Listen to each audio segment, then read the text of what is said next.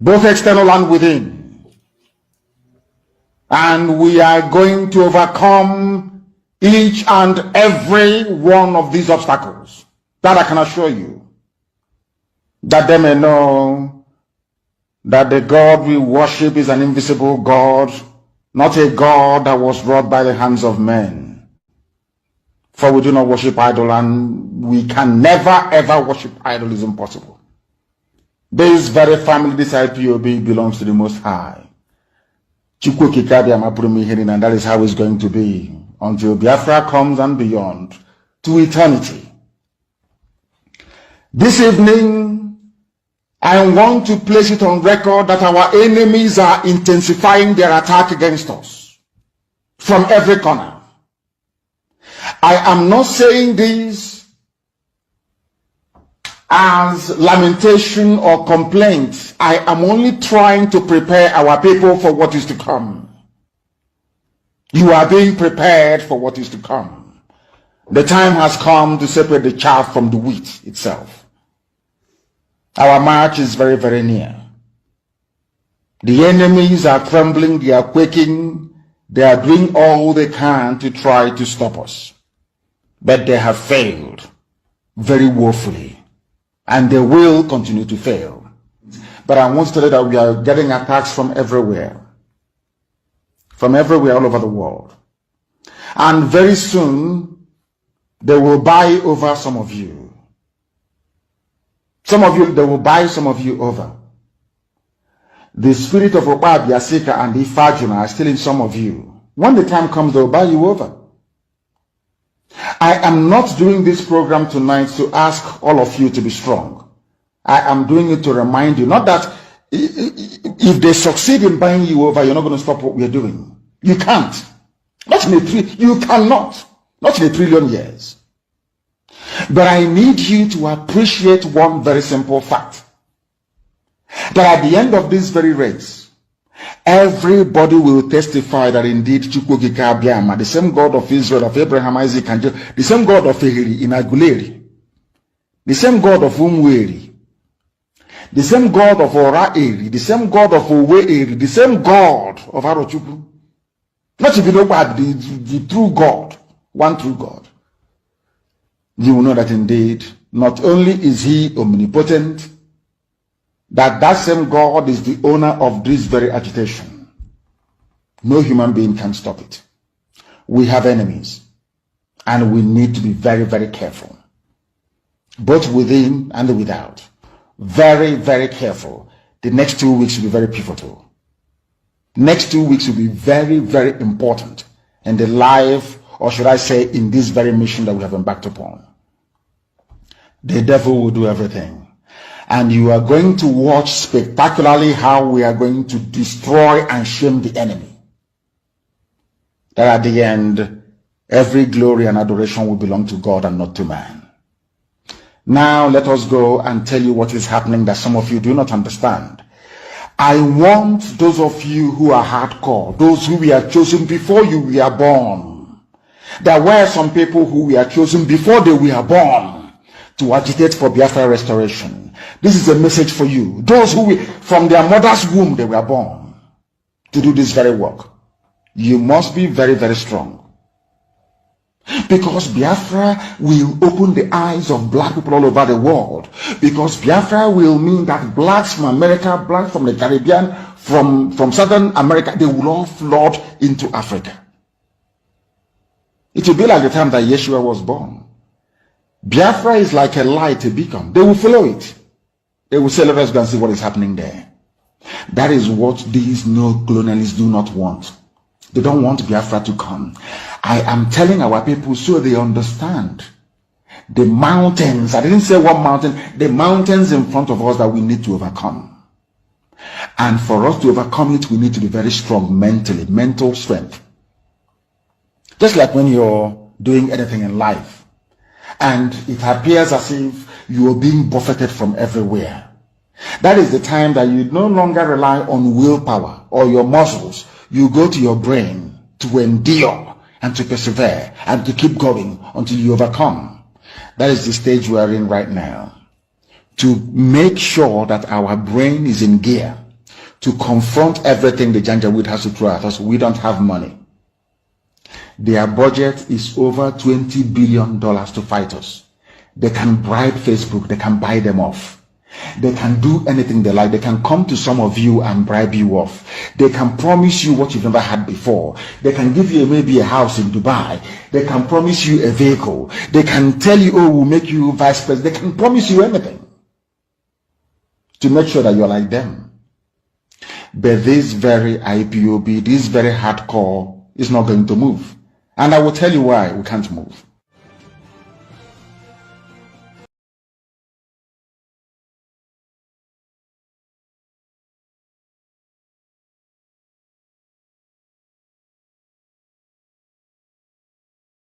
A British national and political activist who was traveling on a British passport when he was kidnapped and tortured in Kenya for 8 days by Kenyan and Nigerian government-sponsored criminals.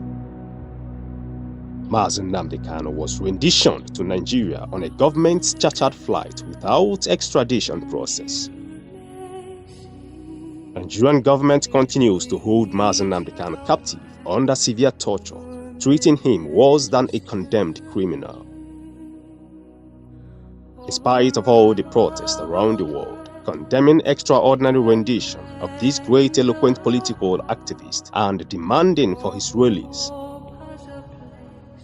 Boris Johnson's British government continues to do nothing and says nothing to free Mazen Nnamdi Kanu, who is a British citizen and who is being tortured to death by the Islamist fundamentalist-controlled government of Nigeria.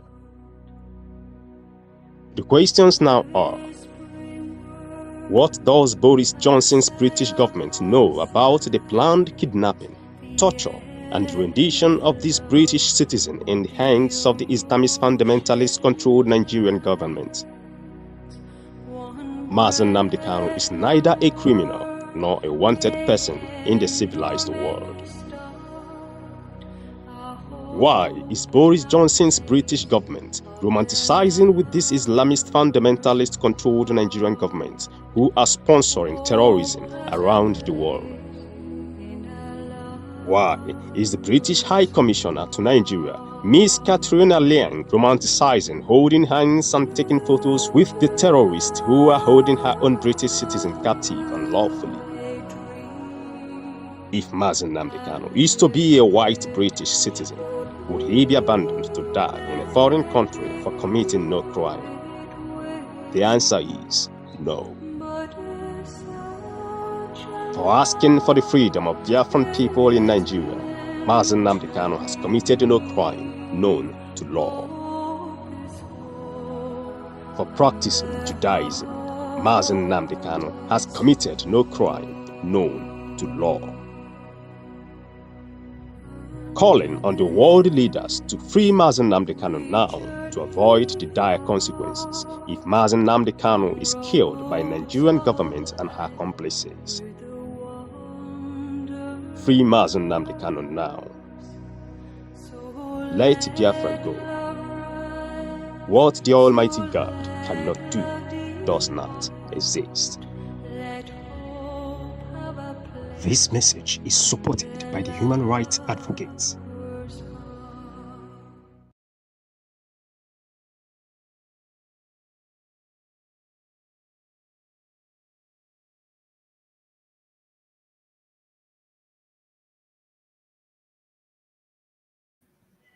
Greetings, the great people of Biafra. Greetings, the great people of Africa. I welcome you to this program and I greet you according to your place of domicile. Good evening, good morning, good afternoon to you all, and welcome to this program. We are live, we are direct, we are live, we are direct. It is 13 minutes on top of the hour, regardless of where you are watching from. We are live and direct. It is 13 minutes past 6 in Biafra time, in this time of Elohim, who lives in heaven. I welcome you in the name of Chukwokikabiama. And while you are joining us, make sure you are ready to bring together. Make sure you are ready to, to connect the dots. Because each time we come online, how we connect the dot is how we are able to expose the enemy. Because connection of this dot is our great evidence against the enemy. We are going to be telling you and showing you the same day that the autopilot was announced. I am going to be showing you the day the autopilot was announced. And I am going to bring back to you the day the leader of the syndicate known to be autopilot denounced or denied that he was never, he is not autopilot, or whatever, whichever way he put it. We are going to break it down because it is going to be coming from the horse's mouth, from the leader of the syndicate known to be autopilot. And we are also going to be touching on some security challenges, or rather some breaking news in Nigeria. And we're also going to be confirming to you that there is no Buhari in Aso Rock. We're going to be confirming to you that there is no Buhari in Aso Rock. Very, very important. If you are here, kindly share the video and invite others to join. Share the video, invite other people to join. Very, very important, because we are going to be sending a message this evening. There are many claims coming out from autopilot. There are many lies coming out from autopilot. So we are going to we are going to actually debunk those lies. We are going to debunk those lies because we are not propagandous people. We don't, sell propaganda. What we do here each time we come online is to do the job of Chukwu Okike Abama, Elohim Chukwu Okike Abama, who lives in heaven.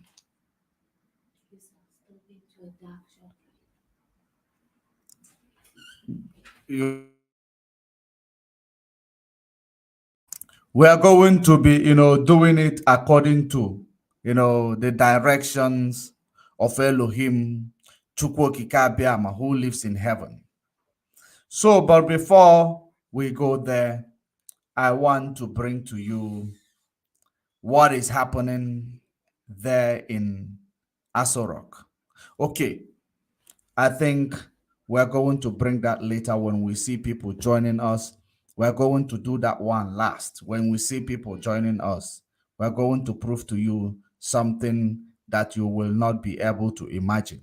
Now, before we go to that place where the autopilot gang leader said that we are the people who named him autopilot. That we are the people who named him autopilot. I want to go to what he said 2 days ago. 2 days ago. I want to touch on that quickly. Then we migrate, to that end where he is making some claim against us in the media space. Let us go here, because here as well, he is making a claim. Remember that whatever these people are, whatever they are, and whatever they do, they will first of all come to the social media to play a psychological game. And when they see that you are on the verge of, catching them out, or you are on the verge of exposing their, activities, they will swing it up. It's either they start preaching Nigeria is this, Nigeria is that, or they will start bringing to you the same thing that we have told you that they did, which is authentic, and they did it. And the reason why they will bring it back to you is to use it to manipulate you, to use it to manipulate you. And while the gullible ones are there digesting their, their lies, they are going to keep manipulating you. That is the reason why I have taken it upon myself, and I will not hear any lies coming from this syndicate who are here to destroy Mazen Nnamdi Kanu's legacy, who are here to incriminate Mazen Nnamdi Kanu one way or the other, in the name of asset recoveries, in the name of spiritual son, in the name of, discipleship. I have taken it upon myself to keep debunking whatever they are doing. If you do not like what I am doing, you get yourself out of here, because the needful must be done. The needful must be done. If you want to hear it where they are, speaking about the Nigeria that you always tell me speak about, go to Radio Biafra. You go to Radio Biafra. We are media warriors, and we are, there for a general purpose. Matters are rising. When you want to get security informations, when you want to get, those, preachings that you claim every time you write in the comment section, why don't you talk about the enemy? Why don't you do this? You go to Radio Biafra, where it is done. Here in this program, we are media warrior that are, willing to face anybody who is against IPOB, regardless of whom you are, regardless of your status, regardless of your position. We don't care. All we know, we are going to debunk your lies, and we are going to destroy you with facts and figures. We hold no arm. We are not violent people, but we come back to you with fact and figure. We judge you according to what you present, and we expose you with what you have said with your own mouth. That's how we do it. If you want to get security information, we have departments in IPOB. You go to Radio Biafra. Now let us go there. I believe that I have addressed that which you people are using to manipulate our people all the time, talk about Nigeria. So go to Radio Biafra, where they give security information specifically against or about the people who are oppressing us, which we know as Nigeria. But we are general purpose. So whichever one that is matter arising, we must treat it. We don't leave any stone unturned. Now let us go here. I want you to listen to what this guy was saying. And I want you, while you are listening to what he was saying, I want you to pay very close attention. While you are paying attention, watch the body language, watch, the facial expression, watch the reaction, for you to also understand. I don't follow, always tell you, I follow these people spiritually. I follow these people physically. I follow these people psychologically. I follow these people, mentally. I follow these people otherwise, because they are presenting it in a way that you as a layman, you as a, gullible people, you will not be able to decode the metaphor of their manipulation. You will not be able to understand the concept of what they are doing, because you are not, paying attention. Or maybe you are paying attention, but you don't have it. So We that have it, we are here to give it to you. Listen and listen attentively.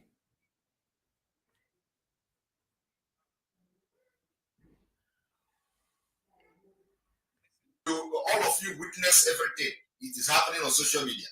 It is not something that you are hiding.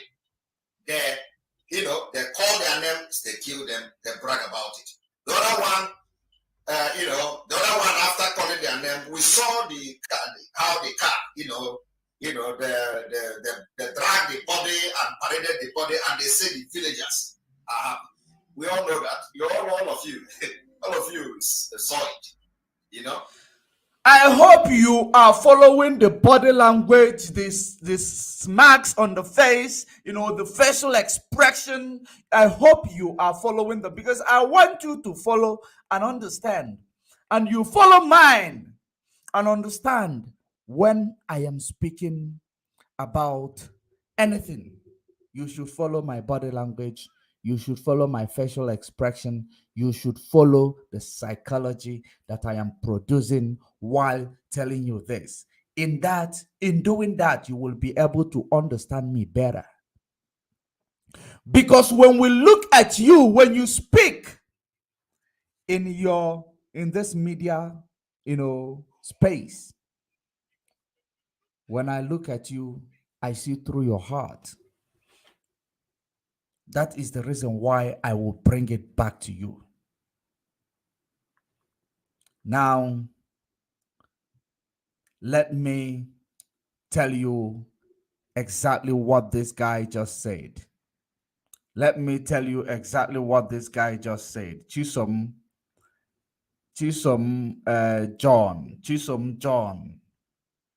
What do you call it? It's like you are Unwekwensu in this place.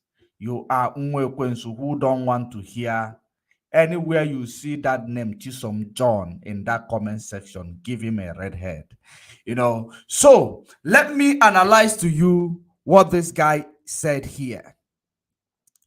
This guy is trying to tell you that they have set up another group, another people, or mostly they have killed another person. That's what he is trying to tell you. That is the reason why you see those marks on his face. You see those blush on his face, because he cannot even face you lying to you. He cannot look you, in the eye, lying to you. Because when you listen to what he's saying, he started from talking about baby, which is one of their, member of their syndicate on the ground that is terrorizing the Biafra land in the name of ESN. That are the people who were giving the ESN bad name. That the reason why they keep giving ESN bad name is that whenever something happens on the ground, whenever there is conflict or non-government attacks police station, it will be easy for whoever that want to label IPOB to say it's IPOB and ESN. Whenever something happen in the villages will now start saying, I thought ESN was created to secure us. Why are they now the people terrorizing us? When they go to petrol station, they don't pay for petrol because they want to make it seem. They want to bring hatred from our people, the people that ESN have been securing over the year, to start turning back on ESN, so that they will now bring their, those ones they were hatching in a hall, telling you that they are M branch. They will bring them and, give them this chakapo.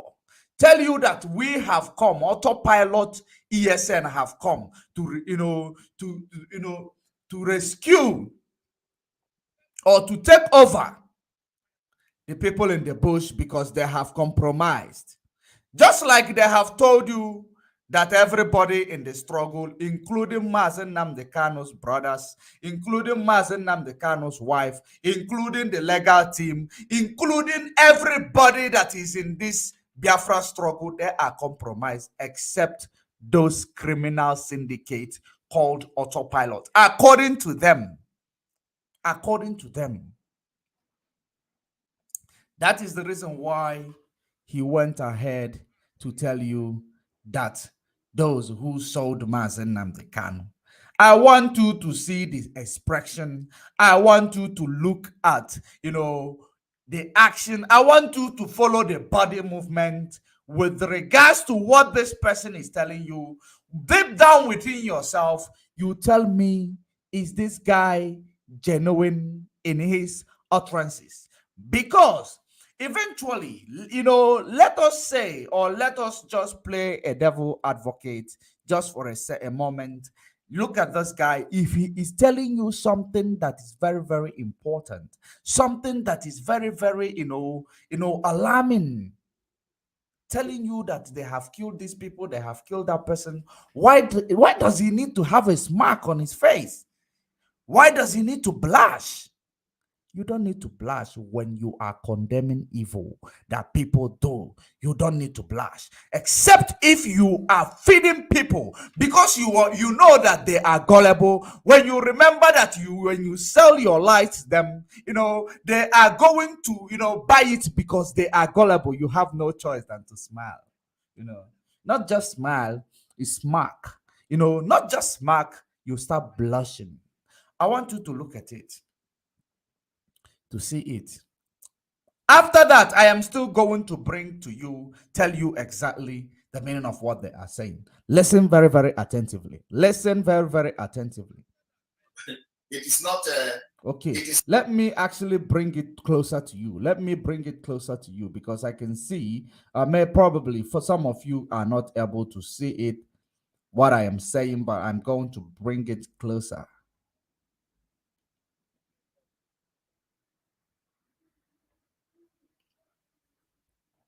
Pay very good attention while I bring it closer so that you will understand and know something and pick up something from now.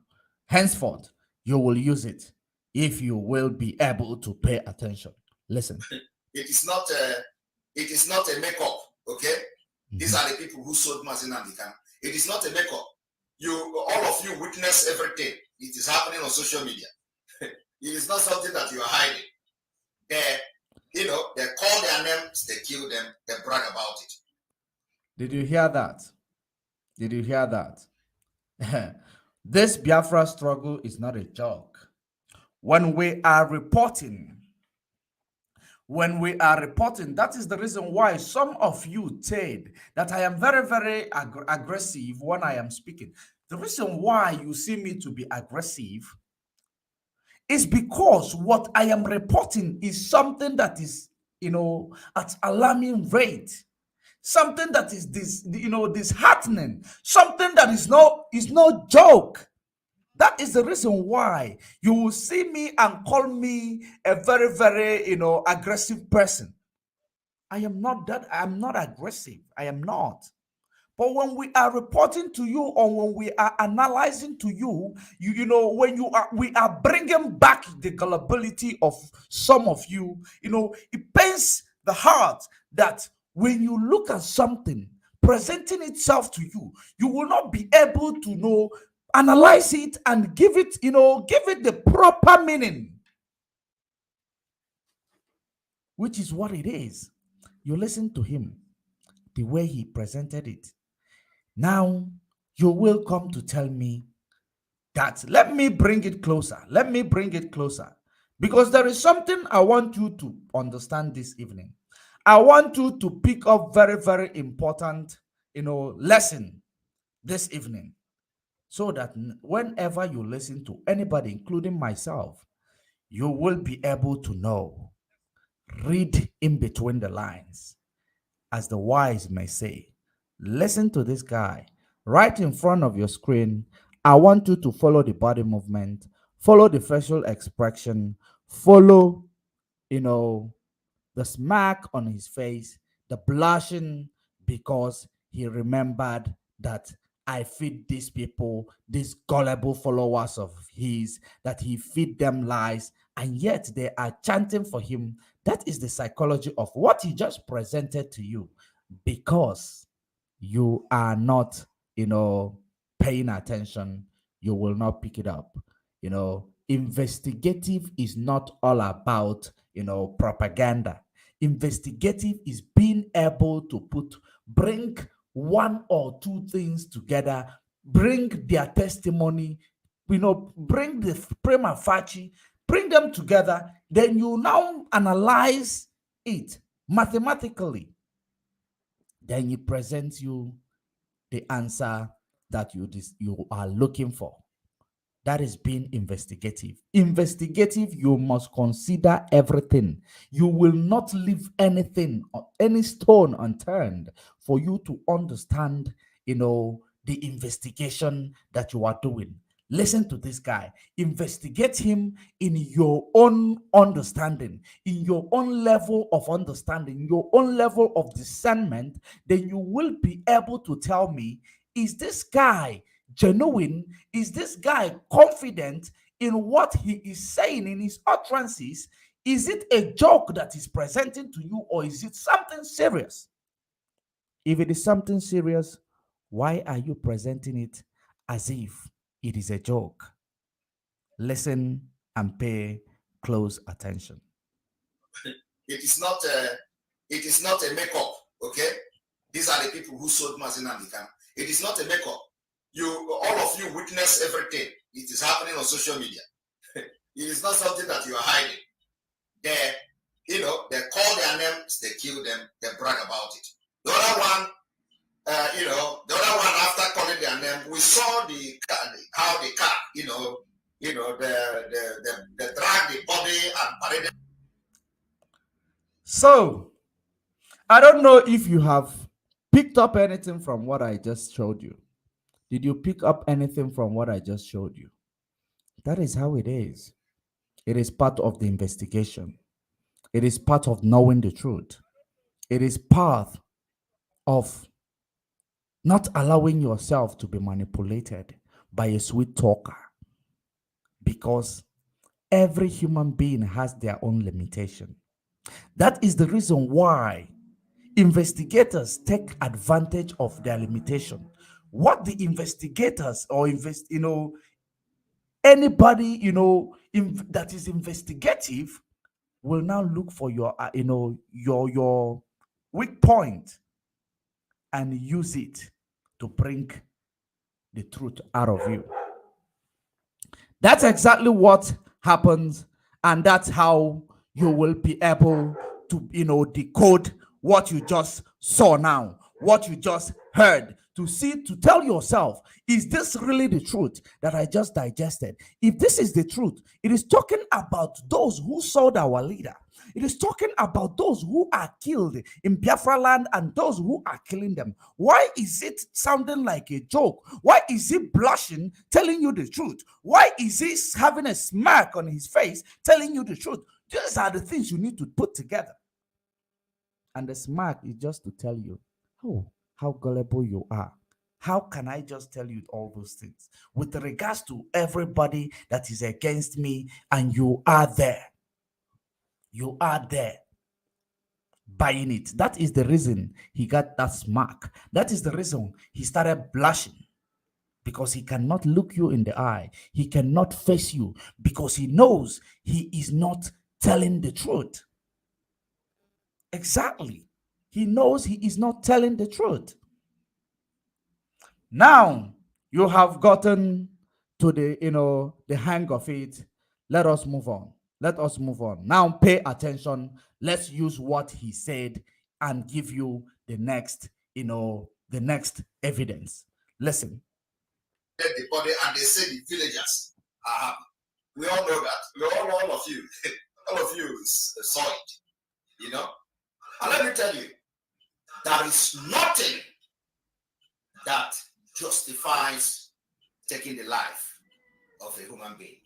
There is nothing that justifies taking the life of a human being. Of course, there is nothing. I agree with him. There is nothing justify taking the life of a human being, but self-defense is not a crime. Are you paying attention? There is nothing that justifies taking the life of a human being, but self-defense is justified according to the law of nature, law of where you are. Self-defense is a just cause. Now, let us hear from him to find out the reason why he said there is nothing that justified taking the life of a human being. The reason why he put it that way is because he wants you to know. He just blew his cover to tell you that this guy they are talking about, it is because of their wickedness. His wickedness, the wickedness of Erima and Nelly or Febu is the reason why that guy, these people that they are talking about, it is because of their nonchalant behavior, their selfishness, the selfishness of, the power tussle is the reason why they have wasted the life of these people that they are talking about. That is the reason why he is telling you, regardless of what we have done, regardless of what they have, placed these people to commit in a reverse psychology. He didn't quote it the way I am quoting it. I want you to get it right, because some of you will say, that is not what he said. That is not what he said. I am not saying it the way he says it. I am saying it the meaning of it in a reverse psychology. That they have gone about, regardless of what these people did, that you are not supposed to kill them. That regardless of what activities they have presented, even though they know that these activities they have presented is the one that is destroying the activities of our men in the bush, protecting the bush from terrorist attack, and you present another group to dress like them, to act like them, to start dressing like them, and using all these things against them. You go out there, you go inside the bush, you kill or you shoot, you come out there and start screaming, who did this? Then the rest of you will say, we saw them. They are ESN. We saw them. They are ESN. That is the agenda. Now, at the end of the day, the whole people that loved you as a ESN, led by Mazen Nnamdi Kanu, under command and control, under oath, that the same people are now going back, destroying and killing our people. Why is it so? The same people are now committing terrorist activities. That was the plan, so that the terrorist case that Mazen Nnamdi Kanu challenged, that he is not the member of the proscribed that you call him. He is not the member of those proscribed IPOB that you want to label on him. That he is the leader of IPOB, not the proscribed IPOB. Because they heard it, they know that they have to create something that look like a ESN. Something that look like they are working with Mazen Nnamdi Kanu, which is they created it and call it autopilot. They created it and call it autopilot. Now they have no other choice than to do it, while still making you believe that they are working in this struggle, that they are still championing the cause of Mazen Nnamdi Kanu, that they are disciplined or they are disciple of Mazen Nnamdi Kanu and spiritual others. But the women amongst them does not, women are, sometimes they don't know how to hide some emotion, because men are actors while women are reactors in a very, very simple manner. They act, now women react. When he is acting it, he presents it to you, knowing that you are gullible.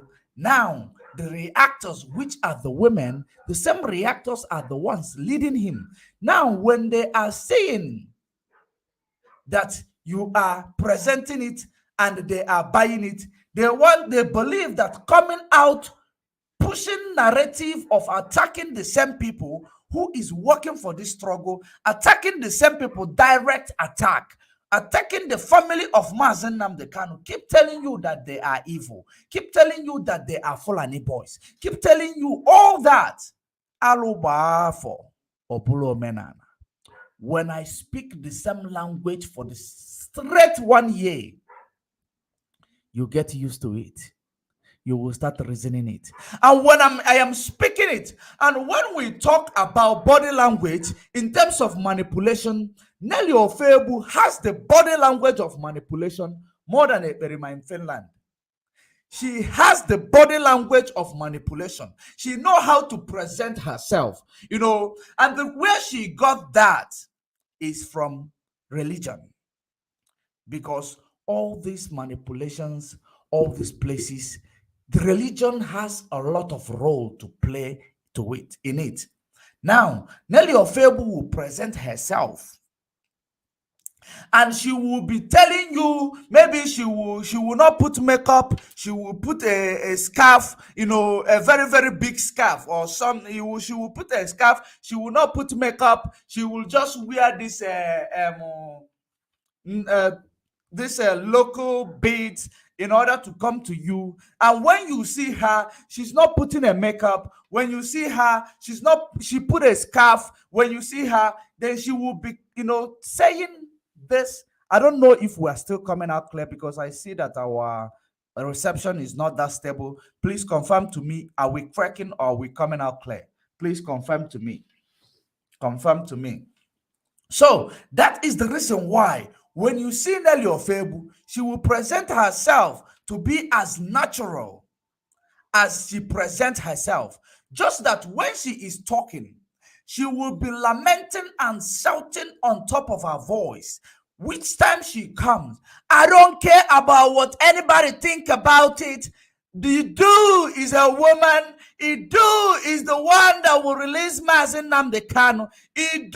Idu. Because she knows that this, story in the Bible of John the Baptist. That the story the way they narrated it. There was a man, a voice from the mountain preaching about the coming of the Messiah. And that voice was, consistently telling you about the Messiah. So many people did not buy it. The people who paid attention bought it. That is where she is drawing her narrative from. That she is like that voice telling you that Biafra is a killing machine. Biafra is killed you. Nnamdi Kanu have died. He died in Kenya with Biafra. He will keep pushing this into your mind, pushing it to the extent when you're listening to her, you will say, oh, maybe there is some truth. Mazen Nnamdi Kanu's wife is this, is this. Mazen Nnamdi Kanu's siblings, they are criminal, they are Fulani boy. You will believe. She present her, when she is presenting her story, whichever way she is, she knows she is a reactor. So she has to put a very, very tight presentation in order to manipulate you, because she is not an actor. She is a reactor. Now, for her to manipulate you, her costumes, she will just be natural. As a Christian woman, that is what some of you, as a Christian woman, now she will present it. Keep saying it in a loud voice, without even putting a smile on her face, without even trying to blink, trying to make you to care about how you feel about it, because she wants to make you believe that the truth is bitter and the truth must be told. That is the psychology she uses with her expression, physical expression, body language, and her presentation is her own psychological manipulation, not what she says with her mouth. Because if you are wise enough, you will be able to understand what she says with her mouth. If you are able to understand what she says with her mouth, the way she presents it to you will be able to confuse you if you are not, able to be strong in your brain. Just like Mazen Nnamdi Kanu said, it is the time to go into your brain and persevere and hold on.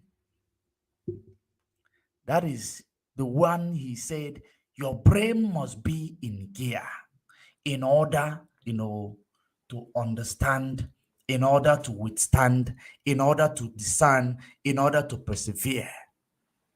Your brain must be in gear because they are people, actors and reactors. And the actors does not have a good body language when they are lying. Reactors does not have a good presentation when they're lying. They do not have a good presentation or when they are speaking, but they have a good body language that might be able to convince you if you are gullible. But the actor has the language, the voice, the speech that will be able to convince you, that will be able to manipulate you, but the body language is zero. And I know that I have given him a lesson that he needs to start practicing in order to present all, but you cannot present what you do not have.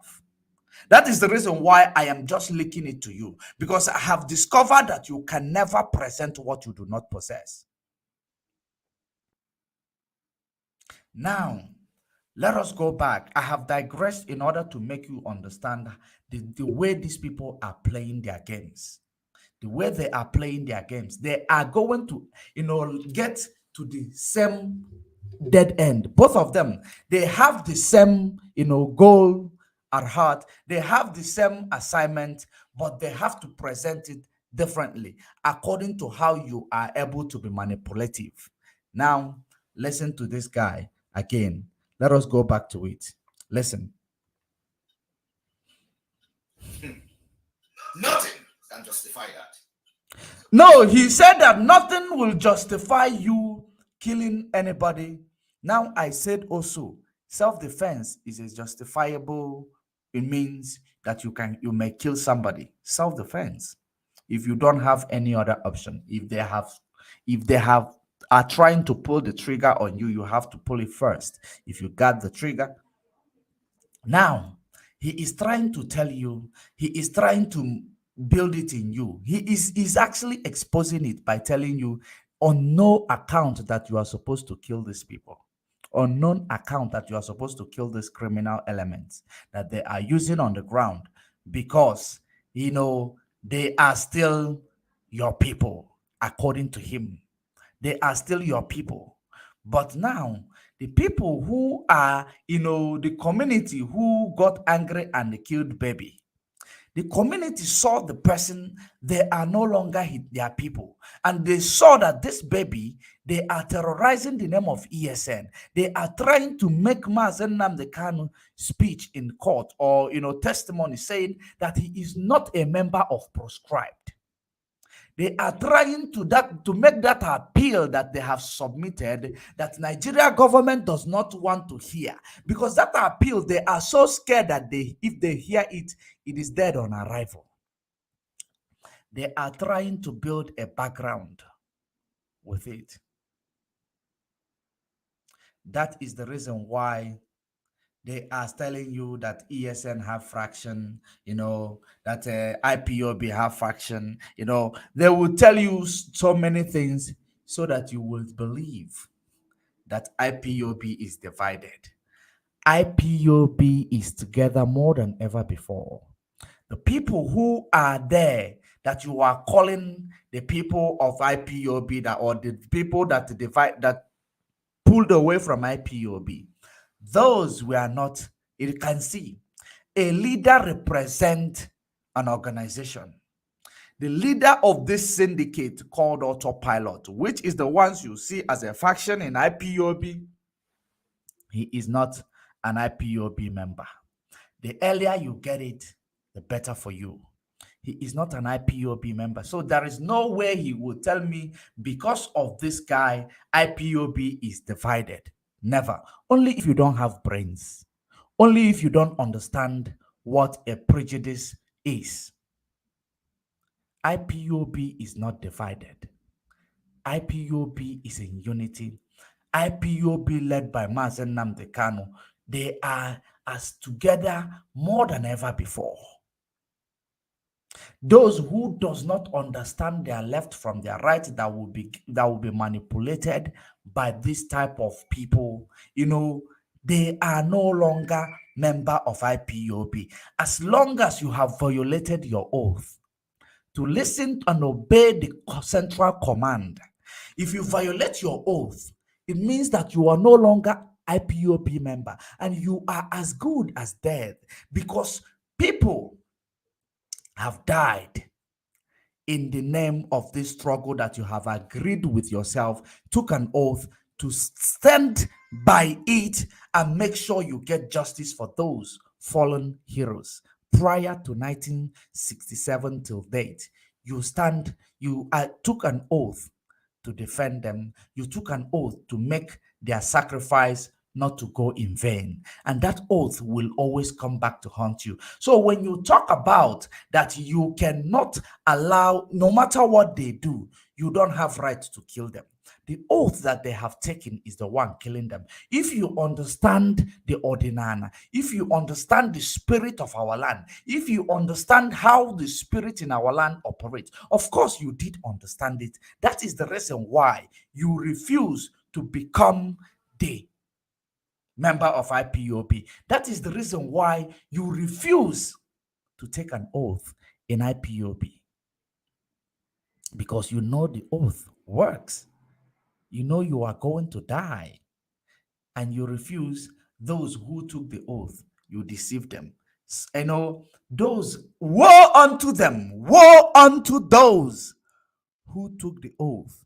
And they believe that the man who never took an oath is the just man. The spirit of our land is in the oath that you take. The spirit of our ancestors is in the oath that you have taken.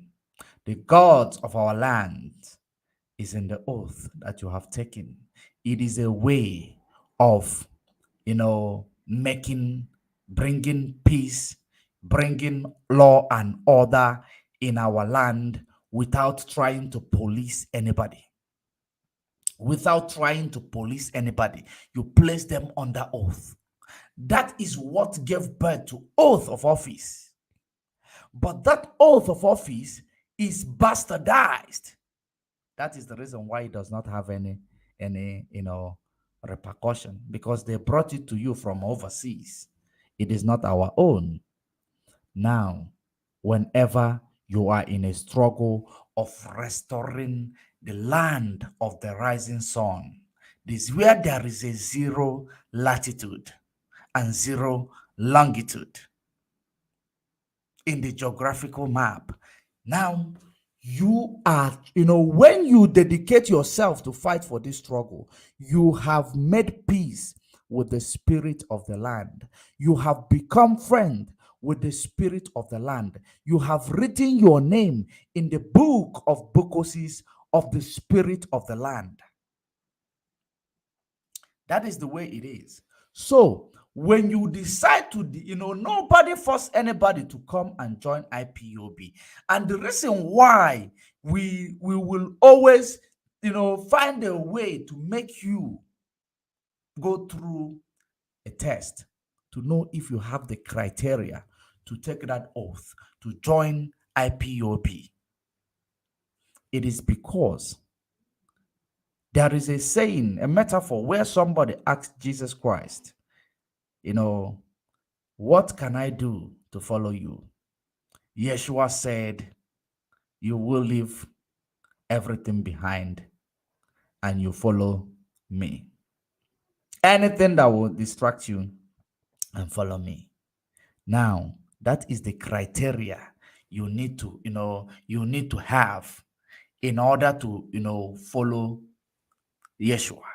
The same way you must meet up, to criteria of IPOB before you start, become IPOB member.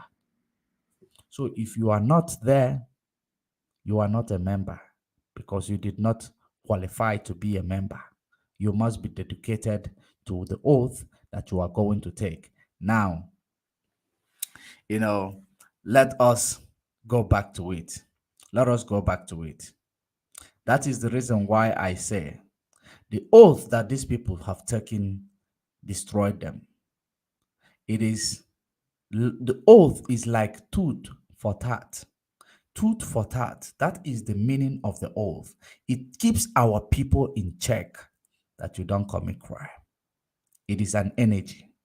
It is not necessarily somebody enforcing it at home. It is not necessarily like somebody enforcing it at home, enforcing it that the way these people are busy enforcing it at home. It is not. It is an energy of its own. It has every weapon of attack, the oath that you have taken.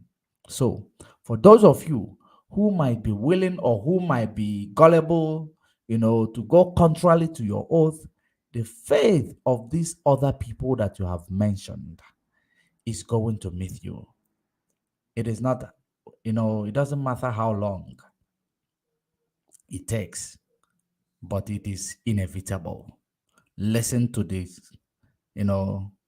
leader of the syndicate known as Autopilot Edu. So we are coming. We are coming with evidences. Now, let me tell you, if you are in Europe, like I said, if you are in diaspora, and they have written your name and they spelled you on Radio Biafra,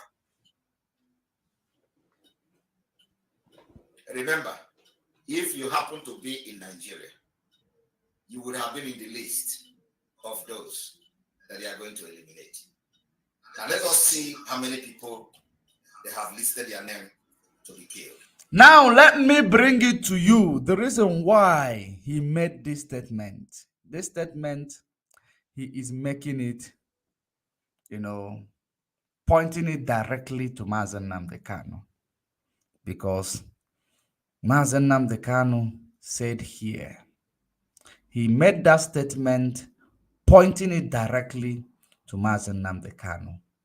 Because when we talk, when we say something is sweet, we tell you how sweet it is. Now listen to it. Before we come back to him, listen to Mazen Nnamdi Kanu. And the way he is presenting it is actually in a very, very, different, understanding or meaning as per what Mazen Nnamdi Kanu said here that you are about to listen. Listen attentively.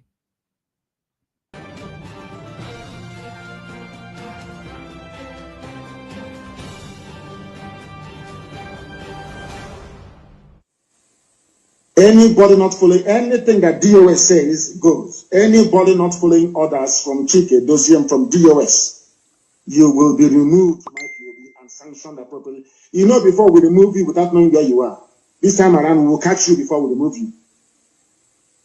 Did you hear that? Anything DOS says is what goes. Nzurumike is heading our reconciliation committee. If he calls you on the phone, you must listen to him and do as he says. He is our deputy head of Directorate of State, led by Mazi Chike, Dosium. They are the highest decision-making body in IPOB. If that thing is difficult, then now refer it to me. Do you understand? Anything, if they call you on the phone, you don't return their call or you're doing strong head, I will then believe that the zoo has brought you over and you'll be dealt with. Edo State, be warned. No dabbling in volunteer affairs or ESN affairs in Edo State. ESN is in Edo State for your information. And very soon work will commence there immensely. Work will commence.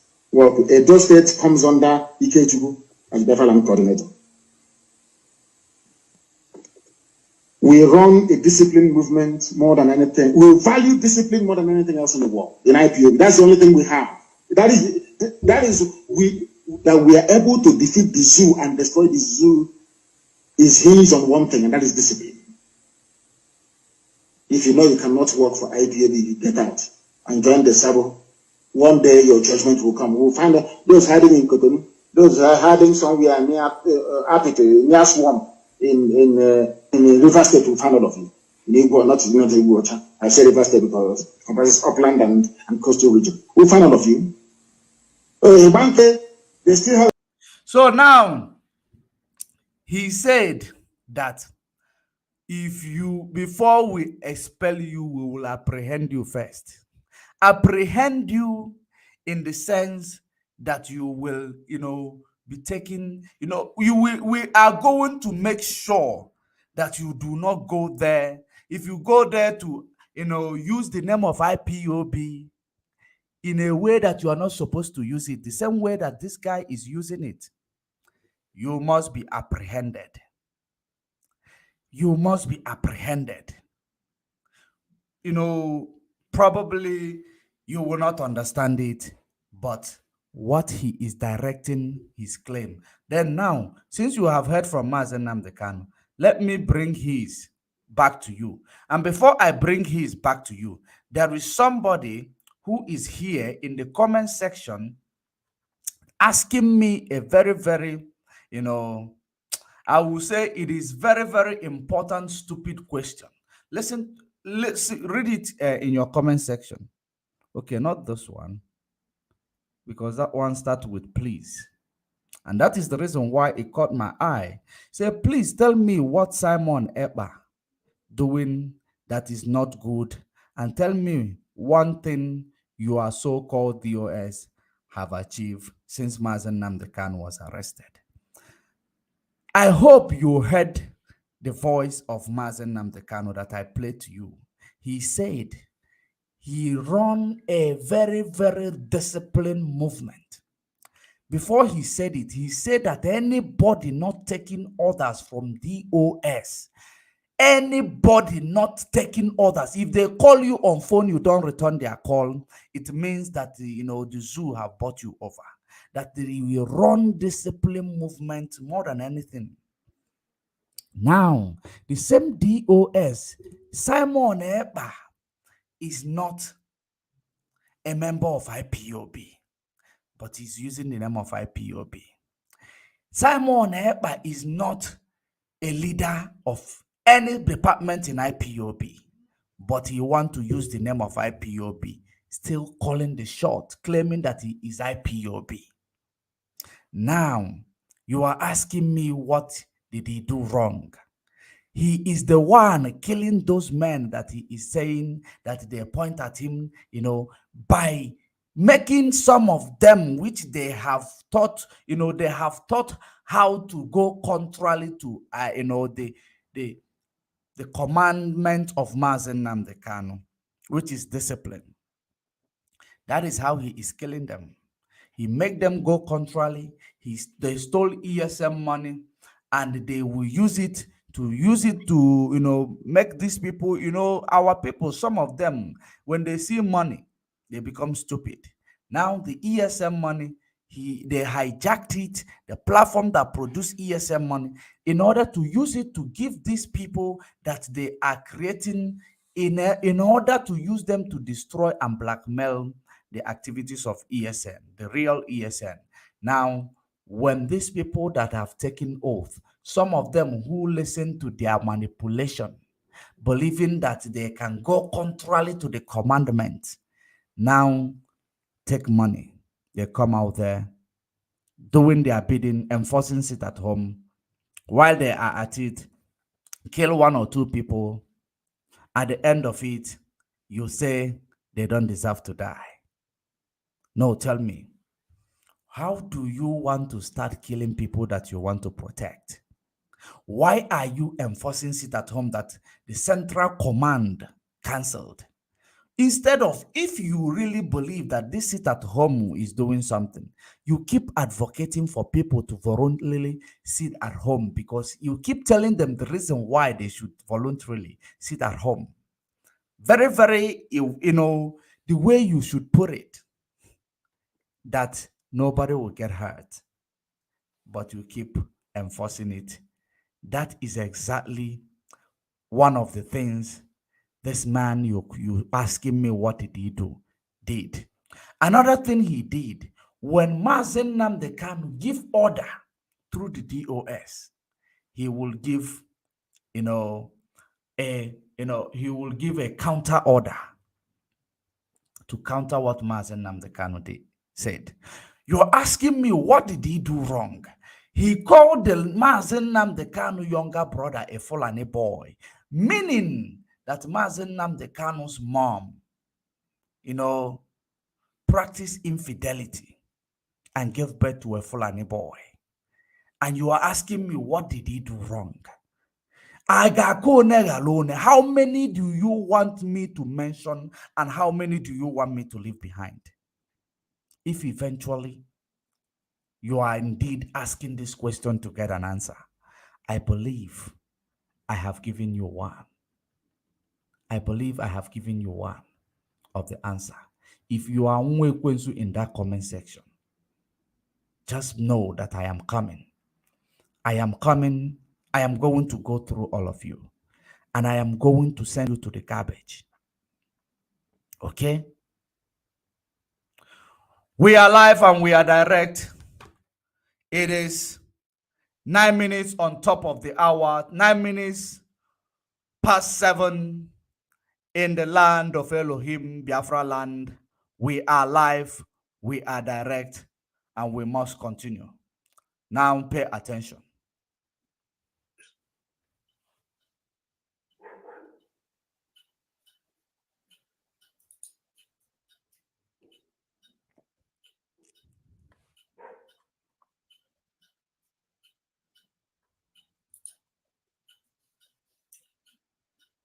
They say that IPOB reviewed names of militant commanders behind killing in Southeast. Are you listening? Remember that they have accused me of behind the killing in the Southeast. They have accused me of sponsoring terrorism. They have accused me of being a terrorist. They have accused me all these things. And they remember that after that accusation, the idiot they called Chike Doziem came to Radio Biafra and asked Biafrans to disregard the press release of that Emma faceless human being, that Biafrans should disregard the press release. Who is even regarding the press release? It is even very absurd that sometimes Nigeria news media will come and air a press release coming from somebody that doesn't have identity. He doesn't have identity. And they are announcing it. They say spokesperson of IPOB. Who is spokesperson of IPOB? That was before men started joining. So it is not now any longer. Who is spokesperson of IPOB? Wow. IPOB, the indigenous people. Did you hear that? Did you hear that? That the spokesperson of IPOB or the media publicity of IPOB, which is the same person he is calling the spokesperson, the media publicity of IPOB. Simon Ekpa is not the spokesperson, it's the media publicity of IPOB. That you are talking about. It is not spokesperson. So you don't know any, department in IPOB. That shows that you are not member of or part of IPOB. So now, when he talks about that Emma Powerful wrote and Chike Doziem come and tell you to disregard, I don't remember that path, because if there is anybody who remember where Chike Doziem say, you can actually baziem on. You can baziem on because onye dendo ka onye oburo so enwuru anwu ka na agbazi onu.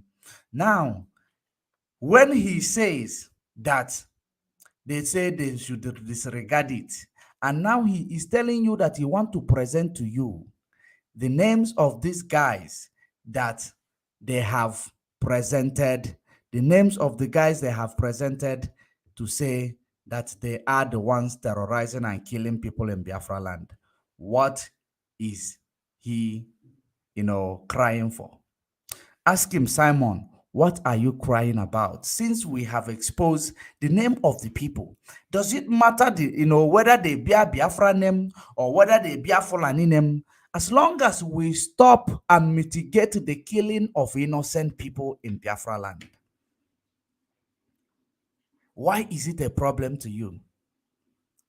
No, it is a very simple question that we ought to be asking him. Why are they a problem to you? That the names of the criminal elements that are using the name of ESN, that are trying to label ESN terrorists, are mentioned on air. Why is it a problem to you? And these names that you hear that are mentioned on air, the same people who investigated to find out those who are those criminal elements that are parading themselves as ESN, the same people are the same ESN who do the investigation and send their report. Are you paying attention? The same ESN that they want to label terrorist because it is a self-defense. This is self-defense. They do the investigation. They bring the list of those who are making the world call them terrorists, who are making those who love them, who have blessed them in the past to start cursing them. They don't have a choice than to expose them. Now, why is it a problem to Simon Eber? Why is it a problem to you, dude? If it is a problem to him, let's find out why is it a problem to him. They said that he is the one who is hashing this criminal. They have called him a terrorist. Now, I want you to call him the name that he deserves. After hearing from him right now, he is crying because the names of the people killing innocent people in Biafra land. I know that so many of you might believe they are actually killing some members of ESN, these same people that you are hearing. I hope I haven't told you this before. These same people you are hearing, they are actually going on rampage on some members of ESN. In case if you are not aware. The reason being that this ESN that does not want them to use their name to sabotage them. The same way this guy is using the name of IPOB to sabotage IPOB, that same people are when we rise up to counter his activities, he will want to attack us in any way possible. That even if some of us are, in a place where he can send his unknown gunmen to kill them, he will be able to do so. But that is the reason why I am telling you, the same way he is using the name of IPOB to do all this bidding of his, is the same way those men on the ground are using the name of ESN to do their bidding, telling the world that they are the ESN, making the world believe that they are the ESN, that the real ESN, they are the criminals. Who wouldn't want to, prove their innocency? Who wouldn't want to prove their innocency? When they go inside the bush, they kill, they come out to ask who is killing. Is that a good thing to do? No, of course, it is not. That is the reason why the names of these criminal elements were published. And that is the reason why their sponsor is crying. Their sponsor through IPOB ESN fund. Through IPOB ESN fund that they hijacked in the name of Umweri account. And they're using it to sponsor this man. Of course, I showed you the other day, the one they called M Branch ESN. After now doing marching and parading, wearing boys brigade uniform, they give them R40, Shakapo. Tell them to go and start doing their bidding. They will kill, they will rape, they will extort. At the end of the day, you want those who are there to protect the land against terrorism to keep quiet. No, you are a criminal. If it is exactly what you are expecting, you are a formidable criminal. Let us continue. You will understand it as we continue. Of Biafra is too big to have a person that doesn't have address, an unidentified person, somebody without identity to be a spokesperson of this. We are too big for that. So the era of that nonsense is gone. Now he went also ahead to tell you that these people were in charge before, and now not now, because the men have joined Biafra struggle. Now, which means Mazen Nnamdi Kanu's led structure is inconsequential before this guy called Simon Ekpa. And he's now telling you men have joined the struggle. Therefore, the structure and Mazen Nnamdi Kanu and all that, they are inconsequential. They are no men. Now they have to take charge. That is the reason why he went ahead to tell you we cannot take orders from anybody from DSS dungeon. Anybody from DSS dungeon. Are you paying attention? Listen, let us continue, because I am not going to go more further. But there is a place I want to also pick up. We'll put you where you belong. The era of faceless human beings have gone. And when that idiot writes something, there will be, somebody will they say, "Oh, IPOB have released a statement from where? From who? From somebody that has no identity." And people are you for one day, then you will leave telephone number. You will call the telephone number. I am Imakowafu. Imakowafu who? Now, I want you to listen as I read this. They say the IPOB revealed many. The reason why, before he read, the reason why he is calling them faceless human being, you know why? Because he want to know the ones that are on the ground, so that he will send those few criminals with a chakapo, with a double barrel, to go and kill them. That is the reason why he want to know their faces. Are you paying attention? Remember, everything Mazen Nnamdi Kanu do, every instruction of Mazen Nnamdi Kanu is being violated by Simon Ekpa. I don't know if you are paying attention. Mazen Nnamdi Kanu gave these comrades instruction not to bring themselves in the media. They should pass the information and leave the rest. Because there is a reason. Because a day like this is coming.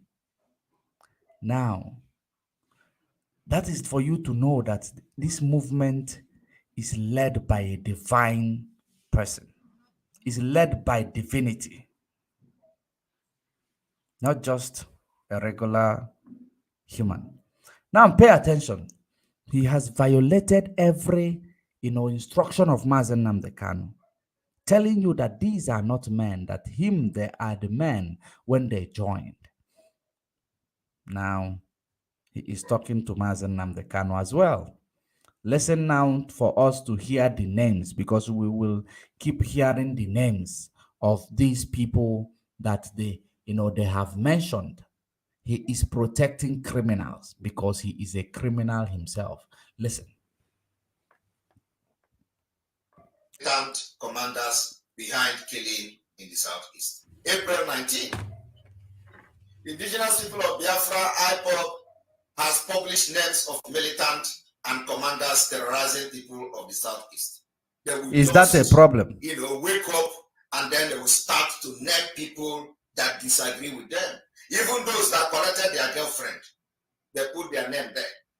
Those that they are fighting for women, they put their name there. Wow. Those that told them, "I cannot walk under you again," they put their name there. Wow. And this nonsense has to stop from this night. We are going to shake them. Believe me, I'm not just talking for talking sake. We will shake them. Now, I want you to listen. They said this was contained in a statement signed by IPOB spokesperson. Emmanuel Powerful is not IPOB spokesperson. He has been expelled by Biafra people because nobody knows who he is. A faceless and somebody who doesn't have identity cannot speak in a struggle that a lot of professors, doctors are part of. So anybody that is addressing this Emmanuel as a IPOB spokesperson is making a very big mistake. And let me tell you, that can be seen visibly in many things happening in Biafra land. They are no longer part of what we are doing. What they are doing now is that they are bringing people with them. They want to drown with their people. This thing continue.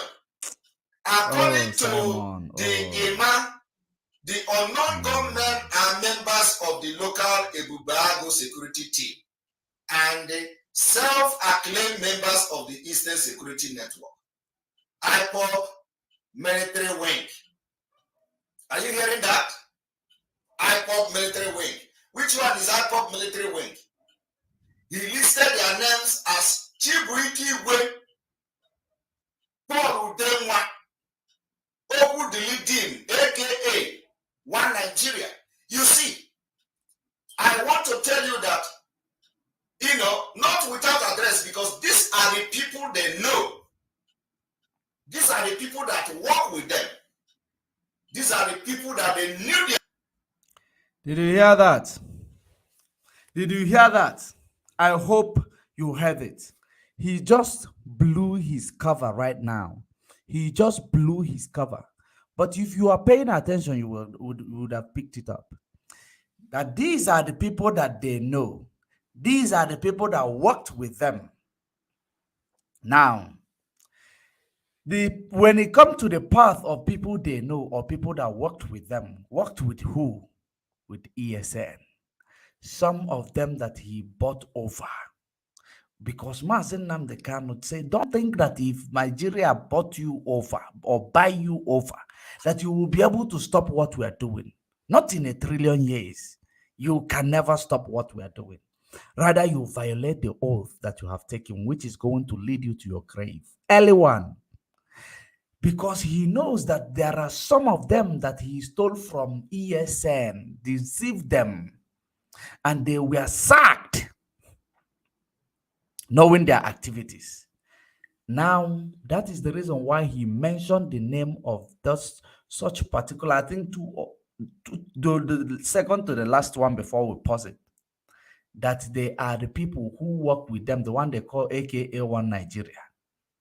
That he is the one, he said that they are the one that they have worked with to show you that they have stolen some men in order to use them to destroy the other men.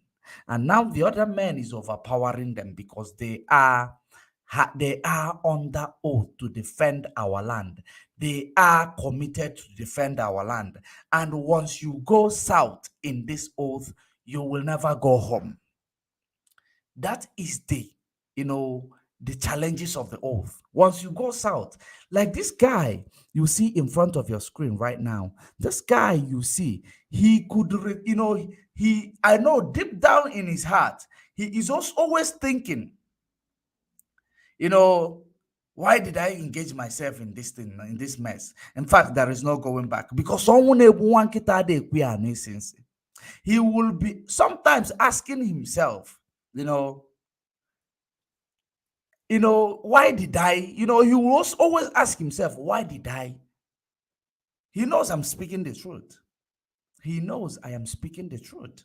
I have seen you both in spirit. Why did I? But once you go, some of them that are under oath, they have gone south. They will never go home. Him that is not under oath, he is gone south. He will never come clean because he never had intention of doing what he is doing. But the regret is because he knows that the magnitude of what he is involving himself in or what he's engaging with is bigger than him because he never knew he will meet it this big. what you don't know is bigger than you. Let us continue.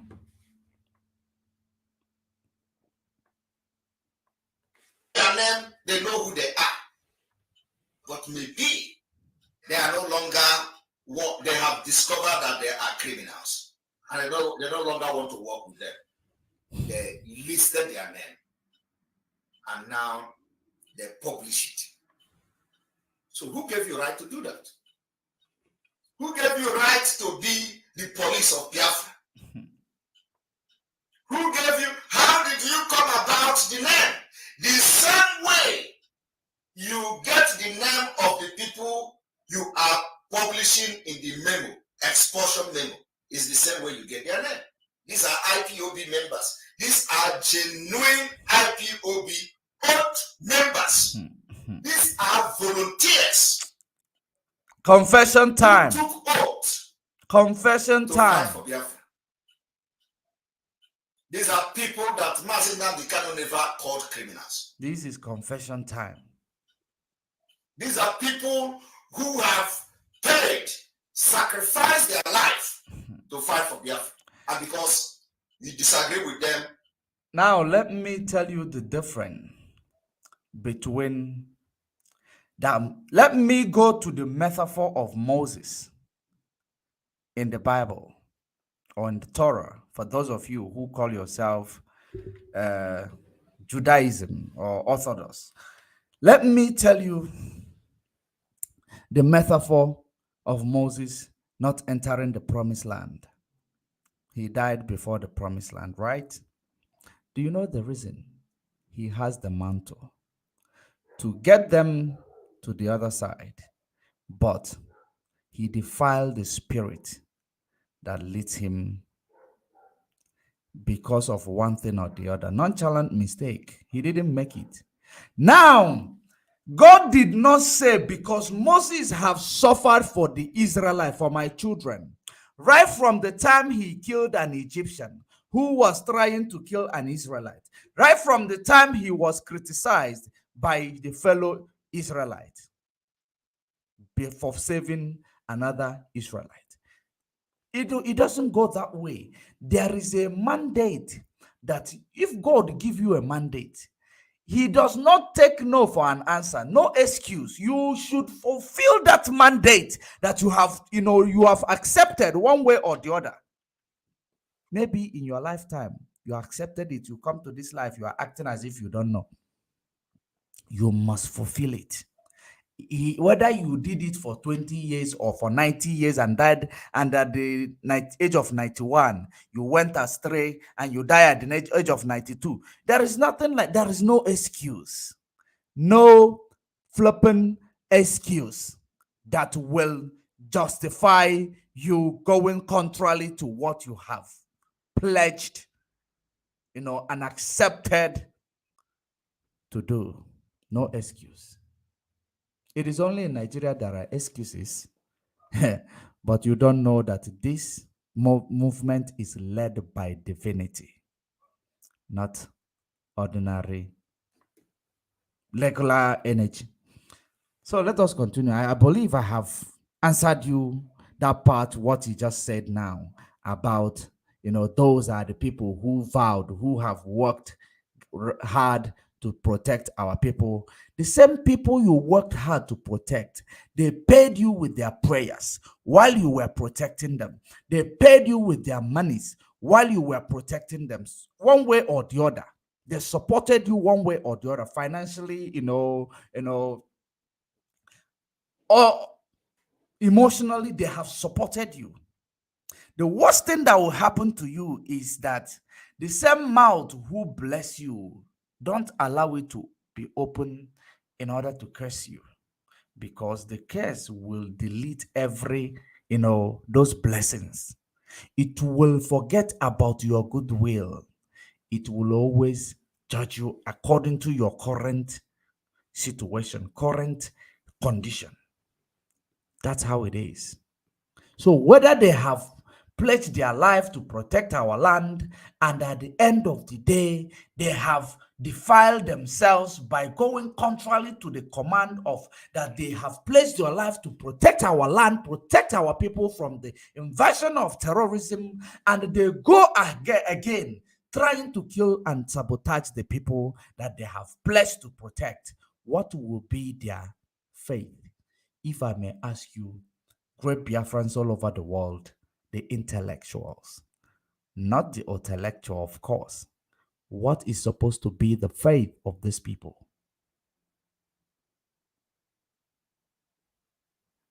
The answer is in your heart. You will give it to me. Now let us continue. And they have become criminals. So you listed their name because you know who they are. The same way you listed the name of people you sack on social media. Because we are whiter than white, and we are whiter than snow. It doesn't matter who defiled. So many people believe that we just hate some other people or Fulani. We don't just hate Fulani for hating sake. We hate Fulani for the activities of Fulani. We hate Fulani because Fulani make themselves available for the enemy to use them to kill us, to destroy us, to manipulate us, to place us under bondage. That is the reason why we hate Fulani. If Fulani will come out today, tomorrow and say, let Biafran go. We forgive people very easily. We are most forgiving people on earth, Biafrans. And that is the reason why our people are so manipulative. That is the reason why our people are so gullible, because we have the spirit of forgiveness in our people. Now, Fulani, we do not hate you because you are Fulani. We hate you because of the agreement and arrangement you have made with the Western world to cage us and to enslave us, to not allow us to explore, not to allow us to discharge the gift and the blessings that Chukwokika gave to us, not to allow us to breathe, not to allow us to be free. That's the reason why I hate you, man. I don't hate you because you are just all this. You are your own. When you begin, if you had loved us, we will love you more. Fulanese, to tell you the honest truth. So if you change today and say, let Biafra go in peace because they deserve to go. There is a time to serve and a time to be free.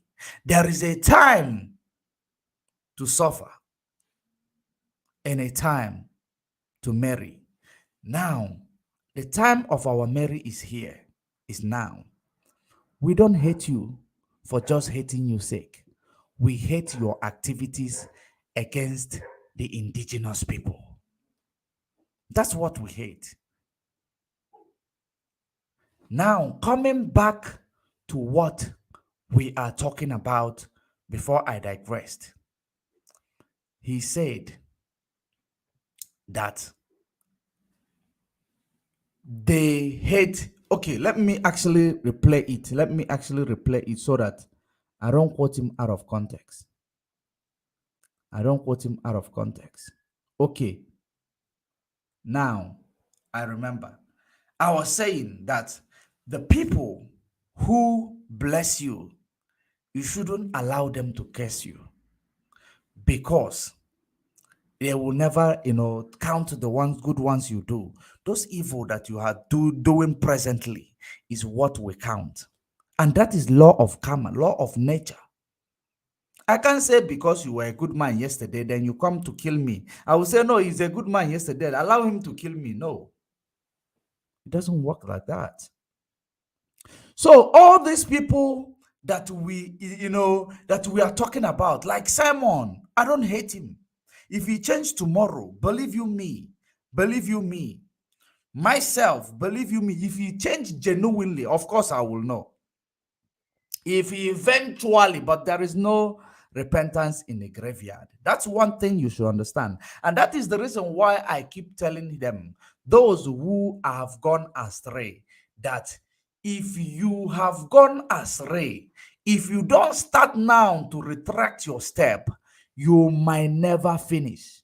And it does not mean that if you start now that you will finish. But starting now is a very, very, a wise decision.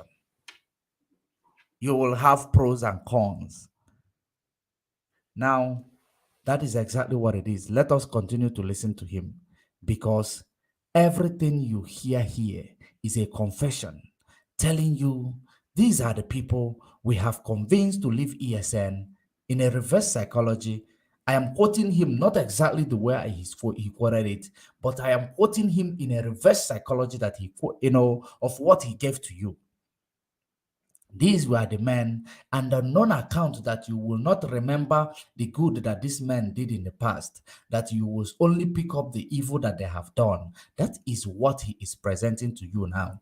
Now you don't need to present their name for the Nigeria or any other person, for the zoo to apprehend them or to kill them, because they have been doing good in the past. Now, use the good in the past to justify the killing that they are doing and the destroying the livelihood of our people, making our people live in fear, the same people we want to save. We don't take excuse. We don't recycle evil.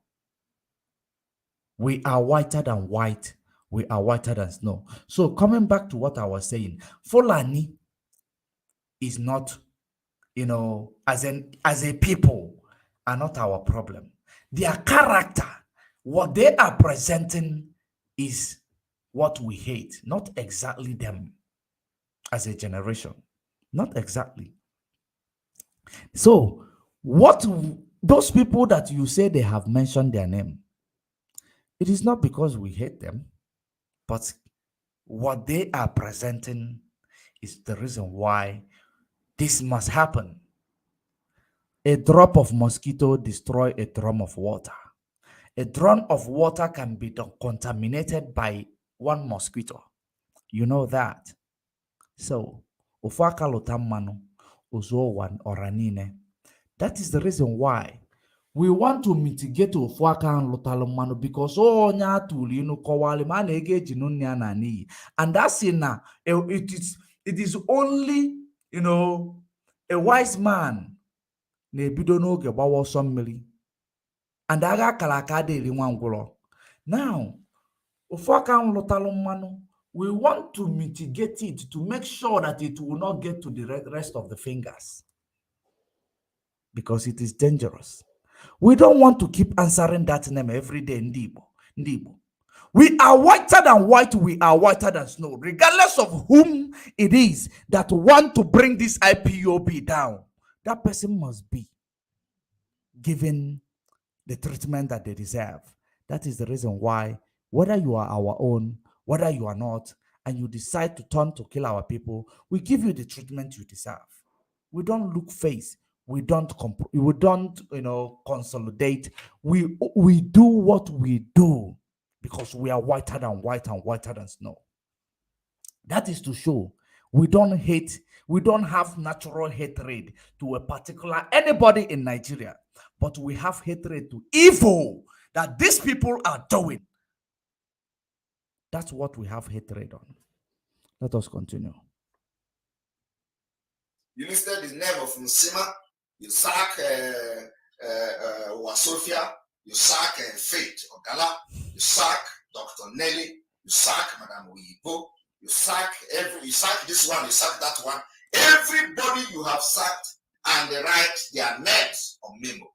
This is exactly the way you are, you get the name of the people you are mentioning here. They are the same people who have contributed either their money or their life. Wow. And then risking their life. And then what? And then what? The same thing applies to me and you that is watching me. The day you start going contrary to what your agreement is before you join, the same thing applies to everybody. If you decide to start speaking from both sides of your mouth because you have collected money, we will tell you that we are whiter than white, we are whiter than snow. If you know what is best for you, those of you who know that they can never, withstand that urge of collecting money, to talk from both sides of their mouth. If you collect money, hibernate, don't present yourself. If you know you don't want to meet their faith, if you collect money, disappear. Don't bring yourself to sabotage what we are doing.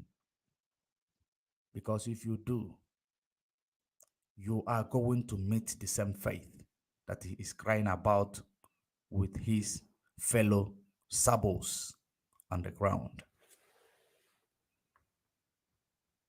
Let us continue. Today they have turned to criminals. The inspiration to deliver the Fulani mandate has come. The inspiration. I want you people to understand that the name you see here are real. The way you are going to know that the name you see here are real. Of course, they are real. Is it fake? They are real. And the same way I want all of you to understand that the names you see here are those manipulated agents that is working for this guy, that he's been, he's been denied, he's been in denial that he is not hashing criminals in Biafra land. He is confessing. The names they have mentioned, the reason why he comes out and because he touched him, it is they are the same. He knows that you might catch one of them, they will tell you that you're working with Simon Epa. That is exactly what he is eating him up.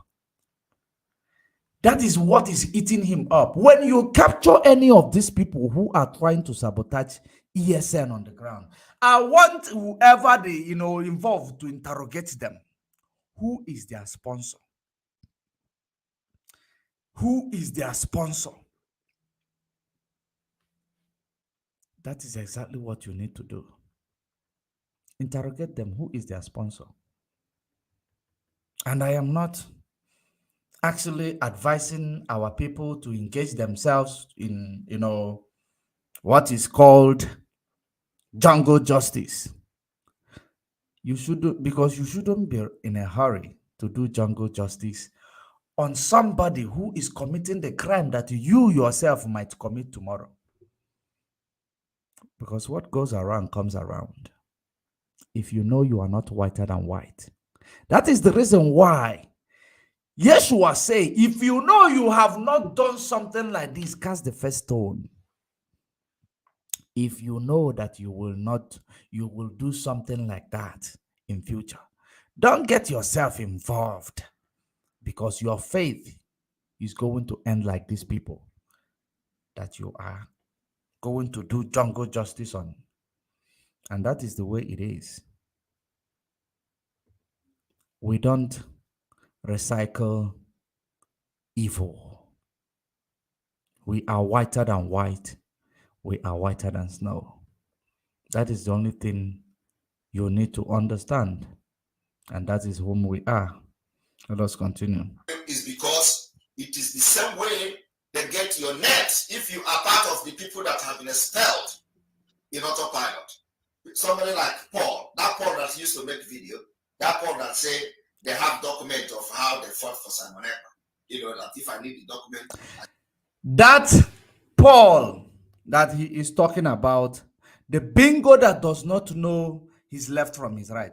When you look at him, I looked at that guy the other day, yapping rubbish. That one he called Paul. I looked at him yapping rubbish.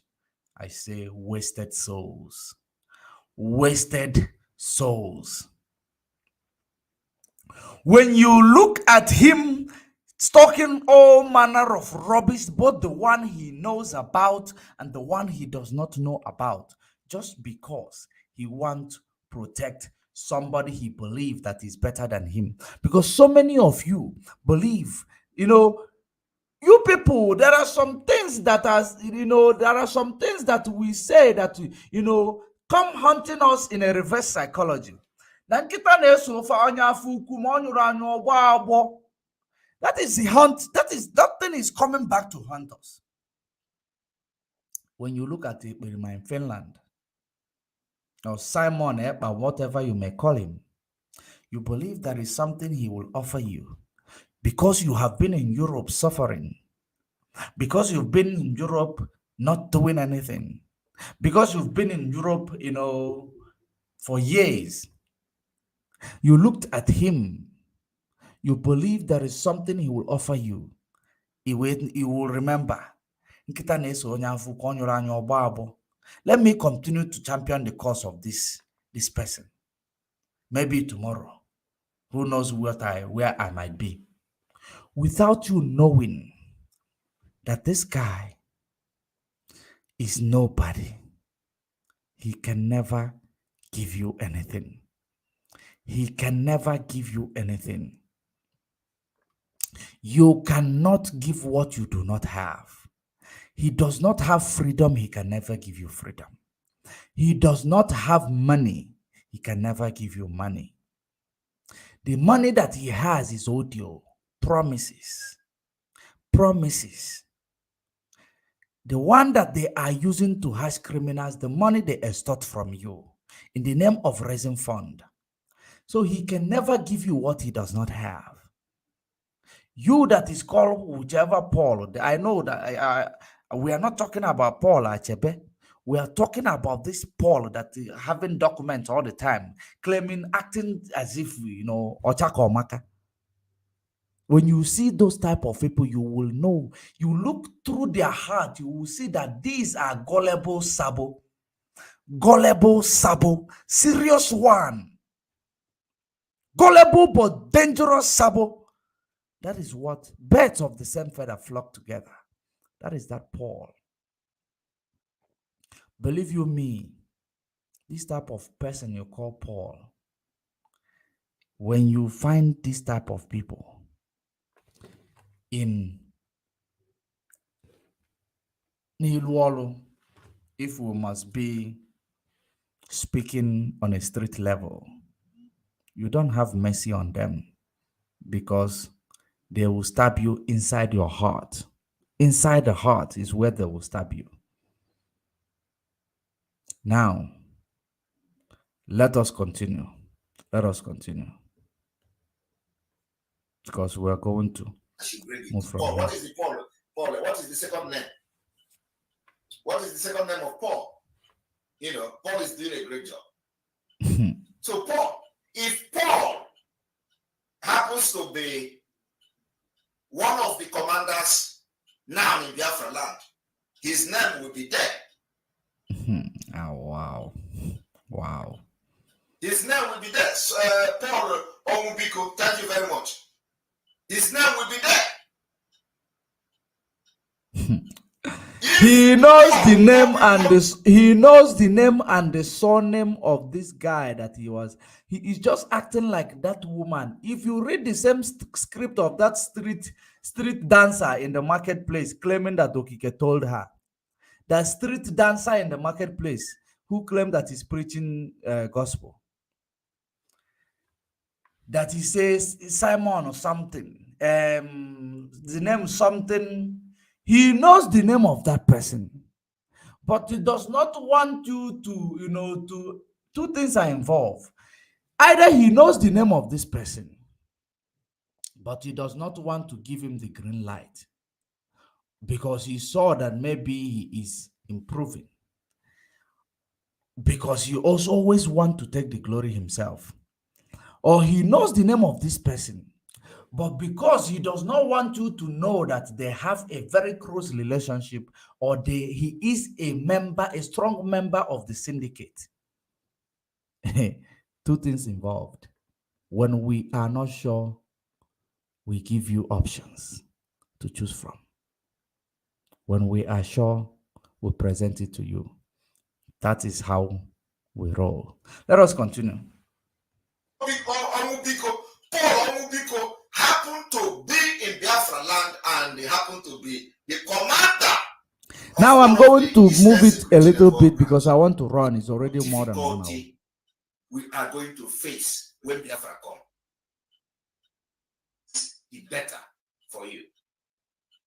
Those people that are killing themselves now, killing that want to support Peter Nigeria. How? Nigeria is not Anambra state. I am telling you, Nigeria, being a president in Nigeria is not Anambra state. It's not Anambra state. Is it not the, so the point is that... So since you claim that there are people supporting P2B, that means you are supporting Devil Mahi. If you claim that there are people supporting P2B, that means you are supporting Devil Mahi, because you are doing a damage. You know what you do? Just like I said before, when a politician, don't like another politician, they use you. When a reverend don't like a reverend, they use you. You are the one. That is the reason why you are here. Double agent, available for any bidding. You are available for any bidding. The highest bidder gets it all. That is you in the media, Simon. Now, there is a place he started threatening people. That is a place I am looking for. Just like some idiots in the comment section are doing, which is, I have told you time without number. I have told some of you idiots time without number that are in that comment section threatening people or threatening me in the comment section. Both of you who are writing RIP, and that RIP is for your mommy and daddy. When you are there writing it, believe you me, you are motivating me, because that shows that I am telling you what pains you. That shows that I am telling you exactly the truth that you don't want the public to hear. That is the reason why you are there threatening me. So, your threat, you are a lame. You are a lame. You are nobody. You are nobody. That's why your threat is a motivation to myself. In case if you are not aware, your threat is a motivation to myself. Okay? Now, let us hear where the leader of your syndicate started threatening Biafrans. Let me now tell you the reason why he is doing it, if I will be able to catch that place where he is doing it. How will P2B manage the diversity? Show me one person. Show me one person. So tell me, show me one person. Show me one person for becoming a member. He said, for aside. They call for my head. But our leader, Mazi Nnamdi, said, if you are called a terrorist for funding Eastern Security Network, that is a badge of honor. And if you are addressed that... Your leader said, if you are called a terrorist for funding Eastern Security Network, you funding Eastern Security Network, or if I watch mad people everywhere, your brain will when you have a manual transmission in a vehicle, if you don't have gear oil in your manual transmission, sometime when you are driving over 80 kilometers per hour, that manual transmission will now come out of gear by itself. If your gearbox lack gear oil, it pulls it out of the gear.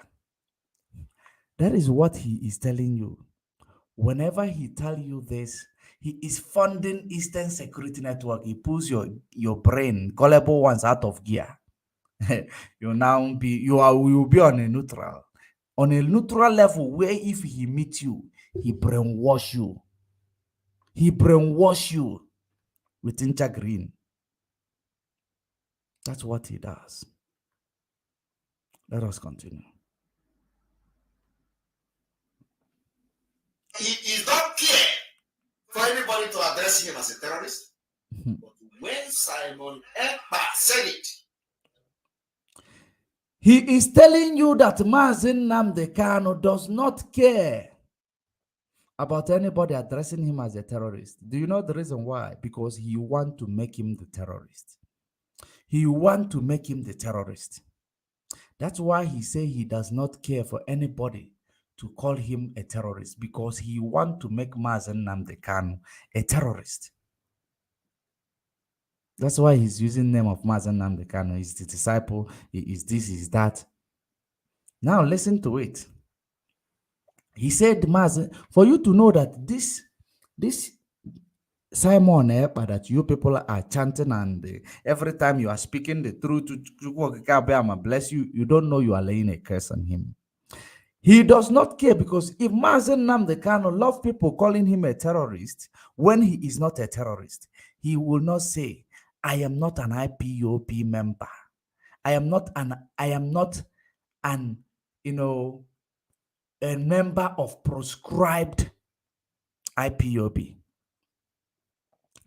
Mazen Nnamdi Kanu wouldn't say that he is not a member of proscribed IPOB.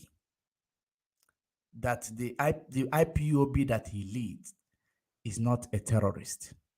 But this guy is telling you that Mazen Nnamdi Kanu love people calling him a terrorist. That if you have never called a terrorist, you are not fighting for freedom. The reason why this guy is using it against you now is because he never understood on what context did Mazen Nnamdi Kanu made that reference. It is a reference. On what context was this reference made? I will tell you. This reference was made because many freedom fighters in the world, just like you will be labeled a terrorist. You will be labeled a terrorist. The reason why Mazen Nnamdi Kanu said, if you are not called a terrorist, you have not started, because Nigeria government called Mazen Nnamdi Kanu IPOB a terrorist. Even when the first world country who created Nigeria did not see it to be, they went ahead to call you a terrorist, because it is their right. They can say whatever they want. But when we come to the world that knows, they will understand that these people, they don't know their left from their right. I hope you understand what is going on, because they are not able to present the things that will make this person to be called a terrorist. That is the reason why Western world will look at Nigeria and call them, they are fooling themselves in their heart, because they know they are benefiting something from Nigeria. And they will tell you, go and kill yourself for all I care, in their heart, because they know that when they say it, they have indicted themselves. Now, because they know the truth, it's just that they don't want to engage the truth. They put it on a process. It does not matter that Biafra is being discussed all over the world, but they are doing it using a delay tactics. They are using a delay tactics to discuss Biafra. It is not because, it's not that they are not being discussed. They are using a delay tactics to prolong this movement. That is what it is. Nigeria knows that Mazen Nnamdi Kanu does not have a case to answer. That is the reason why they are using a delay tactics. Are you paying attention? That is politics. Politics. Now, let us go back. I am actually trying to target where he started threatening people. Kanu say, kill him. Emmanuel Kanu say, kill him. Chike Dozemu say, kill him. Criminal and moral Chinas Amoru say, kill him. This is to show you that they were never with Mazen Nnamdi Kanu in the first place. And you are with That's him. why they sold him. You are with him. They were never with him. And you know one funny thing they tell you today? if if they want to talk, they will say, oh, because they arrested Mazi Nnamdi Kanu, so why should you be saying that? You want to, and it is illiteracy because they think that Mazi Nnamdi Kanu committed crime by saying that. They think it was a crime. Wow. This is his thought.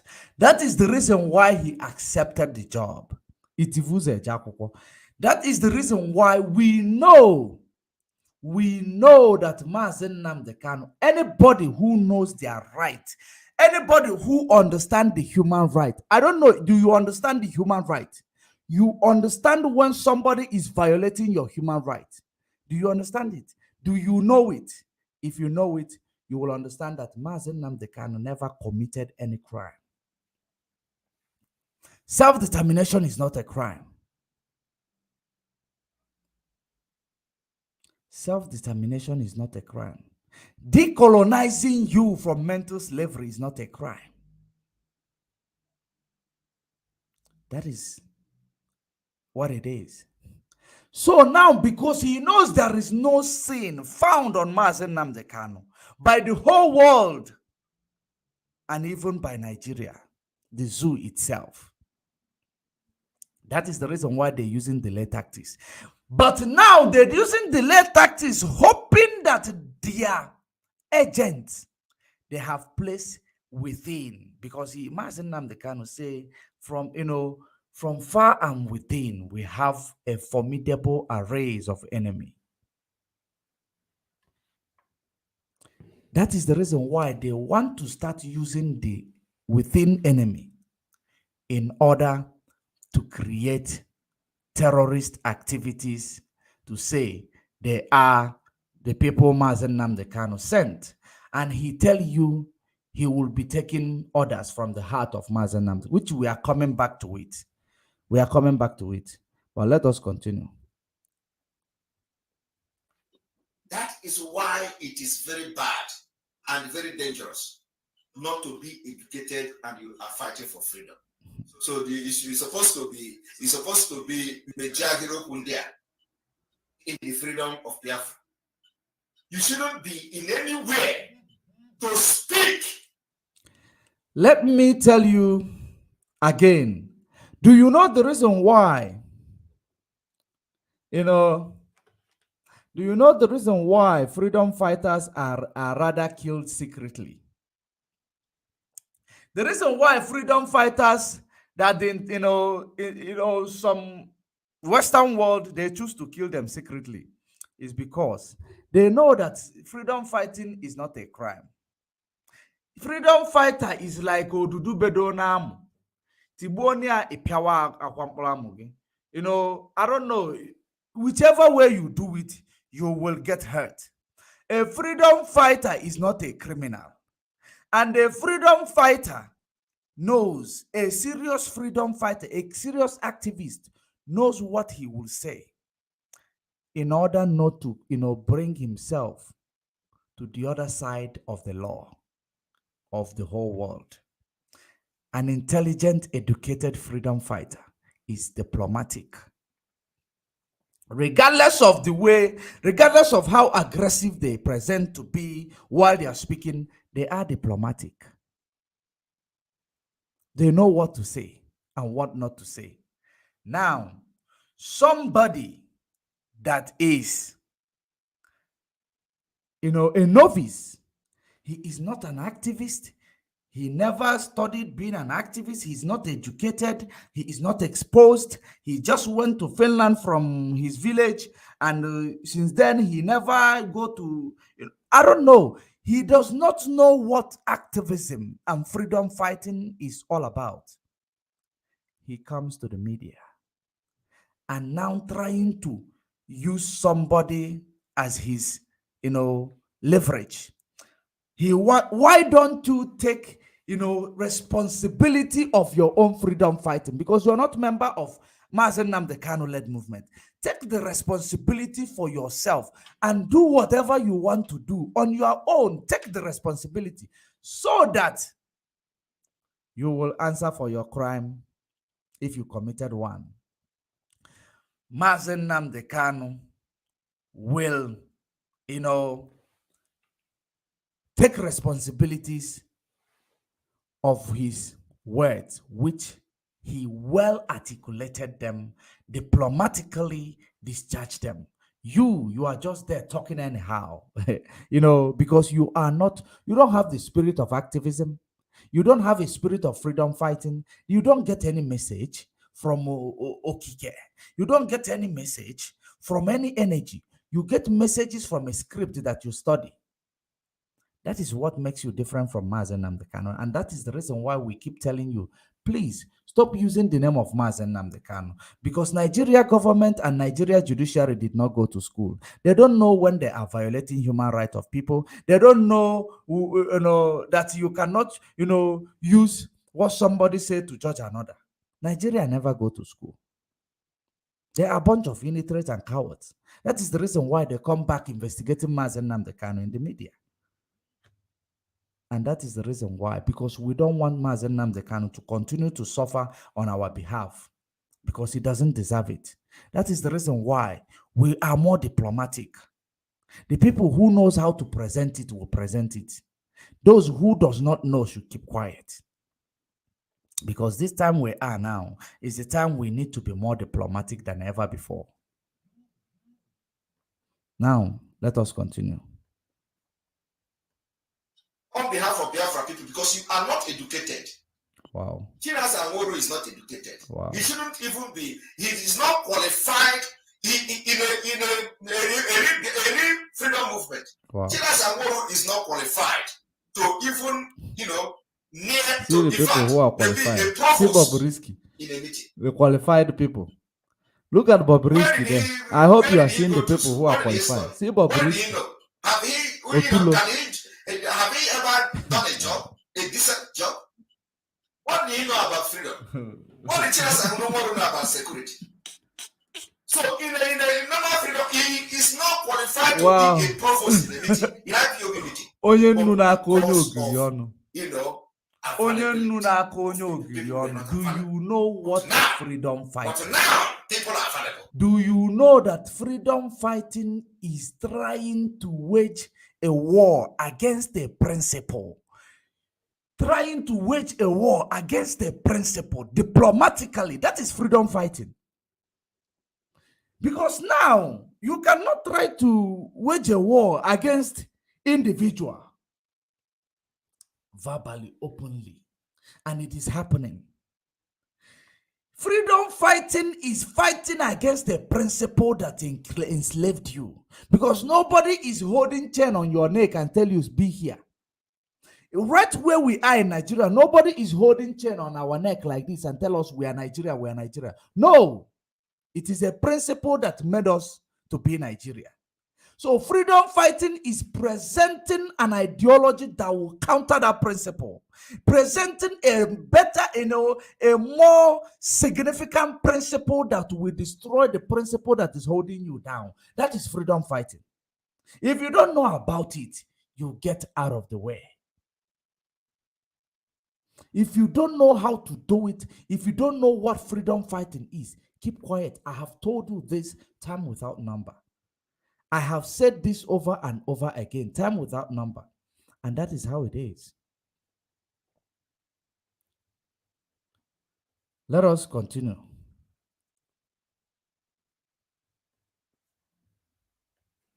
Now we have retired soldiers in America who are ready to work. We have retired colonels, majors. Wow.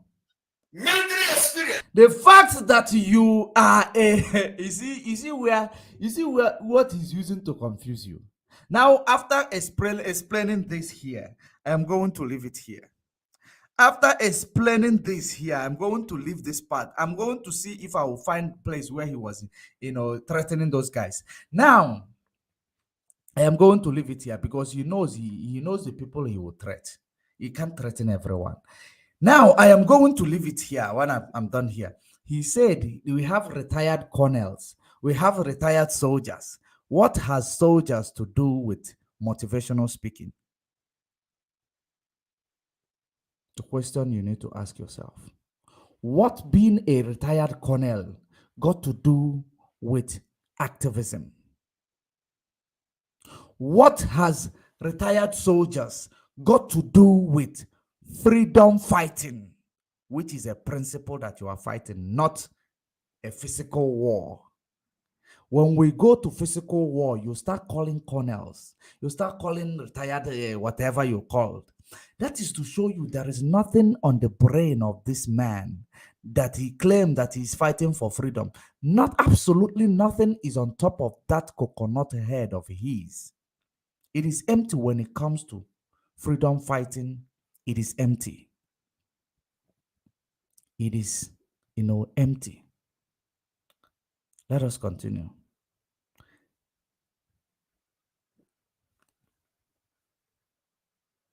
I'm going to look for where he is. In America. So what to sentence anybody? They are not judged in Biafra. They are not in position to kill anybody in Biafra.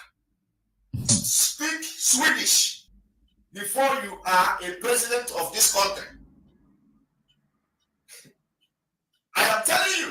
So when you are, so how are you going to manage the diversity? How are you going to manage the northern Nigeria when you don't know their culture, when you don't know the law that is carrying them? So they elect you with Nigeria constitution, and then they're going to wait for this man again. No, not this one. We have some. Sorry, I need to bring another. One moment. Whatever we are doing. Up to me. Give Igbo man a president. You are there. They have used the video to share. Say, oh. And we go. All right. Welcome to the program. Tina Samuru. Today they are gathering you. They say, come and take oath under Tina Samuru. We are monitoring you.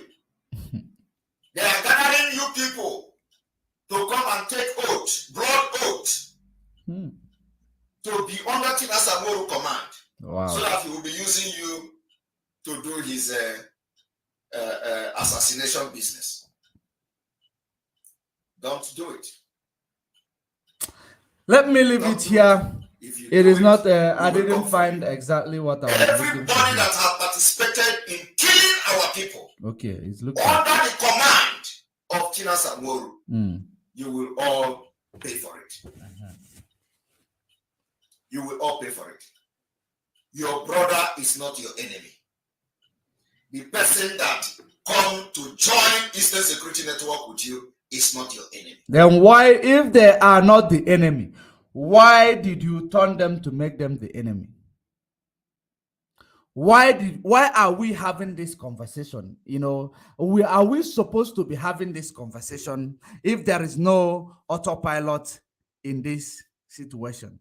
Are we going to be having this conversation if you, Eberima in Finland and Neri Rites and Bridget, all of you did not come to form a cabal to take people out of Eastern Security Network, to make them to start going contrary to their, activities in order to destroy the name of Eastern Security Network, for you to form autopilot.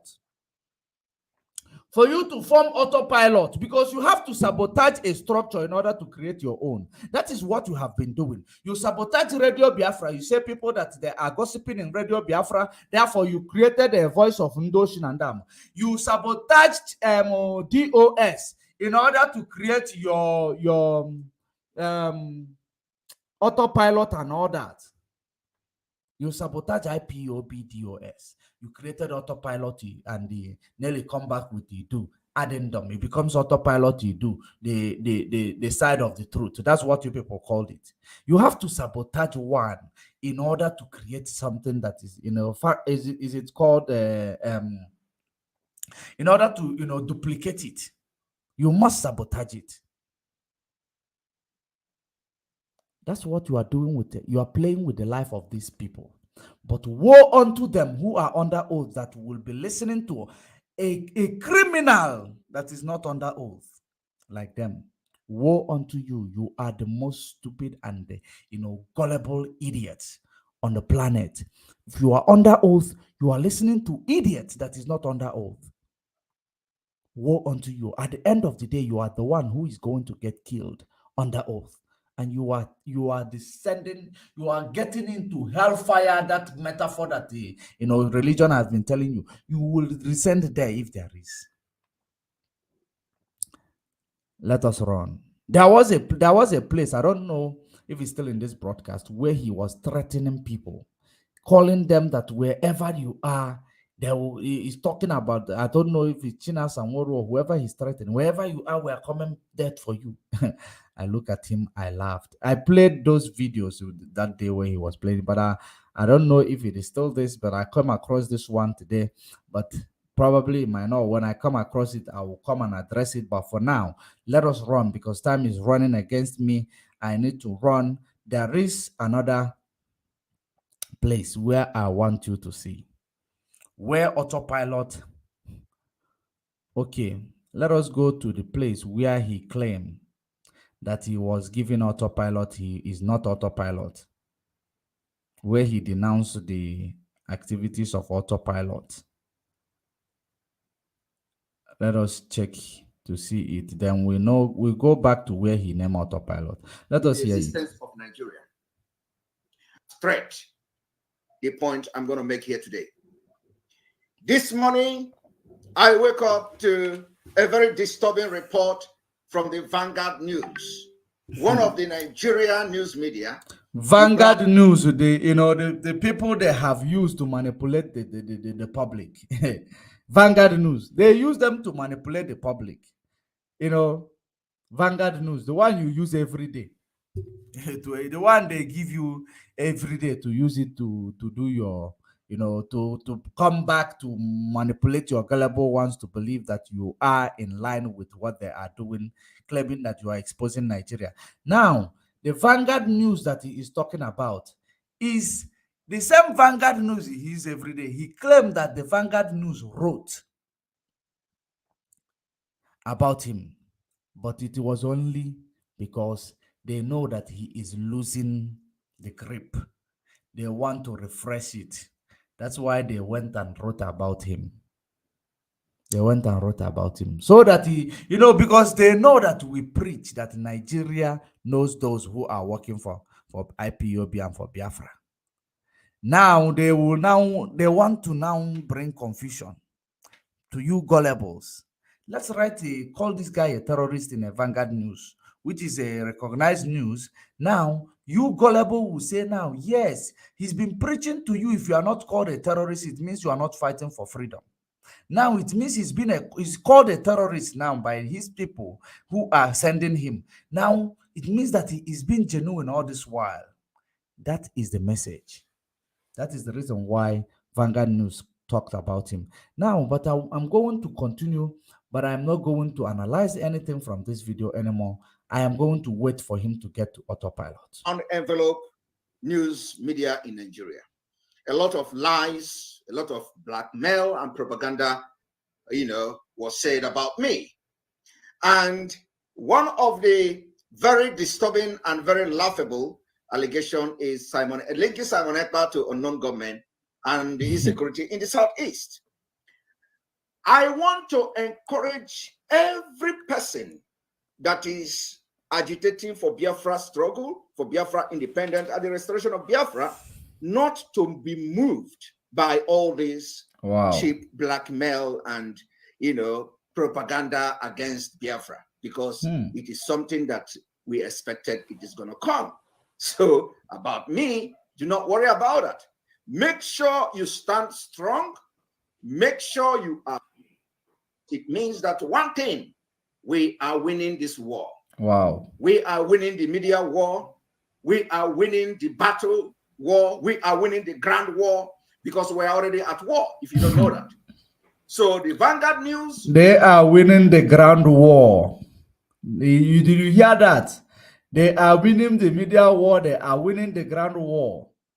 Which grand war are you talking about? That's why you are talking about soldiers. Which grand war are we talking about? Are we in a war? Have we declared a war yet?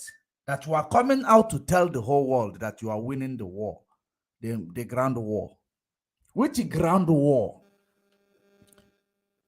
Are you saying that you are winning the ground war by using your unknown people you gave chakabo with all the money that you stole from IPOB? The only people you could, the only weapon you could buy for your criminals on the ground is chakabo.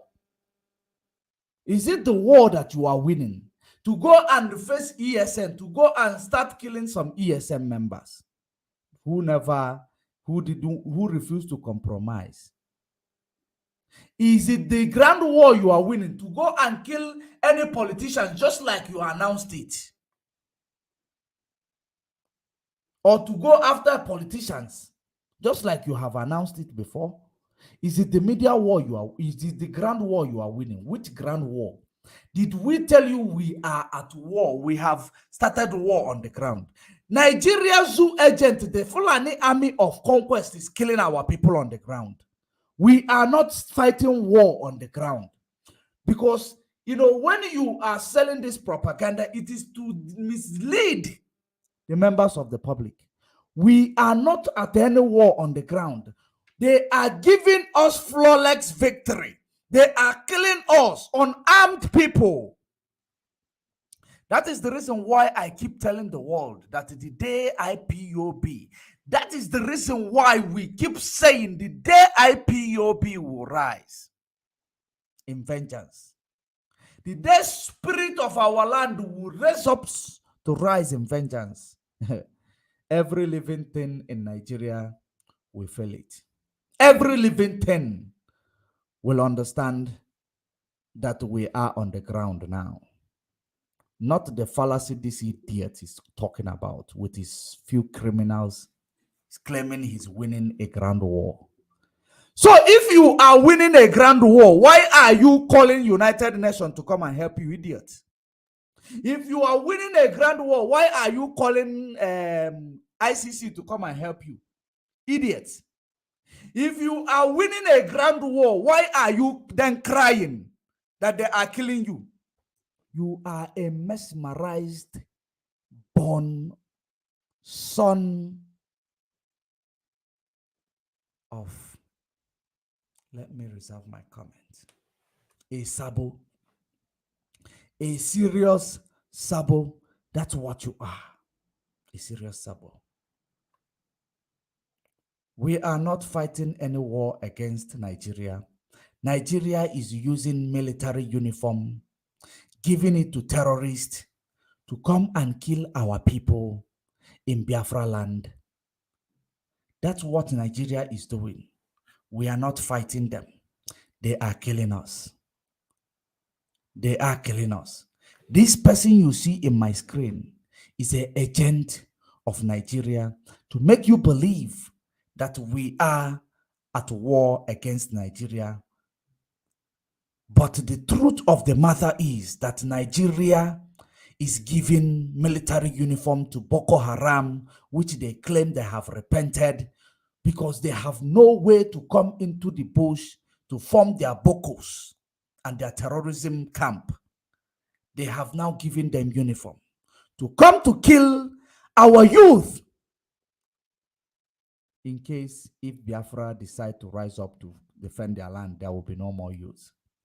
That is what Nigeria is doing. We are not at war with Nigeria. When we want to, lift up, violence against Nigeria, the whole world will know. We will announce it. Just like Mazen Nnamdi Kanu said, whenever we want to go violent, we will announce it. And when we go violent, we're not going back. You will see a third world war being fought in Africa again. Because we are campaigning that they are killing us, giving us a flawless victory. They are killing us every day, and every day is for the thief. One day the owner will wake up. And what is constant in life is change. And that change is what we are advocating for, because it is about to take place. If you do not hold your dogs in chain, that's terrorists in a military uniform, that change will occur. That is how it is. Anybody who wants to tell you different with regards to what we are saying is a criminal double agent that the zoo government politicians are using, like a show. Whichever way you turn, you get money, you do what you want to have to do. That is how it is. Let us proceed, because the truth of the matter is that I want to show you where he said autopilot carried a frivolous allegation against Umuchineke. Umuchineke means people of God. But what we have to do is that we have the Eastern Security Network that protect the land of Biafra against the ravaging Fulani terrorist that is being sponsored by the Nigeria government. I believe that some of you are already, if you are listening to our program, what are they fighting for? They are fighting to take over Nigeria and take your ancestral land. What are we, the Biafra people, fighting for? We are fighting for freedom. We are fighting to leave Nigeria that is sponsoring terrorists. That is what we are fighting for, basically. Why are we wanting opting out of Nigeria? Why do we want to leave Nigeria? We want to leave Nigeria because we have in Nigeria what you call a very dangerous diversity. Diversity, cultural diversity, religious, to the fact that our women are being killed. And what they do is to unleash their for independence of Biafra. But they hide under Mazi Nnamdi Kanu and pretend as if they are actually fighting for the Biafra struggle and Biafra freedom. Today, we have come to see that some of them, even though they were working with Mazi Nnamdi Kanu, never believed in actualization of Biafra. Rather, they are career agitators. Wow. We, the genuine Biafra agitators, noticing this particular thing. What he just said now is the other way around. Expose them and ended talking about himself. In Biafra struggle. Today, they have joined the Nigeria government to be a tool to be used to slander and blackmail the genuine Biafra agitators that they themselves called autopilot. Autopilot is just a name given to us by the criminals that we have expelled from the IPOB. And thank today, you. all they want. Now let us see how this, how genuine you are with what you just said. That autopilot is just a name given to you by the criminal you have expelled from your IPOB, your own version of IPOB. Let us see the place, how autopilot started. Let us just go there to see how autopilot started, so that we will indeed know what we are engaging with. Listen. Pay attention. Let us hear this. I claim that I take word from the heart of Mazi Nnamdi Kanu. Sometimes, it may not be all the time. He claimed that he take words from Mazi Nnamdi Kanu. Sometimes, it may not be all the time.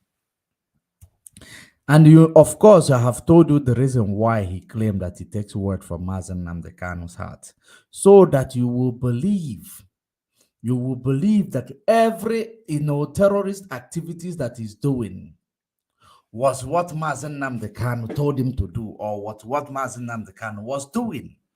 That's the reason why he made this statement. But let us proceed. And I stand by that claim.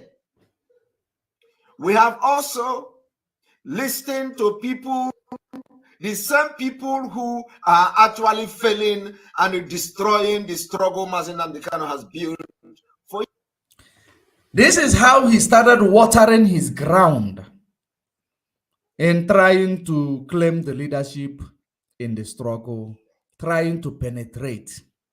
How he started watering his ground to penetrate IPOB.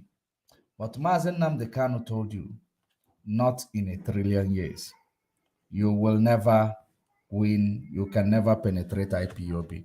Let us continue. Yes, they have come again. They say, you believe that Mazen Nnamdi Kanu said this, and you did not believe that Mazen Nnamdi Kanu gave order to cancel the sit at home. I have never for one day doubt the message coming from the legal team. Never. And if anybody see where I call the lawyers or the legal team that are liars, I challenge everybody. I challenge anybody to bring any video, any comment, both secret and open, where I open my mouth and call them or call the legal team of our Mazen Nnamdi Kanu liars. No, I never do that. I can't do that. I'm not a stupid person. Wow. Wow. Let us But continue. I claim that I take word from the heart of Mazen Nnamdi Kanu. Sometimes, it may not be all the time. And I stand by that claim.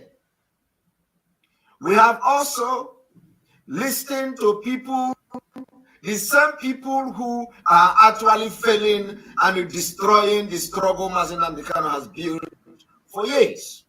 They have come again. They say, you believe that Mazen Nnamdi Kanu said this, and you did not believe that Mazen Nnamdi Kanu gave order to cancel the sit at home. I have never for one day doubt the message coming from the legal. You have never for one day doubted the message coming from the legal team, right? Because they throw you a very, very important challenge. You believe that he wanted you to go into Radio Biafra, but now you never believe that he canceled the sit at home. That is what the message is. And that is the reason why he started telling you he never, ever, disbelieve the message coming from the legal team, because they were still giving him a message that time until they found out whom he is. That's the reason why they stopped giving him a message. So that is the reason, the time he was still getting a message, he's still, trying to water his ground into manipulating or penetrating IPOB. Now listen. Legal team. Never. And if anybody see where I call the lawyers or the legal team that are liars, I challenge everybody. I challenge anybody to bring any video, any comment, both secret and open, where I open my mouth and call them or call the legal team of our Mazen Nnamdi Kanu liars. No, I never do that. I can't do that. I'm not a stupid person. But what I have said is that the condition of Mazen Nnamdi Kanu means that some of the message he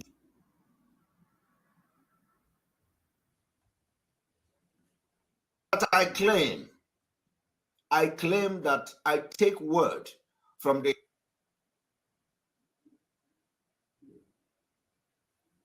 Now, I mentioned also autopilot. I have explained myself about the autopilot. And now, with the latest development,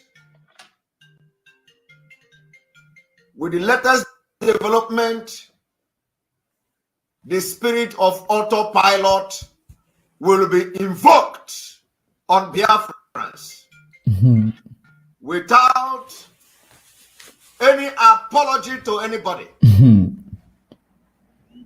So, I am again for the very second time invoking the spirit of autopilot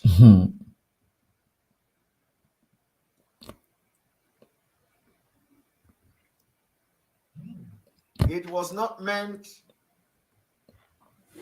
to cajole anybody. It was not meant to talk down on anybody or any leadership. But it is the spirit of Biafra that spoke through me about the autopilot. It was not meant to cajole, talk down anybody or the leadership, which means the leadership has been innocent. The leadership that you are cajoling now has been innocent, but because they told you to retract your step, do not start making a decision in IPOB when you are not in a position to make this decision. When Mazi Nnamdi Kanu say something from the, from there, give instruction, you will now give a counter instruction because you believe you have people watching you at the same time. Now, that was what they told you. Stop meddling in the affairs because you are not IPOB. You are not part of the leadership. And you were supposed to be part of the leadership, or you are not supposed to be part of IPOB rather. If you had passed the criteria, or if you had the criteria to preach in Radio Biafra, you are supposed to pass the criteria.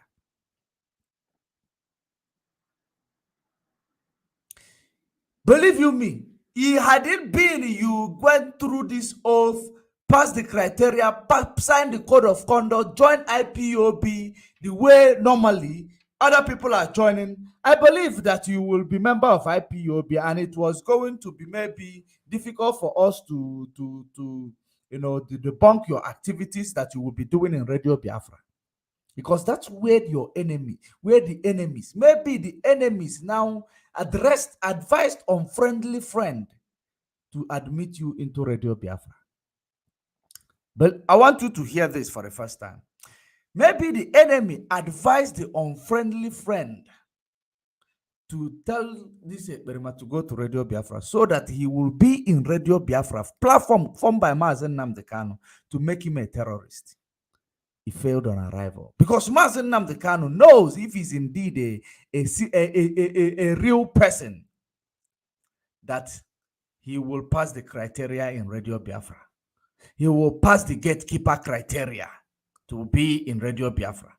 But that exposed everything. He refused. He refused vehemently. He refused. And he didn't want to take oath because he said the name of Mazi Nnamdi Kanu is there. And apparently he knows he's going to betray that name. That's why he refused the oath. And he ran fast before the leadership will come to say what the reason why he didn't go broadcast on Radio Biafra, or he was not issued a slot to Radio Biafra. He ran outside to come first to tell you that DOS wanted their platform. The criminal in DOS, that's where he gained ground. You say criminal in DOS want their platform because he knows that now it is a change of plan. It is now going to be where you are going to be physical. You are no longer trying to water your ground. You need to be physical about it, because if you lose Radio Biafra now, there is no other. You need to try physical. If you work, you will be able to manipulate one or two people. That's when he becomes physical. Now, let us finalize this.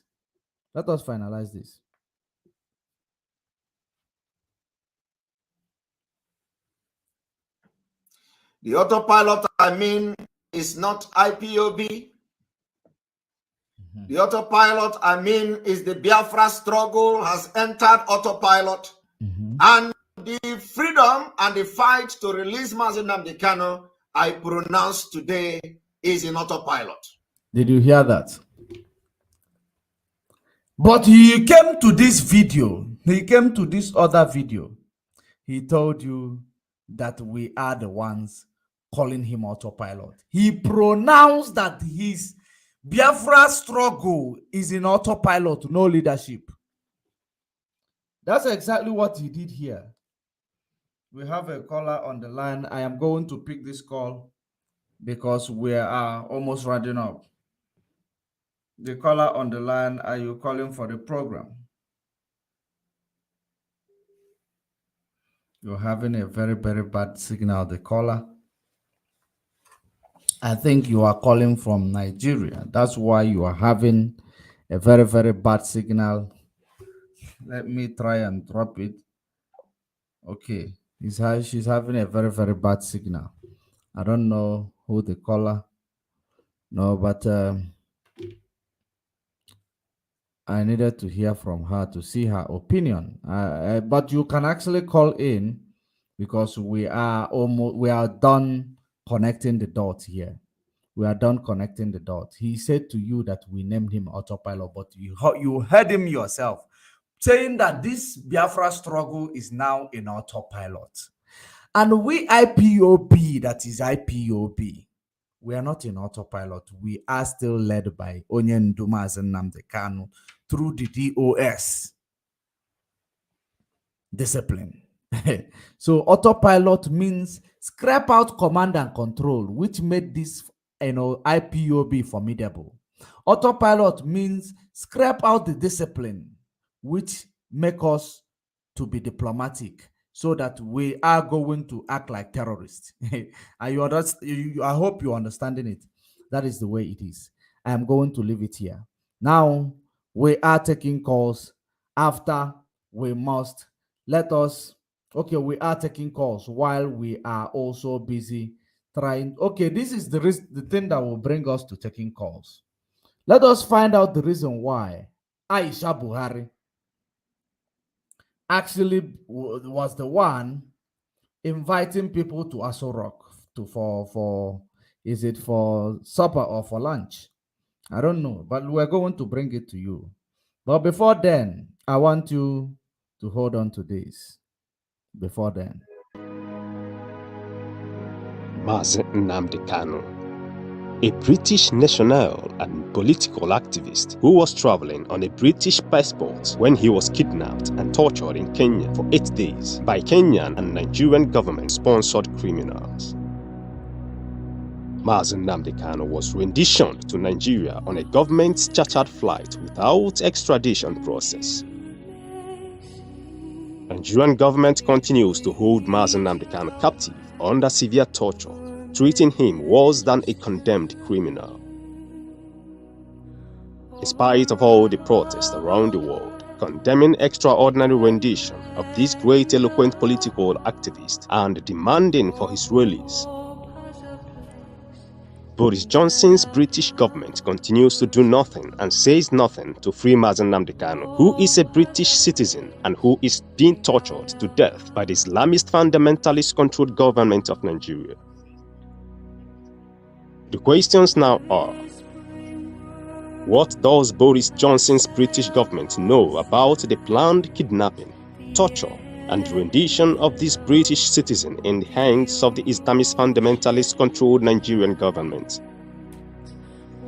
Mazi Nnamdi Kanu is neither a criminal nor a wanted person in the civilized world. Why is Boris Johnson's British government romanticizing with this Islamist fundamentalist-controlled Nigerian government who are sponsoring terrorism around the world?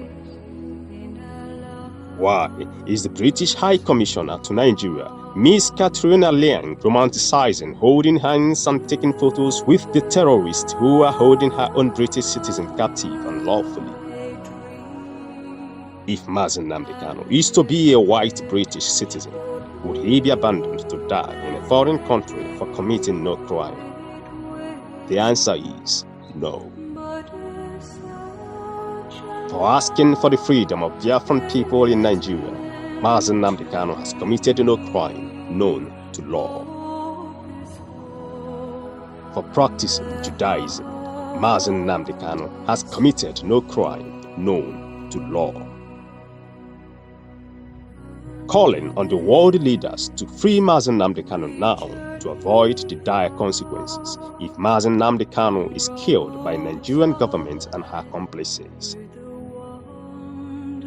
Free Mazi Nnamdi Kanu now. Let Biafra go. What the Almighty God cannot do does not exist. This message is supported by the human rights advocates.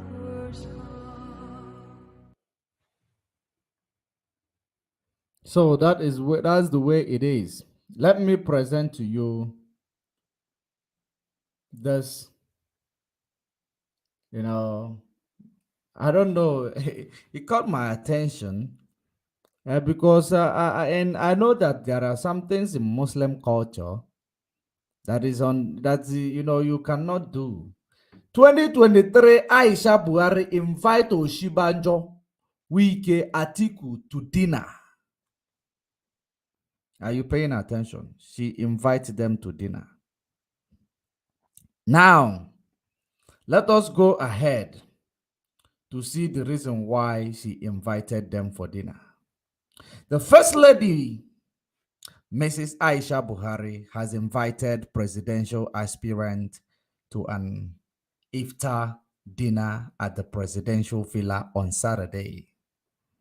The invitation, which was extended to all presidential hopeful across political parties, is expected to have the Vice President, Professor Yemi Osibajo, and 17 other aspirants from the main opposition party, the People's Democratic Party (PDP), including Rivers State Governor Nyesom Wike, former Vice President Atiku Abubakar, and others in the ruling All Progressive Congress (APC) grace the occasion.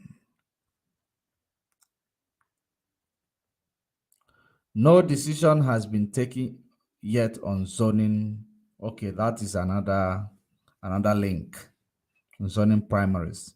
Okay, another link. The invitation card for the event was in circulation. There is something funny about it that I am going to read. Pay very good attention.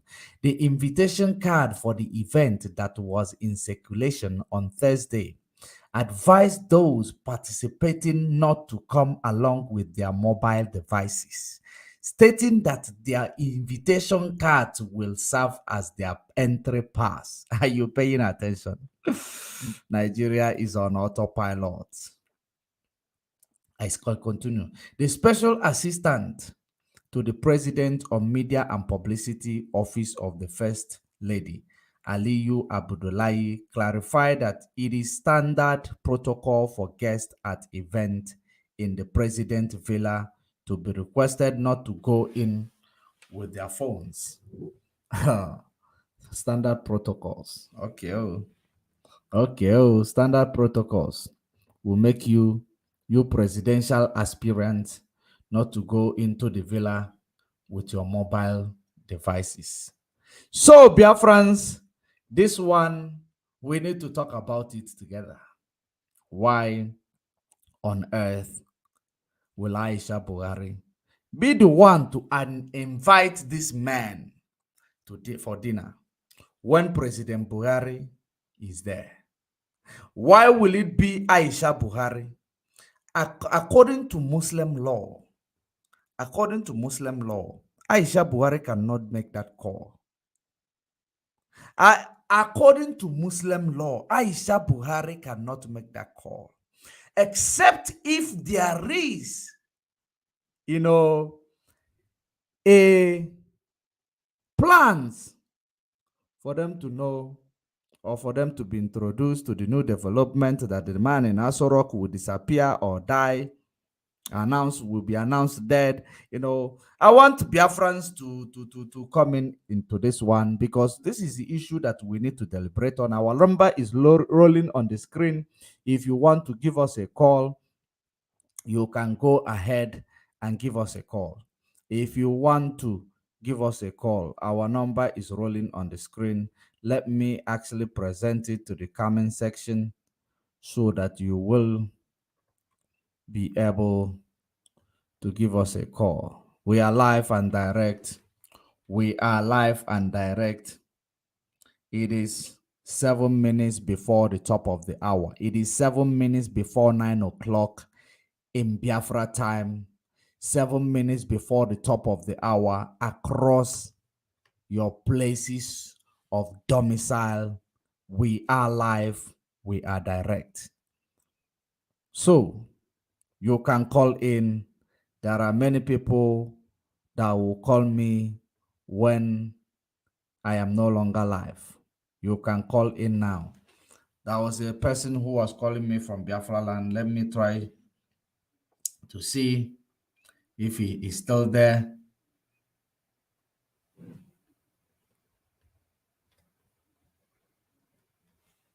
Let me try to see if, oh, brother, we are on fire here in Anambra State.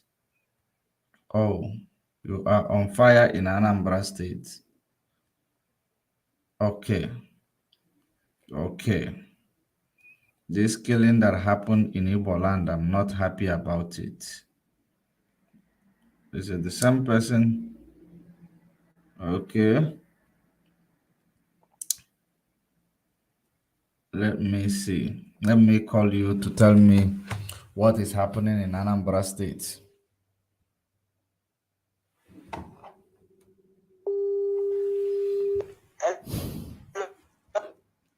Hello. Hello?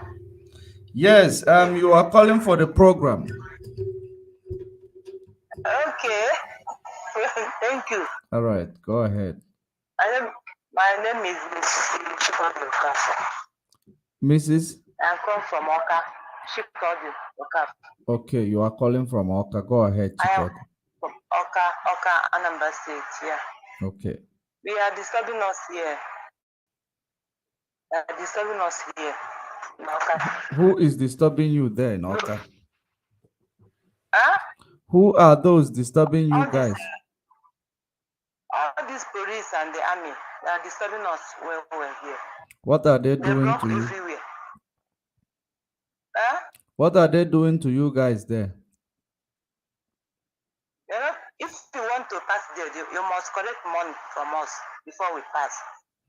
They made a checkpoint. They created a checkpoint and collecting money from every individual that must pass.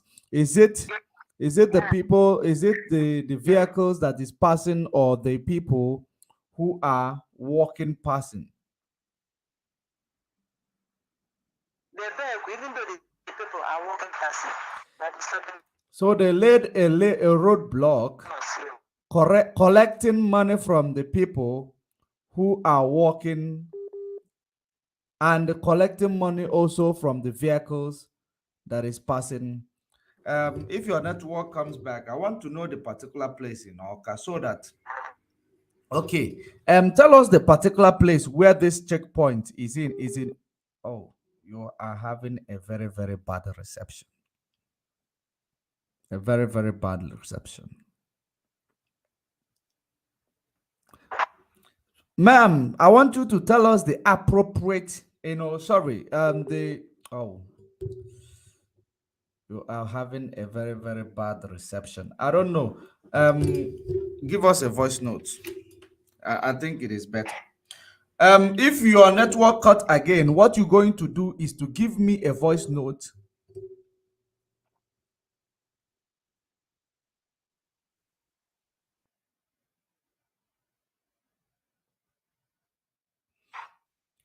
Hello.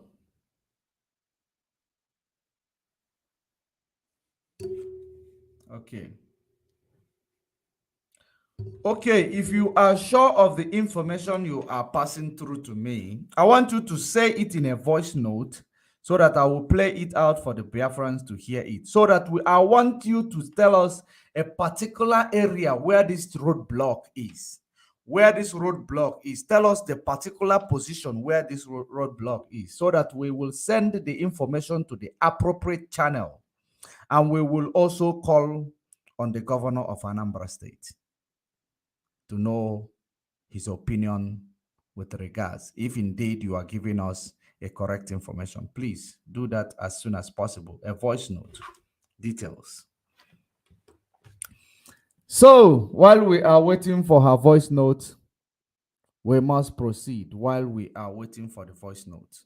So this article that we have written, I read for you Aisha Buhari inviting people to Aso Rock, asking them not to come with their mobile devices. What do you think about it for Aisha Buhari to invite people and tell them not to come with their mobile devices? If you are there, okay, let me place the number on the comment section and place it on YouTube. The number is there on the comment section. The number is there on YouTube. Let us hear your opinion. If you don't want to call in, you can actually comment. You can actually comment and tell us exactly what you think with regards to that invitation for dinner in Aso Rock, and you shouldn't come with your mobile devices. Because myself, if you ask me, it means that the cabals want to gather. The cabals. And meanwhile, there will be no president in their midst to be the one to do the invitation. It has to be Aisha Buhari. As a woman, they will present her as a woman who they want to make it seem that this woman has the interest of Nigeria being a first lady, or interest of whoever that will succeed her to be a first lady. That's how they make it to be. And of course, we are going to get the outcome of that dinner. Because it is not only APC that is invited, PDP is also invited in this dinner. That is the funny part of it. PDP is also invited by Aisha Buhari. Do not come with your mobile devices so that you don't take a picture or a video or record anything, or even see, if she was indeed pregnant, or even see the man in Aso Rock. If he's no longer the one you expect to see, you shouldn't take a picture, because when you bring it out to talk it, or just like that, it will be a propaganda, just like, like others. That's how they make it to be. So, as it is, we are going to call it. Let me see if she sent the voice note. Oh, you said okay, but send the voice note quickly. Send the voice note. Once we get the voice note, we call it a day. Once we get that voice note, we're going to call it a day, because we have delivered the message that we are here to deliver.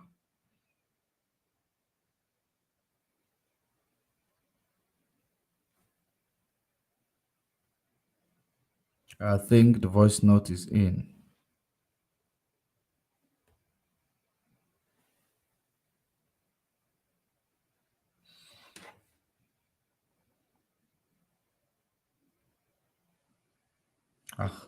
She deleted the voice note again. Okay. The road along prison yard. The road along prison yard.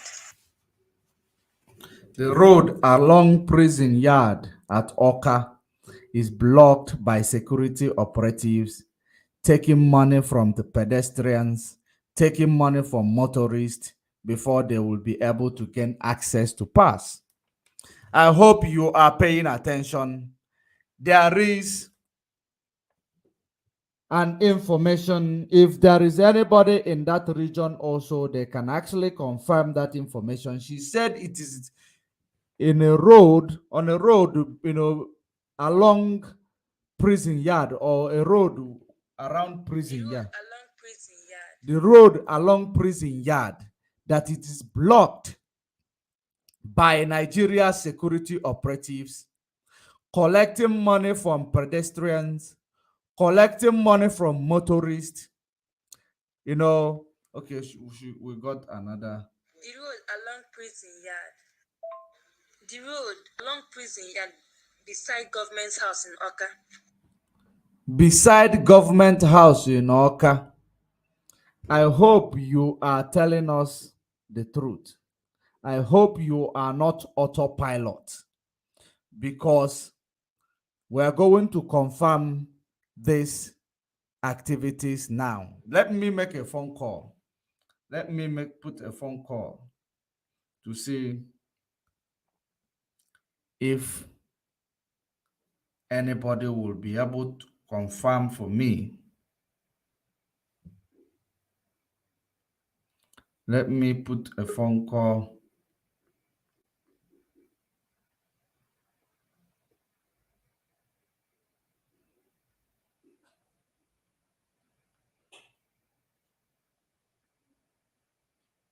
Just while we are waiting for me to make a phone call to find out the information that our sister just gave us, we might as well hold on to this.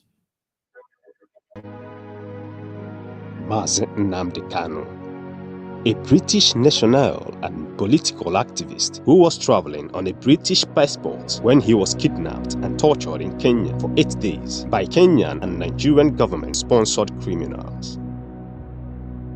Mazi Nnamdi Kanu was renditioned to Nigeria on a government-chartered flight without extradition process. Nigerian government continues to hold Mazi Nnamdi Kanu captive under severe torture, treating him worse than a condemned criminal. In spite of all the protests around the world condemning extraordinary rendition of this great eloquent political activist and demanding for his release, Boris Johnson's British government continues to do nothing and says nothing to free Mazi Nnamdi Kanu, who is a British citizen and who is being tortured to death by the Islamist fundamentalist-controlled government of Nigeria. The questions now are: what does Boris Johnson's British government know about the planned kidnapping, torture, and rendition of this British citizen in the hands of the Islamist fundamentalist-controlled Nigerian government? Mazi Nnamdi Kanu is neither a criminal nor a wanted person in the civilized world.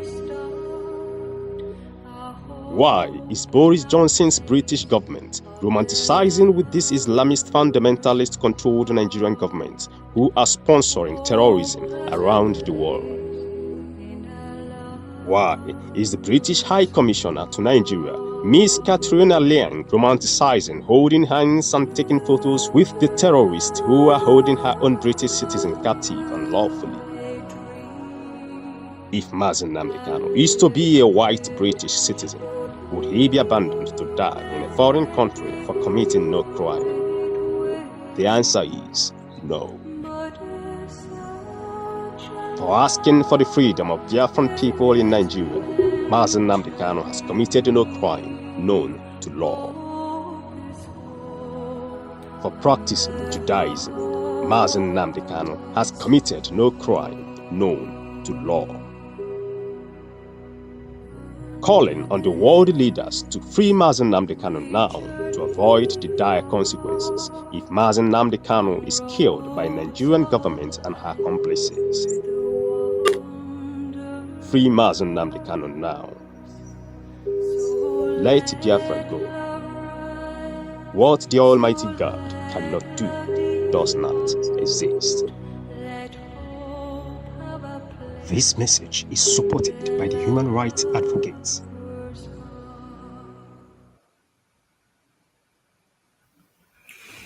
So, the people I am calling, they are not picking up yet. Mazi Jonathan, you are welcome.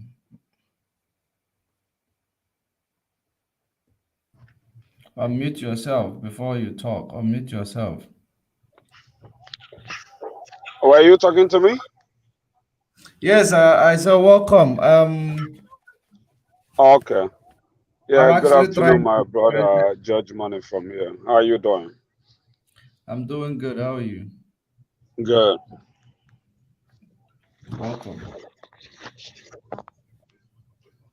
So, while we are waiting to get information with regards to what one of our sister called us from Biafra land, they said that at the back of Government House, along Prison Road in Oka, that there is a police checkpoint that is collecting money from pedestrians, collecting money from motorists before you will be able to pass that checkpoint. So I just want to find out if there is anybody who will be able to confirm that information. Okay, you want to make a call or you want people to I've call you? tried to call the Okay, ones okay, they're okay. not picking up. Let me stay by or stand by until you get information. No. You have to continue so that I'll be able to get the information. What do you think about the Aisha Buhari inviting people for dinner in Aso Rock, in Asoville, or and Okay, telling them not to come? inviting everybody or her own party. Inviting both PDP. Okay. And I heard you were saying that he asked them not to come with their phones or any electronic, Mobile right? device. Yes. Okay. Okay. So okay, my people are great people of Biafra. Like we have come today again. My name's Blessed Jonathan Ude. So I think I bring you greeting all the way from New York. Go and get what you want. I bring you all greetings all the way from New York. I think charge money, which has already have been doing all the needful just to make keeping us informed in everything that is going on in that country called Nigeria. We always want to, Nigerian people can never give you, they are like a devil. They will give you something with one hand and take it from the other hand. So who knows the reason why of that dinner? But as a matter of fact, we are not even here for, like me, I don't like talking about whatever thing that they are doing there is none of my business. So I don't really like talking about them because it's not going to add anything to me. I think both of them, all the politicians, both PDP and APC, they are all the same mama and papa. They are the same fish inside the water. So there is no difference between PDP. I am not any party or member, so I'm not a PDP or APC. So give me the earphone. Yeah, yeah. Give me 1 second. Give me one earphone there. Your children? Yeah. But so 1 second. Let me use earphone because when I receive call, my phone I can't even hear. My volume is so low, so I just go and pick up a earphone. 1 second. Give me 1 second.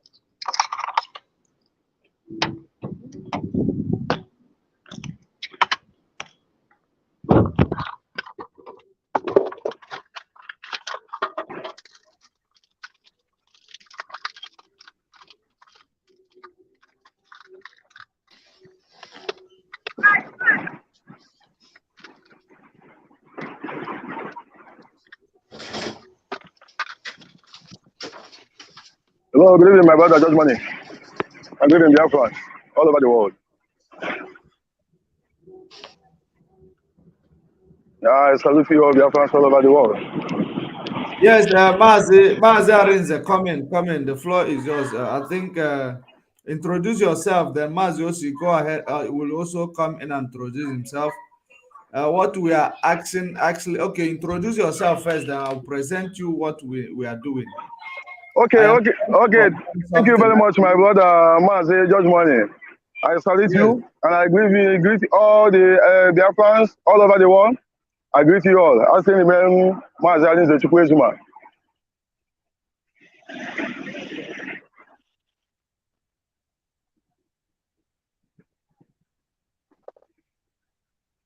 Can you hear me, Mazi? Can you hear me? Thank you.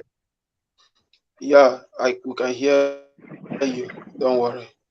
Oh, Thank you, okay, my okay. brothers. Yeah. Good evening, everyone. Good evening, good morning, good afternoon, depending where you don't aside. I thank you, people, this evening. You know, Mazi Josh Money. I'm very sorry for yesterday. I joined you people, but on the process, I slept off because that yesterday I was so weak and tired. So, for today, my name is Mazi OC. Afambo Mazi OC. I would have put on my camera, but this place I'm at work now, so there is no light here It now. is okay. Go ahead. Go ahead. We know you. Go ahead. Go ahead. So my brother, yesterday, like there is a video, what you are talking about yesterday about Simon Ekpa with what he tell Father Mbaka. You understand? You know, sorry, what of my brother George? Please mute yourself. The noise is coming too much because of where you are.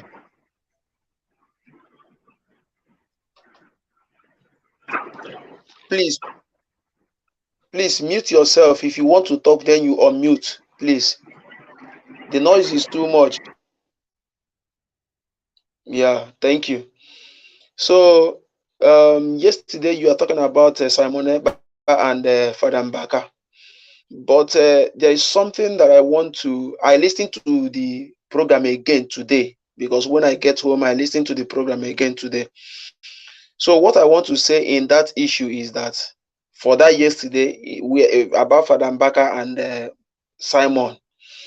You know what we're supposed to know now is that there is something that Father Mbaka said. He said that that when nobody can sit at home, or less if Mazen Nandekano is out.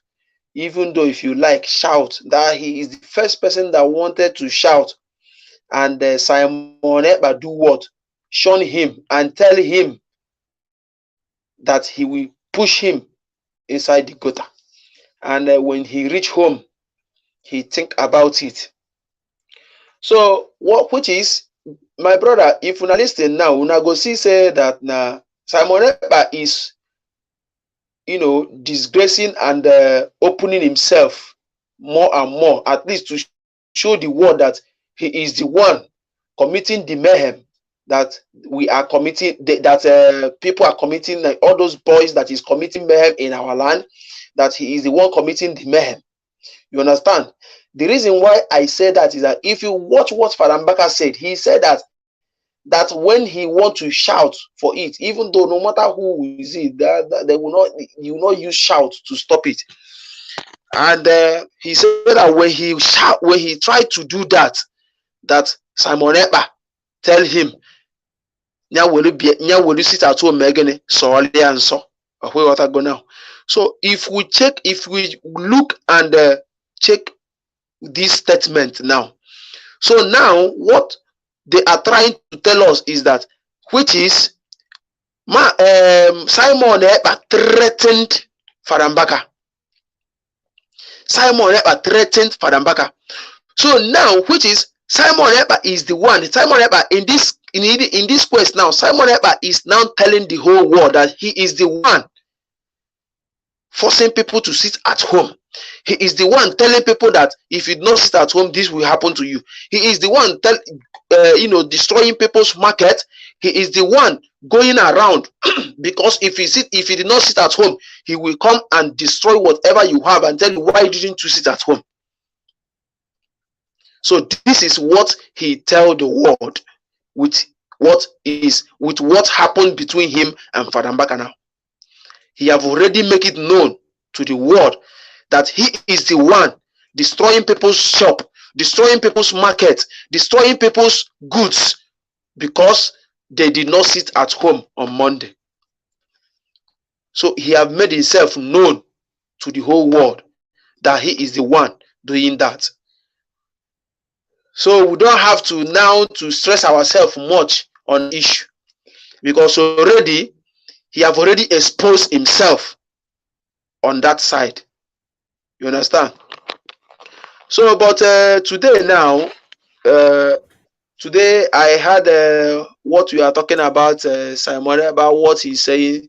My brother, you see, in everything concerning Simon Ekpa, because yesterday you played a video. If you watch what from the beginning of this thing they are doing, watch what Nelly Ofebu said. He said that he speak with Chinas Anworu on phone for hours. She was on phone with Chinas Anworu for hours. Everything was going fine until she mentioned what is that reference name? Simon Ekpa. Until he mentioned Simon Ekpa, her break She loose. mentioned her boy, Simon Her boyfriend. She mentioned that her boyfriend Simon Ekpa, her break loose. So now, what she is the one that opened her mouth and said that Chinas Anworu is the head of ESN. But because of Chinas Anworu did not accept what she said, she now turned it and now begin to say that Chinas Anworu did not know ESN, that Chinas Anworu is killing the ESN, that Chinas Anworu is causing causing problem in the ESN, that it's only now Simon Ekpa, that Simon Ekpa is the one now in charge of ESN, that Chinas Anworu is not this one. So who now, from Chinas Anworu to Simon, who now give the ESN to Simon Ekpa?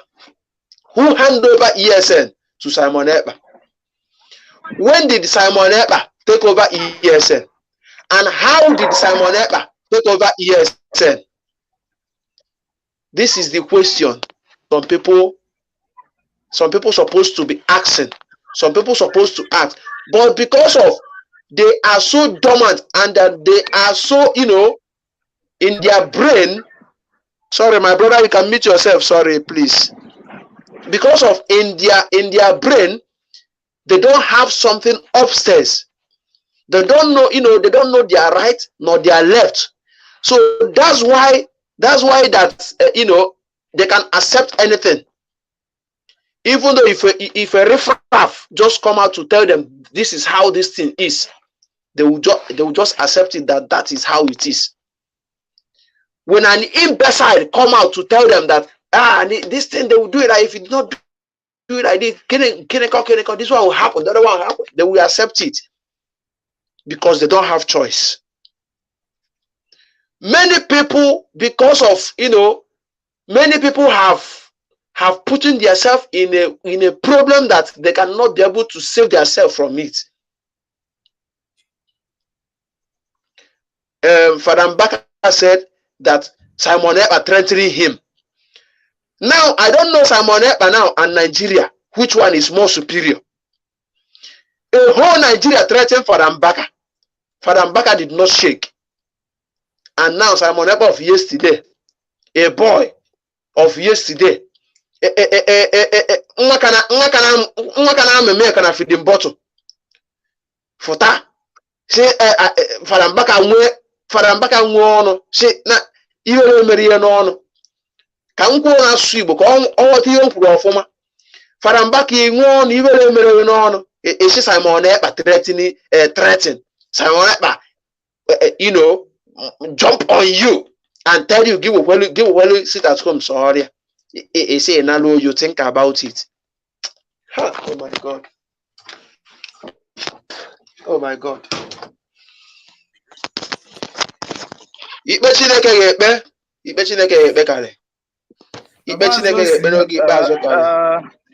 Thank you, my brother. First of all, Mazi, well, first of all, let me introduce myself. My name is Mazi Alize Chukwu Ezuma, Ezafrukwe Junior. I'm coming from Burkina Faso.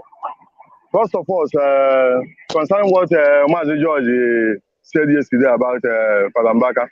Before, I think that Father Mbaka was compromising with his Simon Eba. But when I listened to that video twice or three times, I realized that this man, there's nothing like compromise, but this man is sending a clear message to the world to know exactly what is happening in the eastern part of Nigeria, which is Biafra land. And you know the people that are terrorizing the Biafra land. That is the message that Father Mbaka sent to the world. But for him to come out and tell the world directly that this is what is happening, he was afraid because of that threatening. That's why he compromised with that words he used yesterday. I think you are getting me, but that is what exactly happened that place. Secondly, concerning what Mazi said today, because I'm following Mazi since 3 o'clock from my side here. I followed Mazi judgment. I heard what he said.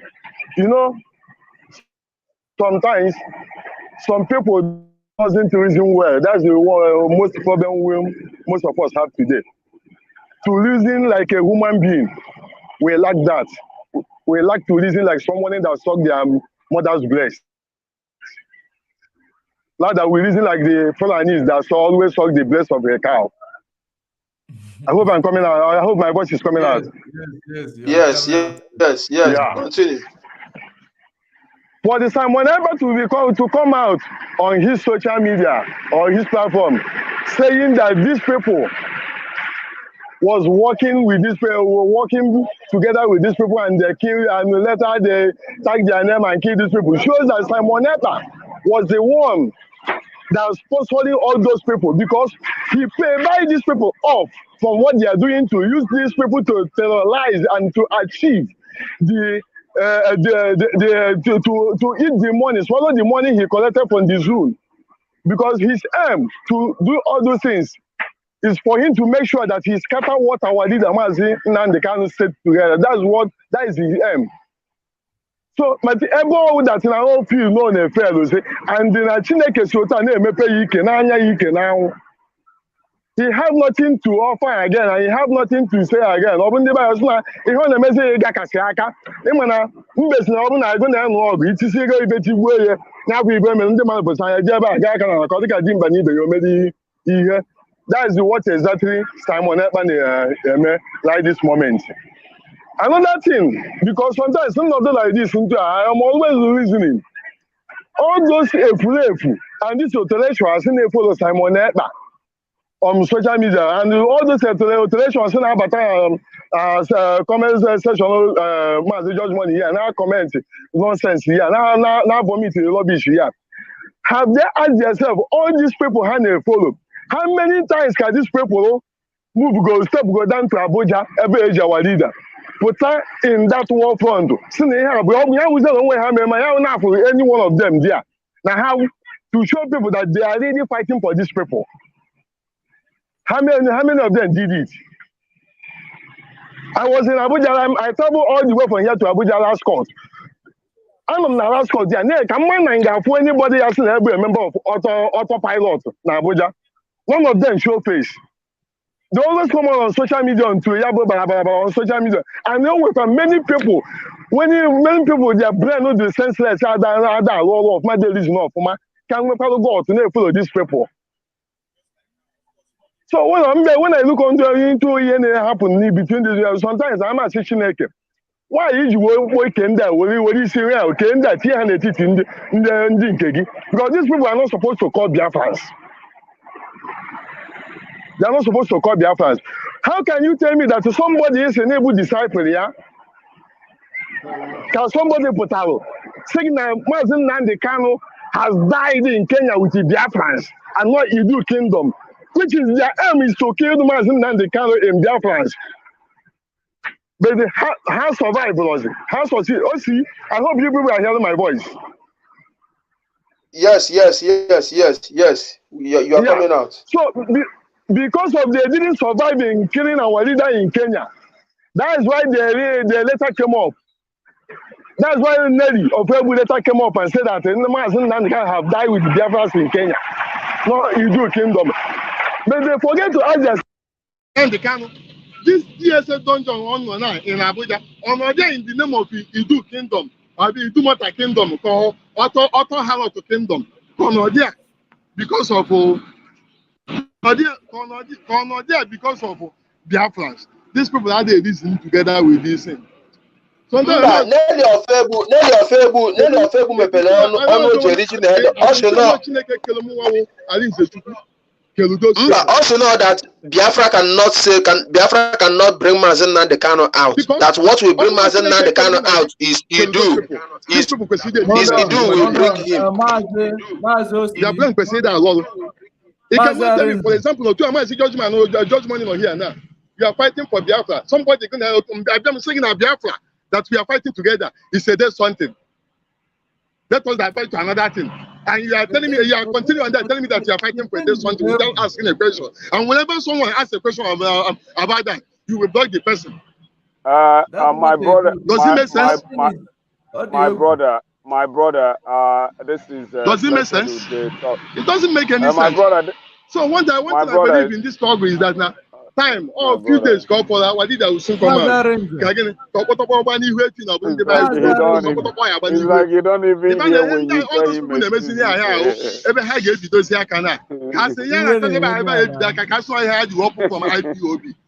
Open I now go of money reason of I got money Ghana because they fail to go all land. All their plans they fail to go all land. Yes. Well, like I'm you get how what I'm saying, Mazi Judgment. Yes, can you hear me? I can't hear you, Mazi. I can't hear you. I can't hear your voice. Yeah, but we can hear you as well. I want to bring in a caller. We have a caller on the line here. Osi, are you hearing me? Yes, we are hearing you. We are hearing you. I couldn't hear you. Okay, because your listening device, your speaker is not loud. You're on the road, I think. Let me leave and come back again. Yeah, or you use your earphone. That is the best way. You use your earphone. Because yes, when you we have a caller here. Please, I'm going to unmute. Let me take this call before we proceed. Please, Mazi Justice, you are welcome. You are welcome, sir. The caller on the line, your name and where you are calling from, please. Okay, Mazi Judge Money, good evening from here. Good evening. My name is Oscar Smith, and I'm calling from Ghana. Go ahead. I thank you, and may God bless you for the good work that you are doing in this struggle.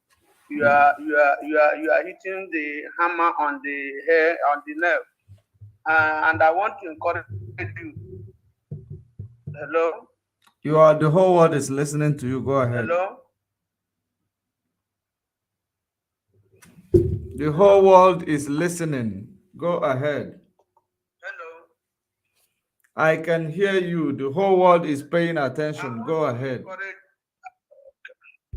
I want to encourage you. Don't allow what the stupid ones on the comment section, what they are saying to distract you. What they are doing the work they pay them for. That is what they pay them for to be doing. So don't allow them to distract you. You see Simon Ekpa, I see what he's doing as a comedy. He just playing, joking with people's lives. I know that one day he will pay for it. As he will come online, he will say things, words and everything, thinking that everybody are fools like all those that they are paying. We are not fools. We are watching him, and God also is watching him. He can never destroy the struggle, because before he entered the struggle is bigger than him, so he cannot do anything. May God keep us blessing you and give you wisdom, the more wisdom to go. God bless you. You say, thank you, and you too. God bless you. Mazi, blessed Jonathan, please come in. Yeah. I was saying that this our brothers, when they are talking about this experiment in Finland, let them stop. Let them stop talking like as if the guy he has the same ideology with what we are doing. Let them be addressing him as the enemy, because when you're talking, sometimes people are sounding like as if that the guy is doing the same thing that we are doing. But everybody is very obvious now that everybody understand that what he's doing is different from what we believe. That the guy never believed that Biafra is gonna come. He was just busy using Mazen and the Kano to build his profile. And as soon as he saw that his profile is, that Mazen and the Kano, he came close to Mazen and the Kano very well. And as soon as he saw that Mazen Nandekano say, oh, share in Finland the video, and they go and listen to him, the thing enter into his head. But the only thing why I'm not going to blame Mazen Nandekano, because after saying that, he told this Ekperima, do not allow devil to enter you. So, and the Ekperima never think about what Mazen Nandekano said. So, and Mazen Nandekano, if he can check that video where Mazen Nandekano said that if a Perima mess up, that everybody should give him a IPOB treatment. Mazen, Judge Money, I would like you to, because I've been searching for that tape, but I couldn't see. But I know you are, you are high on it, on this technology stuff, so you may know how to search it and dig it out, because that is your field in media, so you know better than I do on their side.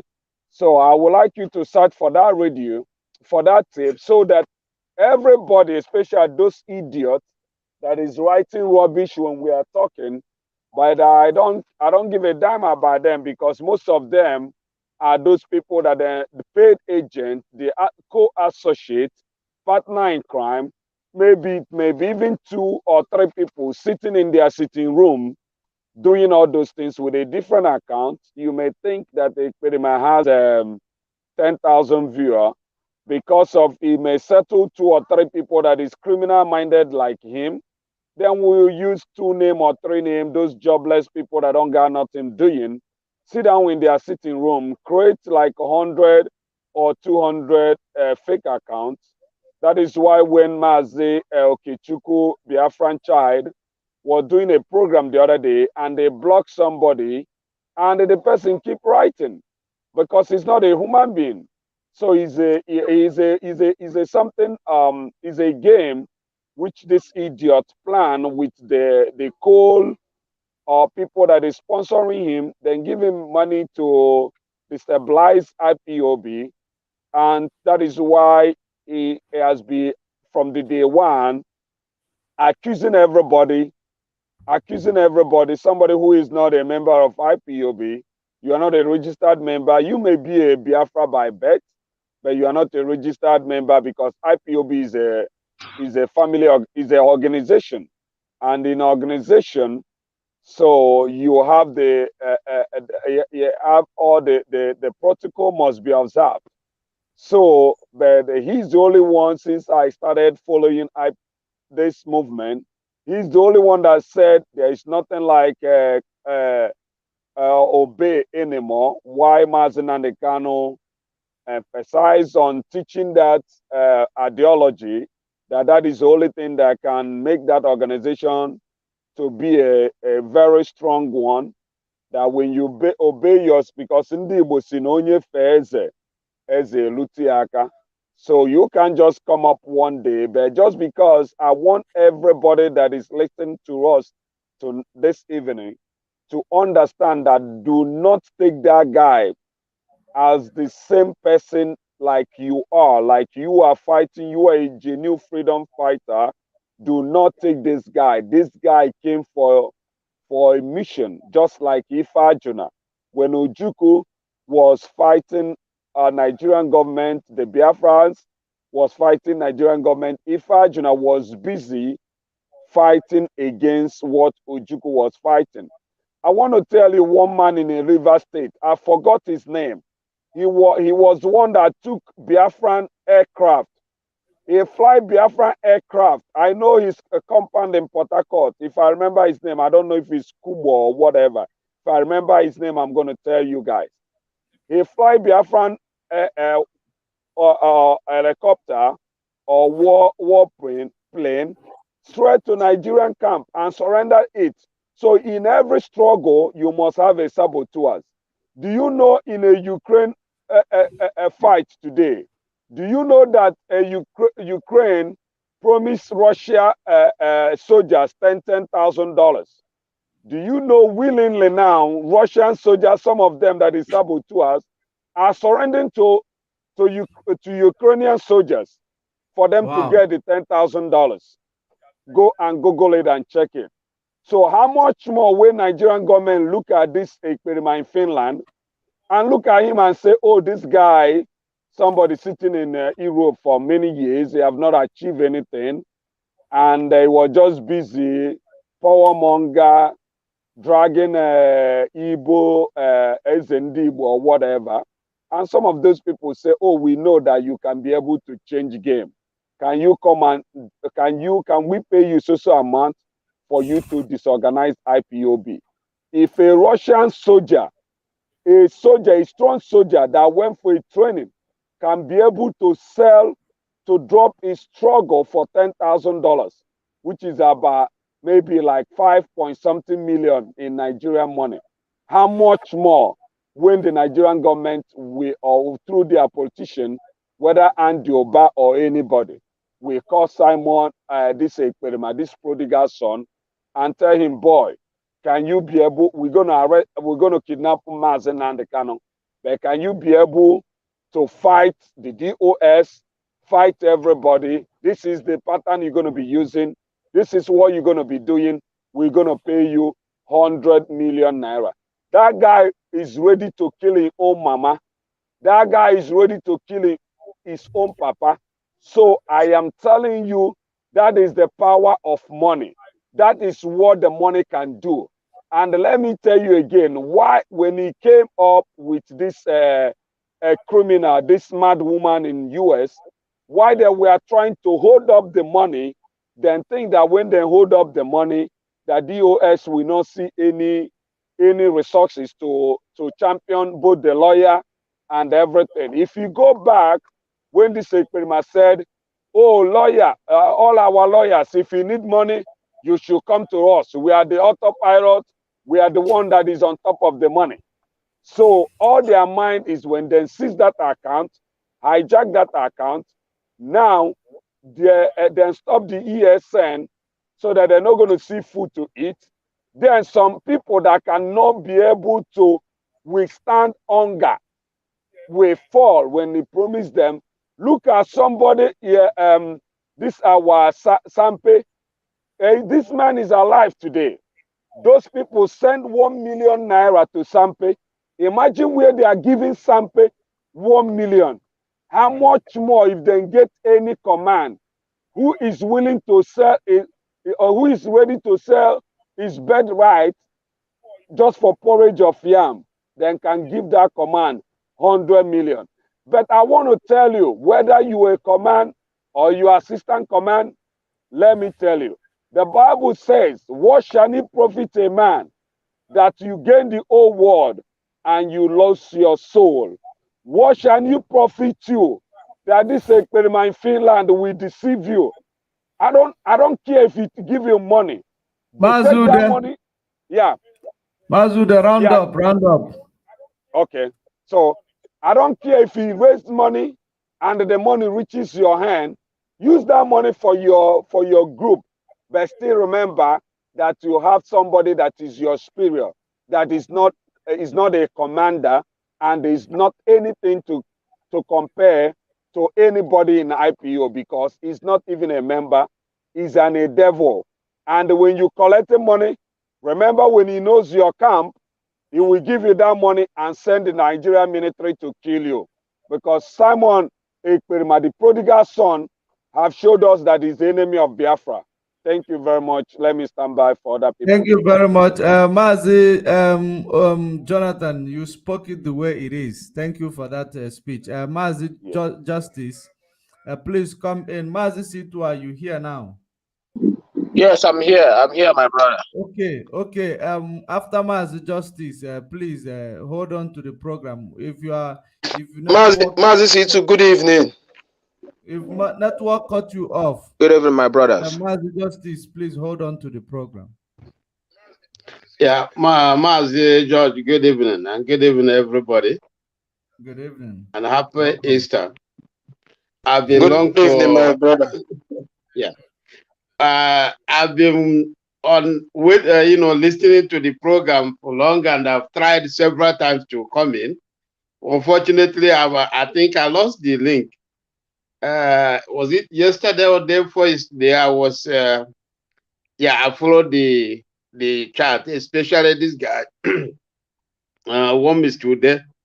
I love his contributions. That was on Baka issue saga. Yes, it was yesterday program, right?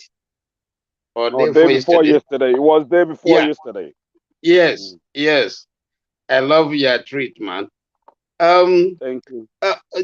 George, I keep on saying this. This guy represents a force. Simon he did not just wake up from his sleep and then decided to change. He was never an IPOB member. He was there for a purpose, on assignment. And if you have been watching his videos, most of his videos, you watch the video, what he's saying is he's reading from a text. And somebody is writing these statements he's making. So I see Simon as, the Nigerian government, through Lai Mohammed and Eastern governors, I'm sure that Eastern governors and politicians contributed. And so Simon do not even believe on the agitation. What he believes is that this agitation will die off. And if it dies off, he will begin to enjoy his effort. So he's on an assignment and he must deliver. That is the thing. He's under a threat to deliver. So anyhow we can handle this boy, especially when he is using IPOB name, using ESN. So I think DOS should come up with an answer to this usage of IPOB. He can go out and say, we are autopilot. Sometimes some people say they are moving for Idu. They never planned Idu. Idu is not in their agenda. Idu is just, they are using Idu to siphon energy from IPOB. They are testing the water. With the people, a group, can they be able to pull some people out of Biafra agitation into Idu agitation? And each time they tried it, they see the reaction. See, even from their supporter, they see the reaction. And so they try to die it down.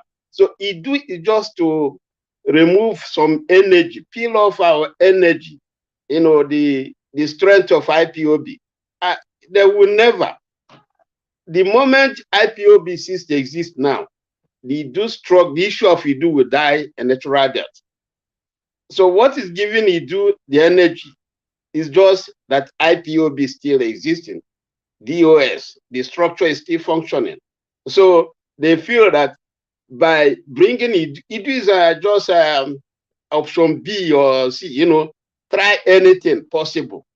They are trying anything possible to see if IPOB can be destroyed, and which is not possible. Let me end it there. That's the only thing I just wanted to chip in. On the issue of Mbaka himself, Mbaka did not wake up a night to begin to talk about Simon. These people, how this church, our region, our religious body in Nigeria, they are interwoven with politics. Politics has spoiled everything. So I'm sure that before Simon begin to talk about Onaga,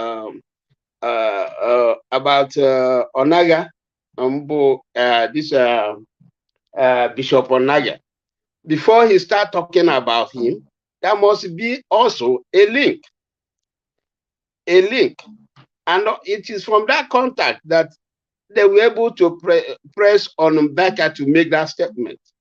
Mbaka is not afraid of Simon. I'm not sure he can be afraid. He will be afraid of Simon.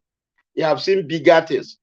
But what Simon represents, the force he represents, is Eastern governors, federal government. And so Mbaka, and then they use this, you can use a bait to attract a fish. He used the Onaga as a bait to make himself accessible to Mbaka. So Mbaka and Onaga is not in good terms. That's one thing. They are not in good terms because Onaga has never supported Mbaka. He moved Mbaka from his former permanent site to a new site. Remember, so it wasn't good. They don't have good relationship, working relationship. So with this discussion, debate, this character assassination, this guy showed against Onaga, which has nothing to do with our struggle. And Becca might be, feel sympathetic to whatever they say about Simon. Do you understand? Remember, before Nelly Ofebu came to Chinasa Nworu, they have already laid the plans. It's just to get Chinasa into Simon's side. Simon was there existing, waiting. Do you understand? So Nelly Ofebu, Simon, and this lady in Norway. The lady in Norway is not a party to that. It's not one of those groups because the foundation members, Simon, Nelly, Oyibo, then Rabbi Charles. I'm sure these four are the pillars of that saboteur. These are the people they hire. And then this Norway lady was co-opted. And as somebody who has nothing to do. Master Justice, that Norway lady is the one who showed the Do initiative to Nelly. That woman is involved in everything they are doing. Yeah. They might be robbing her with the money because she might not be able to calculate the money very well because she's a stark illiterate. So that's where you will tell me, but she is rooted in this syndicate. She have a ground in that syndicate. But she's not a material. She was not a material, but they brought her. But because she has a ground on trade, she knows what is happening. That's why they're tolerating her. Yeah, because she got in. Like Omote Efe was inside before, but she pulled out. She has every details about them. Do you understand? The same thing, this guy, the guy who has this platform, the Hot. He was also inside before. That's why he has not opened. I still call him that Darlington has not opened door. He has to explain to us what he knows. Do you understand? It's not just say, I apologize, I've made one single mistake. He knows because before they begin to pay money, hello? Before they begin to give money, somebody give you money. You must know why he or she is giving you money. These people were giving money. Austin Okonkwo is with me here in Netherlands. Austin Okonkwo was hired also giving money. And I know his character changed. You understand? So most of them were hired, and they were not told why they were being given money. They thought they were being, kind of compensated for a work well done. But my brother, 1 second. Anybody that told you that then didn't tell them, then tell them. But some people, their conscience, is about conscience. So, somebody giving you money, the struggle which you have started for many years, and you start receiving money that you never received before, and those people are the people causing the foundation that Mazen and the Kanu left behind before they kidnap him. and they are telling you that they didn't know. They know, but they're just some of them, guilty conscience, then start to feel, no, I can't do this to this struggle. So that is the only thing I disagree there. Yes, you are right, Maz. You are right, and that's make our people now. That's open the eyes of our people for us to know where the funds raises, the money they are raising every moment and every time. Where the money, where they put the money, because you have to make the people to know that they use that money to bought people to fight IPOB. I think you heard what I said. Right? I agree with you. Yes, I agree. That's exactly what happened. That's exactly what happened. I'm not disagreeing with you. What I'm saying they never meant fundraising for ESN. They never meant fundraising for ESN, but for using to fight IPOB.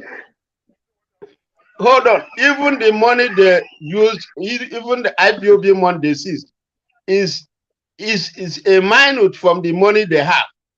Government has budgeted huge amount of money. They are in money. Do you understand? Remember, Onyendu said that these people has money. They came to pay. They has money to pay. Am I still coming out? Yeah, you are coming out. Yeah. Onyendu, was told us that these people had money.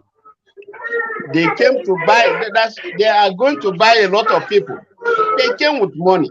So please, Mazarinza, mute yourself. Mute yourself. When you want to talk, you unmute so that your background noise will not be coming in.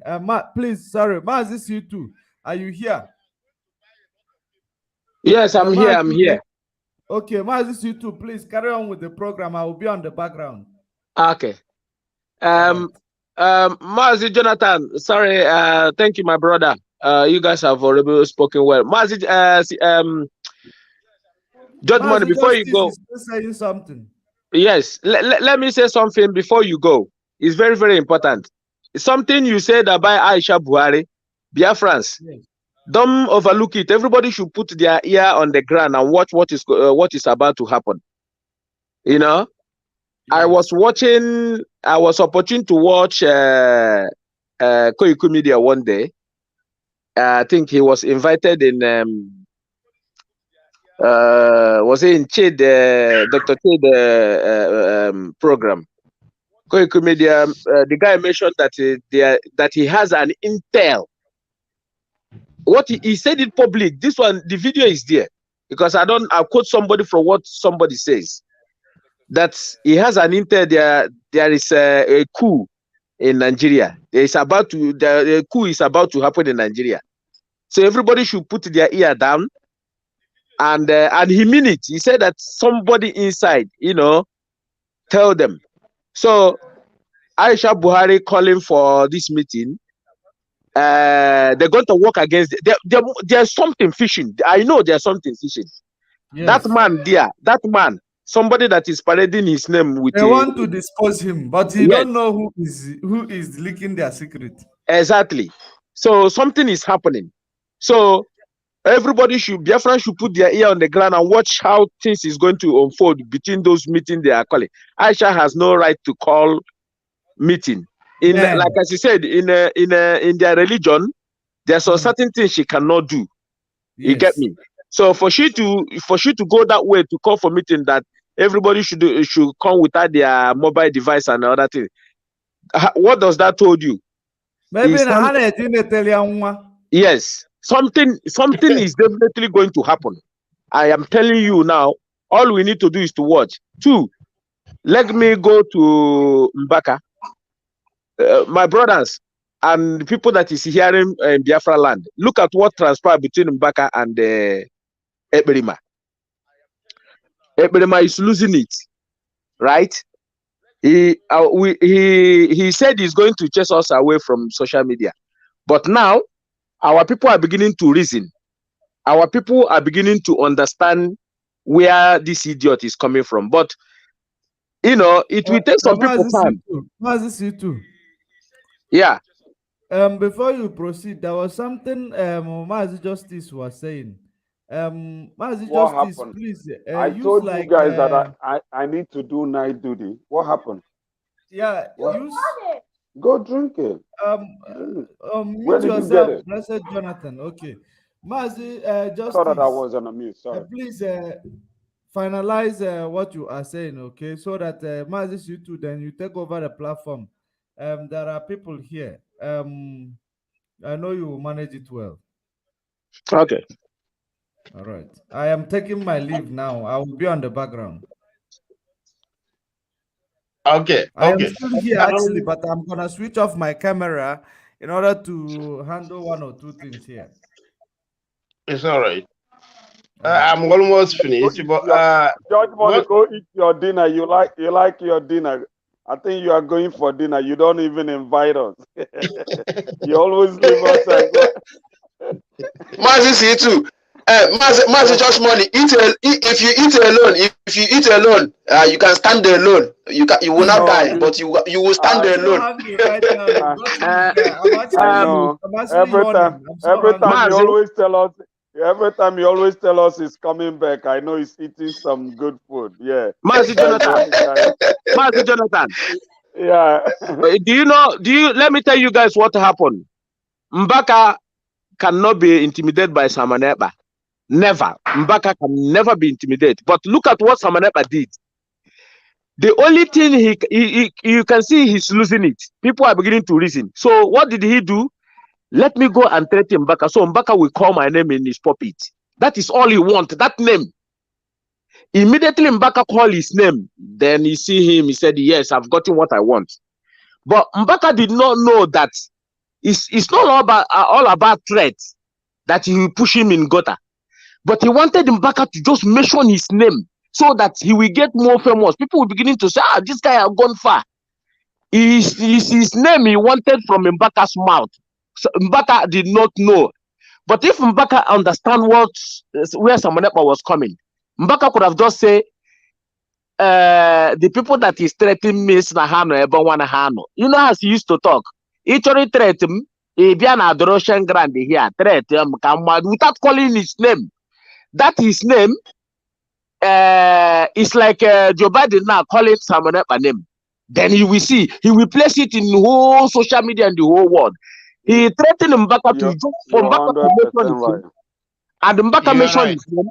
And that is what he wants. That because he's losing it. People are beginning to run away from him. He knows that. So he knows that Mbaka control a large of Biafrans. So all he wanted for Mbaka just to make a mistake to mention his name. You see the way Mazin Namdekano ignore Uchemefo die. People were asking him, talk about Uchemefo, talk. Mazin Namdekano say, to get behind me. He silent Uchemefo, silent. He silent Uchemefo fizzle away. So, but Mbaka did not understand that this guy is a criminal. Samaneba threatened him. Yes, he wanted the whole world to know. Because of you see that media that the Punch and the other media release against him. So for him to get himself, for him to look relevant, he has to push Mbaka. So Mbaka just make that mistake and here. That is all he wants because he know he's nobody. And people, you see his autopilot. No, Maziti, which media are you talking about that they mention his name? Which one? The people that tag him, the sponsor of terrorists, the face of terrorists. Maziti, that is a planned game. That is a planned game. He was the one that asked them to do that. You know the reason why he did that? So that people will say, you remember when that article came up, do you know what he did? He went and brought Mazen Nandekano audio where Mazen Nandekano was saying Zeke was tagged terrorist, Nelson Mandela was tagged terrorist, that if you did not tag terrorists, which means you are not hitting the point, which means you are not affecting the people you are fighting. So what is he trying to do? That's mind psychology. So you want to use it to make people to believe that, if they cannot tie DOS terrorists, I am the one. They start adding even that the DOS are the one putting hand with the Nigerian government to tag him a terrorist. So that guy is a criminal. And remember, a criminal that will come and break your house and steal money and go to your bank and hack your bank account. Remember, that person will not sleep. He will be thinking how he can defraud people, that is that person's. I know this guy very well. This guy is a born criminal. So that tagging him a terrorist is a game plan.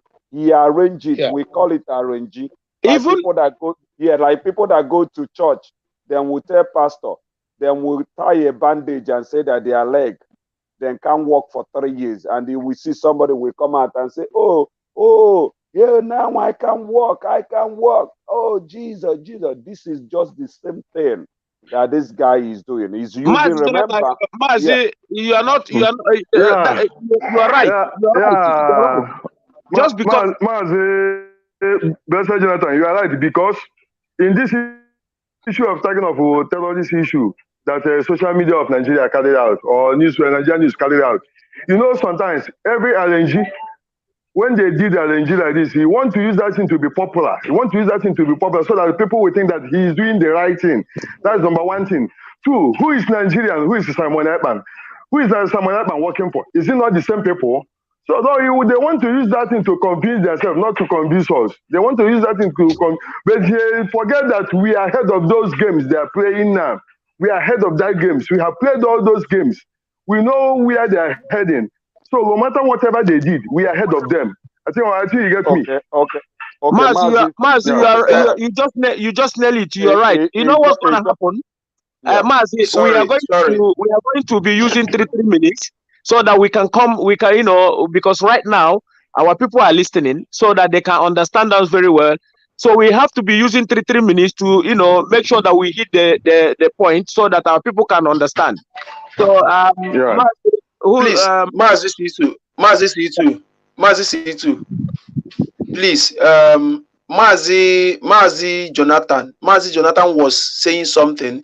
He have not finished what he's saying before Mazi Just Money just move out. Please, if we can allow him to finish what he's saying, please. Okay. Yeah, others should mute themselves. That's where I'm coming. That's why I said we use 3 minutes to conclude so that we can be going round and round, and then we can have enough time for ourselves to discuss an issue.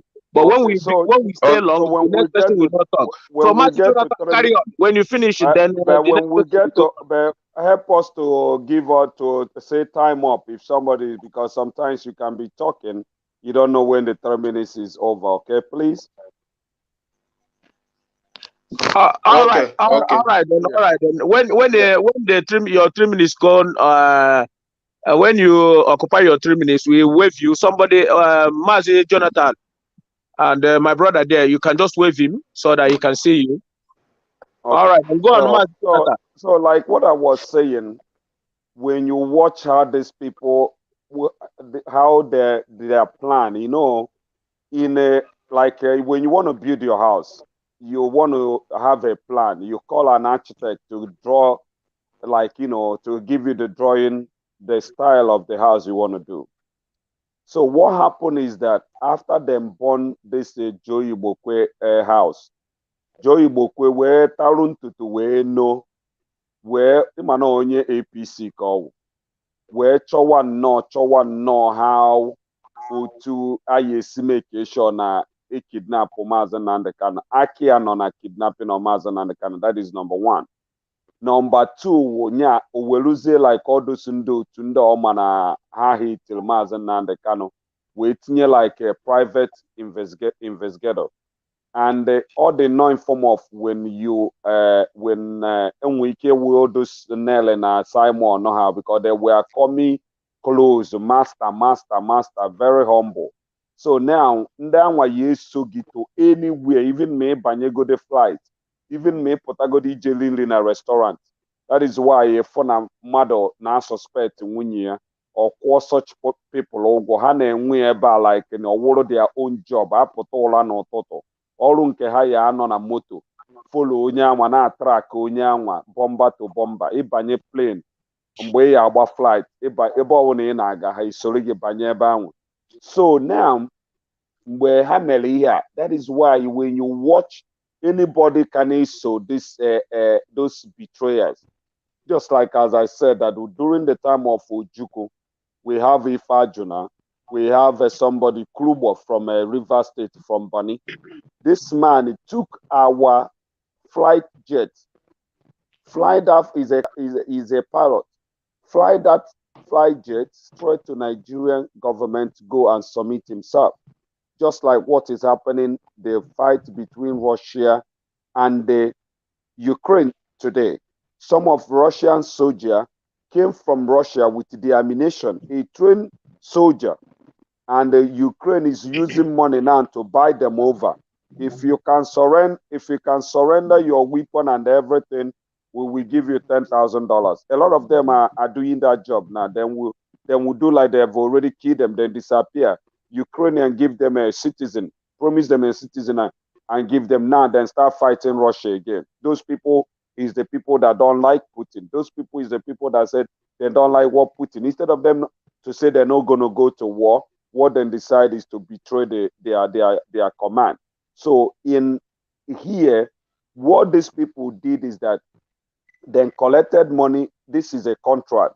That is why as soon as they kidnapped Mazen Nnamdi Kanu, this mad woman start telling people, start calling China Sanworu, trying to brainwash China Sanworu that Biafran is going to reject DOS.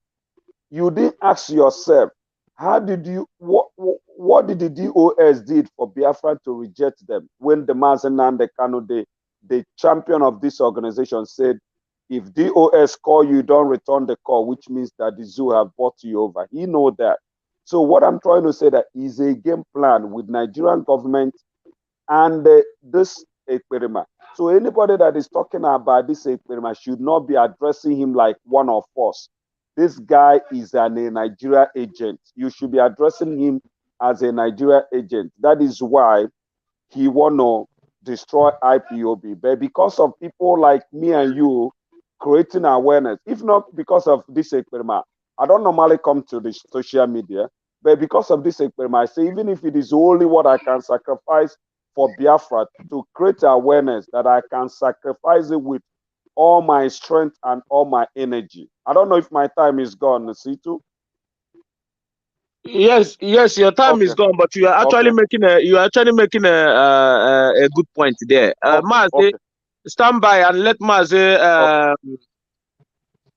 Jonathan carry on. Mazi Jonathan, let us know what you have, because we need something. Our people back home are beginning to understand exactly what is going on. But my own problem now is the security of our people is what I'm concerned, because we have to pray for Mazi Sanwo-Olu, the DOS, every time, to make sure that, because without them, this guy could have caused a lot of damage. They have caused a lot of damage, but we have to, we will have to work more hard with them.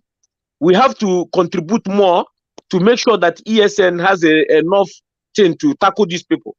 Because without it, my brother, I'm telling you guys now, there is a problem. Because I can't come out here and say what I don't know. If you want to know more, at least when we have time, you listen to Ikenga. There is some tape he brought out. You can see what these guys are doing in our land. You can see. Because what Samanepa is doing, let me tell you, what he's doing about this sit at home, what he wants to do is to say that he puts pressure on sit at home so that Mazi Nnamdi Kanu will come out. That was a lie. It's far from what he wants to achieve. He knows that Mazi Nnamdi Kanu is going to come out, and Mazi Nnamdi Kanu is going to ignore him. Mazi don't have anything to do with him. But his next propaganda is going to start telling the whole world that without him pushing sit at home, Mazi Nnamdi Kanu will not come out. You people should write today's date. That is his own. The way he was calling Mazi Sanwo-Olu, he was calling you as criminal. When Mazi Nnamdi Kanu come out, he will start telling the whole world he's carry blackmail, that the sit at home he put in place, the sit at home he make our people not to go out. That is why Mazi Nnamdi Kanu was released, because Mazi has nothing to do with it. Mazi, big when you sit at home is the lawyer going to the court, so every time Mazi Nnamdi Kanu will court case. No, that is their next propaganda when Mazi come out. That is where he's going to be pushing. So Mazi Jonathan, go on. Okay. So like what I was saying, when you see what their game plan now, what they were trying to do, because this our crazy woman in California, this mad woman Nelly of Fable or whatever.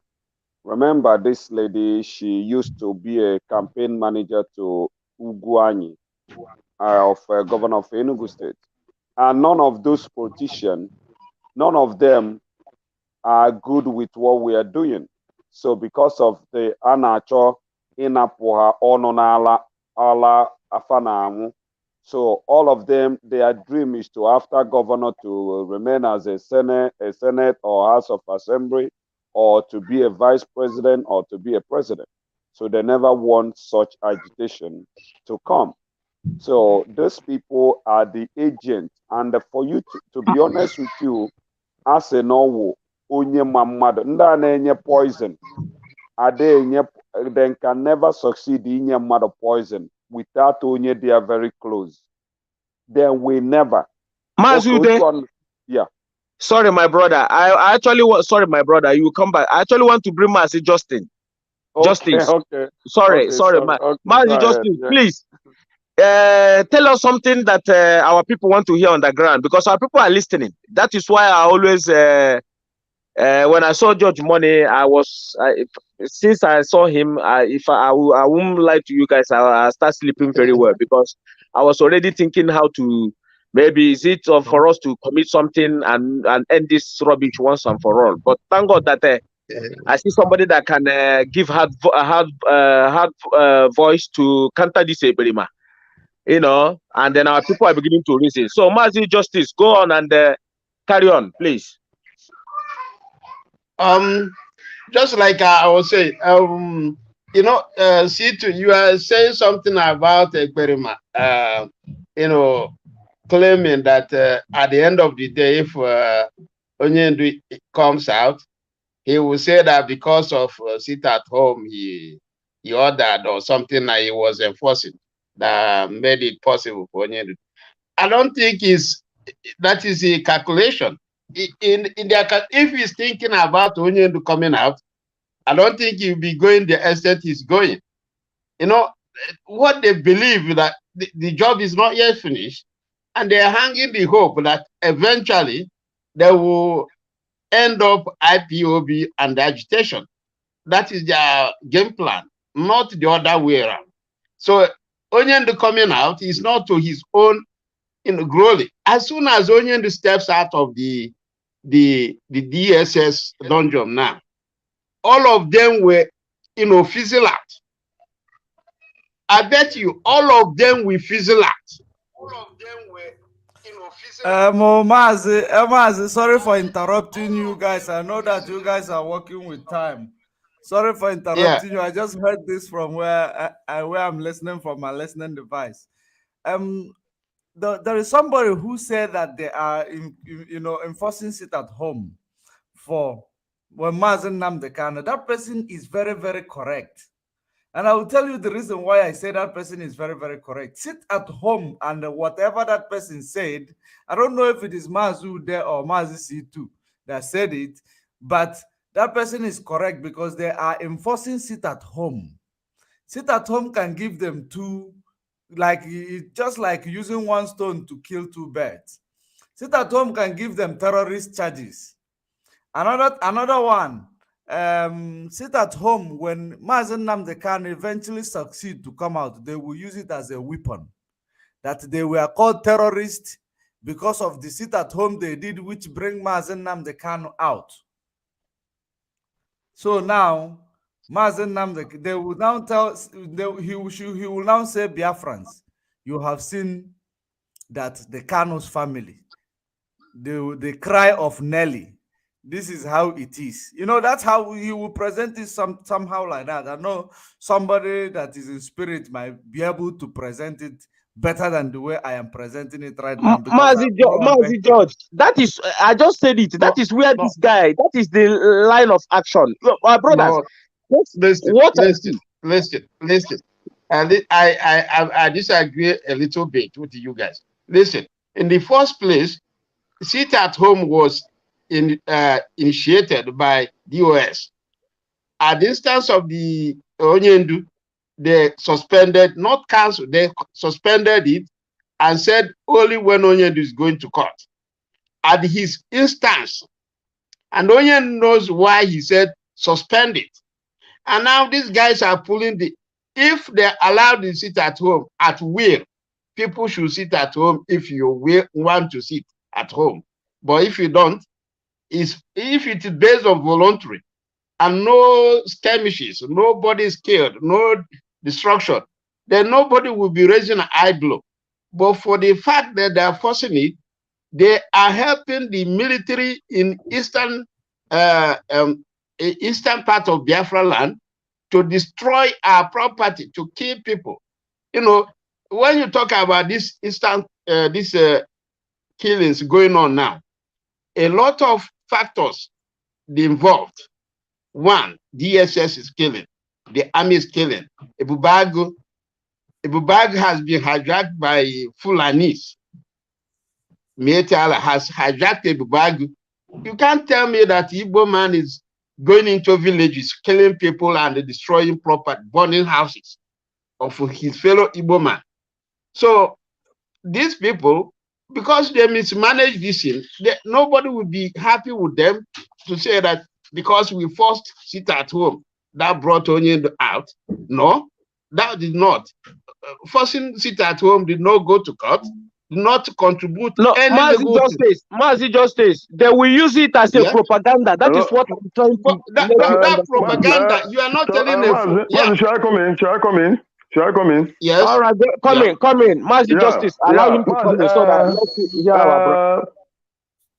You know, in terms of them forcing sit at home, I disagree for some reasons. Because sit at homes, DOS was the people that are mandating the sit at home, but the person which is our leader said that we should suspended it, not what?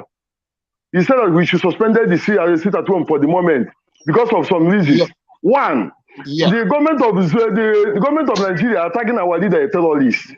Then for these people forcing sit at home and we use it to cause violence, we affect our leader in that place, in the hands of the DSS, because it will be an evidence for them to prove, because of that violence, that our leader is a terrorist.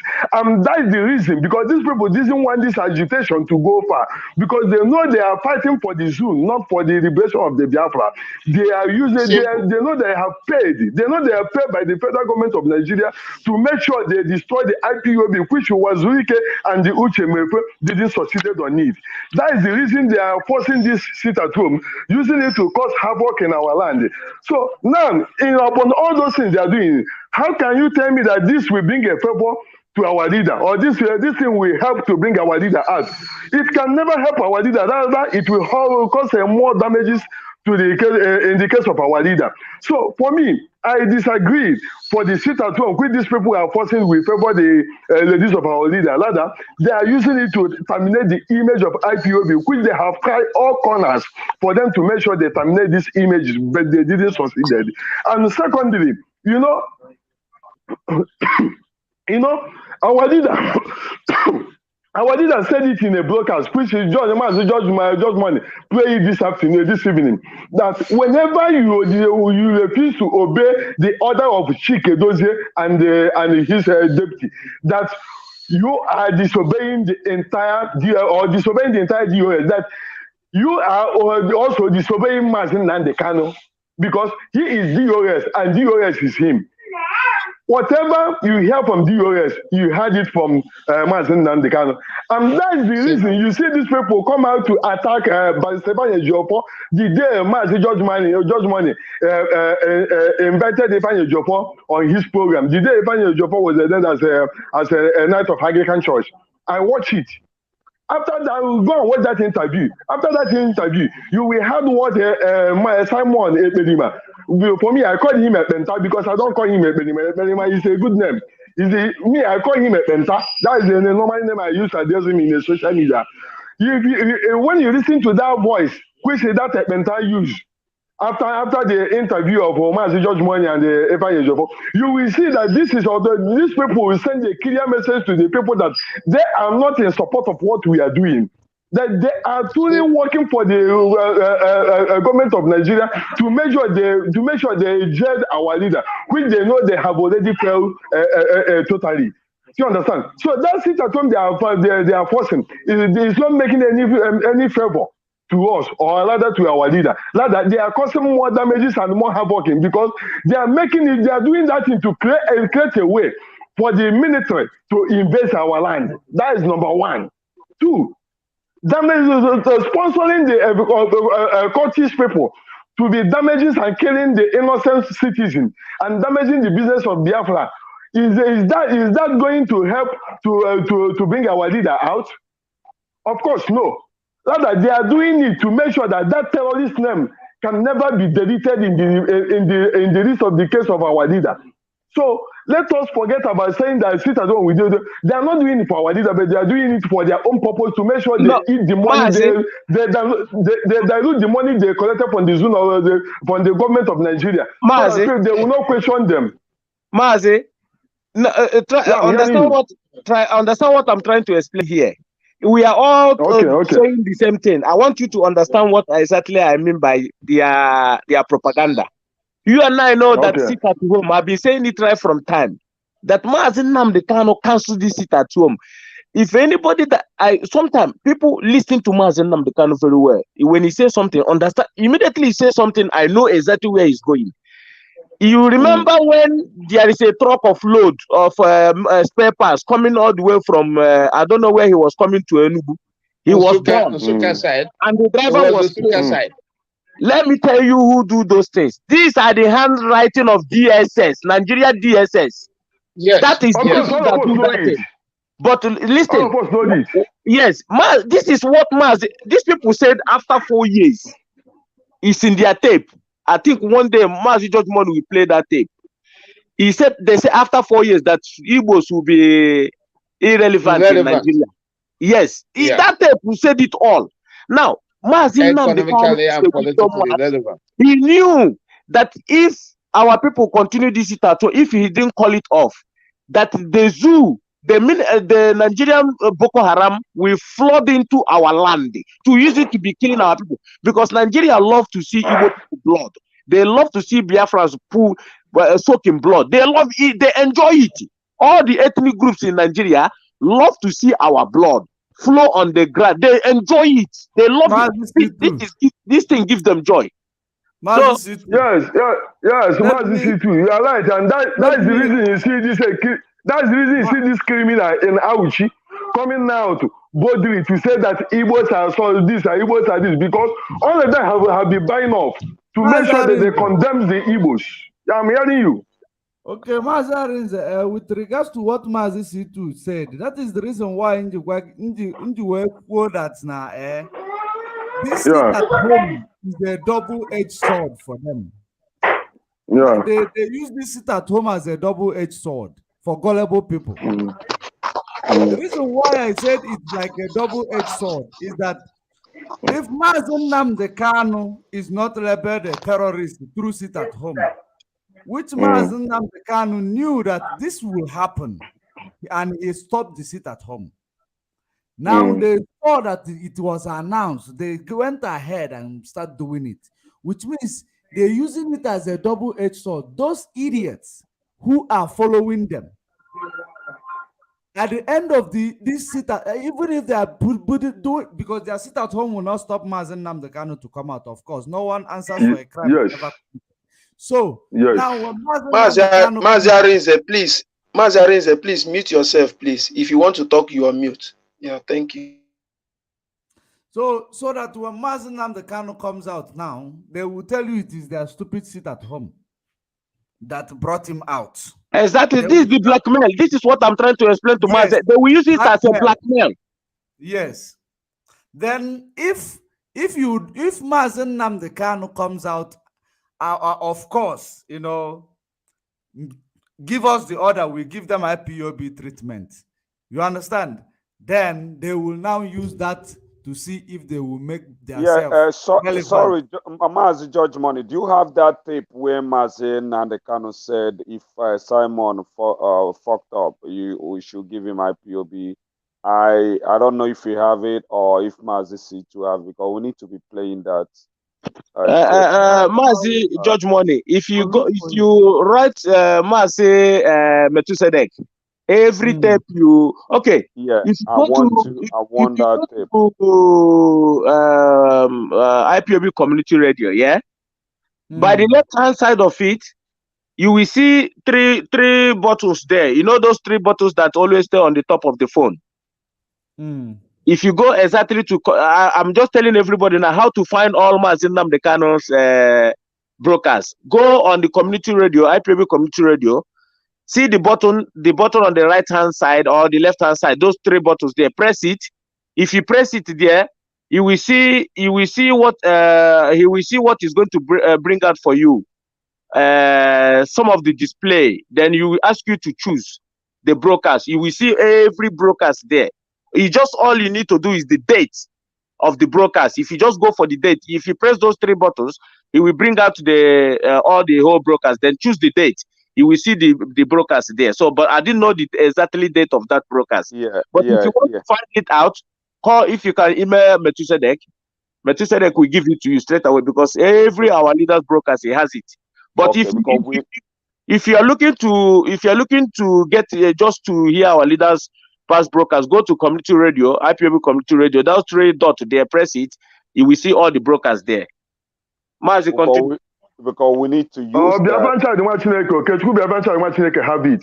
Because he played it last time. The treatment. I'll check it. I'll get that video. Okay. Mazi C2. If you guys are gonna permit me, I'm gonna put a little more light about this. Maria, I'm sorry. Maria Heda is here. Maria Heda. Okay, let our sister come in. Okay. Maria Heda, are you there? Maybe she's on a mute. I think if you are there, unmute yourself before you start to speak. Okay, I'm here. I went to the kitchen. I'm sorry. Oh. Make sure you bring the food. Okay, I'm trying to warm it up. Maria Heda, you're welcome, my sister. Okay. You can proceed. Let's see what you have for Biafra. He's warming the food to bring to us. Yes, because you guys have been doing some hard jobs, so I felt like let me go and warm up some food. Bring for us. That's so good of you. You know, blessed. Yeah. Come in while she is warming the food. Okay, so like what? No. Go ahead. No. Let me talk. I needed to talk. Okay. I just then when you were calling me, I was in the kitchen. That was why. Go ahead. Hi all. How are you, everybody? Good evening. My name is Marian Heda. Good evening. Welcome. You guys have been doing. I've been watching you guys. Have cracking up here sometimes. You guys are doing marvelous, excellent job. But what made me to come in is the argument right now about what Simon Ekberima is doing. Mazi, Judge Money, you said it's a double-edged sword. I will agree slightly, but I will completely agree with the last speaker, who said that their main effort is why they're doing this is for Mazi not to be able to come out, because this thing they're doing is trying to tag IPOB both locally and internationally to be a terrorist organization, because they don't have anything. With all the so-called charges they brought, 15 charges, 8 were knocked out. The remaining ones too do not hold waters, because if you listen to Zikame, he said they're sitting on a wobbly leg. So those charges, even the so-called ones, they don't have any weight. So they're trying to find anything, even though it's contrary to the Nigerian law. You do not arrest somebody and start looking for evidences, which is what they have been doing. That thing is more of French law. So, but Nigeria, they are twisted in their mind, they're twisted in everything they do. They don't do anything straight. They don't even obey their own laws. So they're trying to find anything they can tag on Mazi to bring or to make their terrorism case. That's really because that's the only thing they think they can do that will carry weight. So, and that is why DOS have been careful in navigating this issue. And that was why Maazi, again, that man is so visionary. He foresaw even this thing when DOS, in good conscience, called for the sit at home out of empathy for support for Maazi. But Maazi, in his inspired wisdom, foresaw it and said, no, cancel this sit at home. I know you guys are trying to do it in solidarity for me, but no, the devil in it, which is in the detail, is going to outweigh the goodness. So, and this message has gone out and gone out and gone out, even when DOS fought it. So the issue with this sit at home is not that people are voluntarily sitting at home. We must get the narrative out that way. It is not, the sit at home is not the problem. Is these bastards claiming they are trying to enforce it? That's where the problem is. People have the right to sit if they want. They have the right to go about their, those who want to go about their business have the right too to go about their business. But the problem is when Ekperima and Co, because they want to bring this confusion, destabilization, find something to make Maazi's case hard for him or put on his neck, even when he's innocent. That is why they're doing this. But on my my brother Maazi, George Money, what you said, because of the way they have twisted minds, that's why I say I agree with you slightly. Somebody like Simon will come out and say, if not for my sit at home, Maazi will not come out. We all know it's a lie, but is he going to project that? Yes, I agree, he will. But let me tell you why I'm not afraid of that. I'm not even worried about that. Because Maazi himself will be the one to say, would speak to Biafrans, I am the one, or I was the one that canceled the sit, suspended the sit at home. I know you wanted to do it for me, my people, but because I foresaw the danger I was going to foretell on my case, I was the one that suspended it. So anybody, and that it was not what brought me out. What brought me out was the legal effort put in, organized by DOS and all you people, all you lovely people. I know I'm not making a case for Mars, but I know he's going to be the perfect person to make that pitch and make it, people will get it. So even if, but I know, because when somebody have lost everything, or when you see some people playing in playing boxing matches, when they are losing, they'll be beating the air. Ekperima is beating the air, and he's going to even beat the air even more. So he's going to try everything. But why would Maazi come out and encourage anybody to believe that he was the sit at home when he was the one that called it off, and he told DOS to call it off? It will. Somebody suggesting that Maazi will throw the DOS under the bus and embrace Ekperima, who is not, has never been a member of IPOB. That can never fly. So I know, I agree with you, George Money, that Ekperima will try because he's stupid and twisted and dumb as a rock, but he will not fly. But their whole objective is to try to tag Maazi as a terrorist, or that his movement is terrorist organization. That's what I wanted to bring in. So. Thank you, my sister. Thank you, my sister. Please. Can I do one thing to what she said? Another point I wanted to add is this. Remember that all the suspensions and dismissals from IPOB since Onyendu was inside has the blessings of Onyendu. You know that. Yes. And all of us know that. And yes. People like Madam Bridget, Nelly Ofebu, and co, that are into this group that call themselves autopilot, who are enforcing this sit at home. If they come up tomorrow to say because of our activities, Onyendu was free, then Onyendu, how will he manage that decision that these people should be expelled? So Onyendu is aware of what is going on. So I don't think they have any face to, at the end of the day to say, we did our best. It was our effort. No, their effort is targeted at one goal and one single goal: to make sure IPOB loses its team and to make sure Onyendu is nailed. That is all I know. That is the objective. Objective 1, 2, 3, 4 remains one thing: get to IPOB destroyed and then get Onyendu nailed. You rounded it up, but the point that we should not still discount that because of their twisted mind. That is why I agree partially with what Judge Money said. Are they going to float it? Yes. Will it carry weight? No. Will they fly? No. Even the so gullibles, believe me, human beings, psychologically, they are so, those who are feeble-minded, they are easily swapped. Once Mazi comes out, let me tell you, see all these people that are following this idiot will make a complete U-turn without anybody asking them. Because their mind is so feeble, they are like water. You can move them whatever direction you want. So that is why I'm saying that. You guys ride on. Let me finish the food, then I can bring it. God bless you all. Okay, you're welcome. Thank you very much. Sorry, please, I want to say something. You know, in this quest of what we are talking about, Simon Ekpa, you know, sometimes to talk about this boy, is, you know, I can say that I'm so tired to talk about him, because it's not that I'm tired to talk about him, no, but what I mean by that I'm so tired, because that guy doesn't make any, you know, he's not, he did not want it to talk about. You understand? He did not want it to talk about. But I know that the reason why we are talking about it is just to make sure that we debunk whatever he's bringing up. You understand? To debunk whatever he's bringing up. You know, first, for the first time, if we listen to him when he talk about Asari Tokumbo, there is a time that he talk about Asari Tokumbo. He says something. He stated something down. Maybe some people that is following him did not understand what he said here, but we can make them to understand. He stated it down that he cannot blackmail anybody that did not do him anything.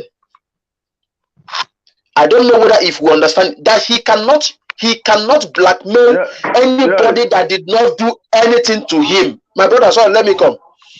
He will not blackmail anybody that did not do. I will be back in 10 minutes, I beg. I will be back in 10 minutes. I will leave now. I will be back in 10 minutes. Okay. He said that he will not blackmail anybody that did not do anything to him. You understand? So, which means what he is trying to say is that what he's doing to DOS and IPOB is a blackmail. Yes. You understand? What he is doing to IPOB and DOS is a blackmail.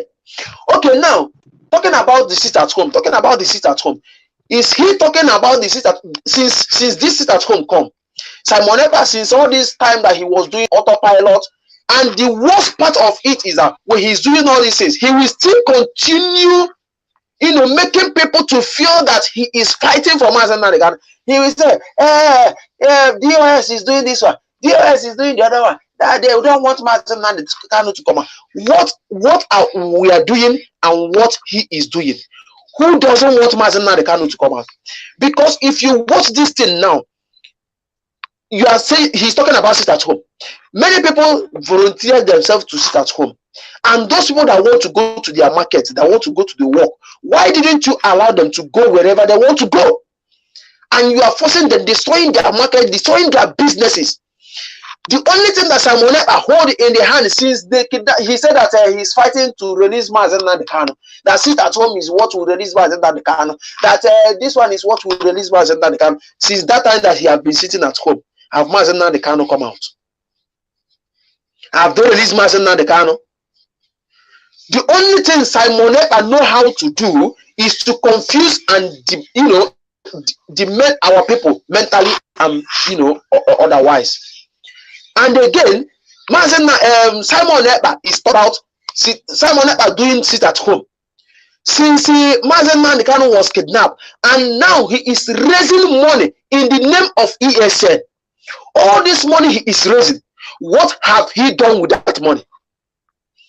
Can Simon Ekpa come out and give an account what he have done with that money, to show what he have done with that money? At least Mazen Kanu, that is where some people are so stupid and so useless. When Mazen Kanu was here, they were Mazen Kanu, give us account of what is our money. You give us account of. Now is the time for them to ask Simon Ekpa to give them an account what he have done with their money that they have donated.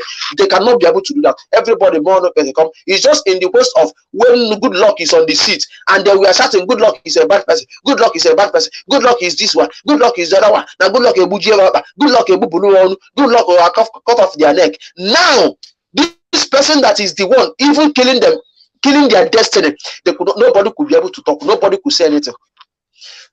Now Buhari is on the seat, nobody say anything, nobody is talking anything, nobody can be able to ask any question. But when good luck was there, many questions are coming from left, right, east, north, and south. Questions are coming. Even Abba Kyari, stupid, useless human being that find himself, that have the privilege to become a pastor. I don't know the kind of pastor. In fact, the kind of pastor we have in that country called Nigeria is, in fact, is demented. I'm telling you. The kind of pastor they have in that so-called country called Nigeria, I don't know, honestly. Even a mad person himself can just wake up to that and call himself a pastor. Even a native doctor can just wake up to that and call himself that and tell you that God have called him. He will become a pastor overnight. And somebody you know yesterday as a native doctor will just come out tomorrow, become a pastor overnight. Tomorrow he will not tell you, I'm now a pastor. I'm now pastoring in, you know. And if you hear the name of their church, in Christ Warrior Fighting Ministry, that is where that is my church, that is my minister. You understand? So look at the stupid Abba Kyari. Everybody was talking. Now that they're supposed to talk, now Buhari is on the seat. Nobody is talking again. Nobody is asking questions. Nobody is sending any questions to Buhari. That's the same thing now that is out. When Mazen Nanikanu was sitting there, many questions are coming from the east, west, north, and south. Many questions are coming from Red Life Center, anywhere, up, down. Questions are coming.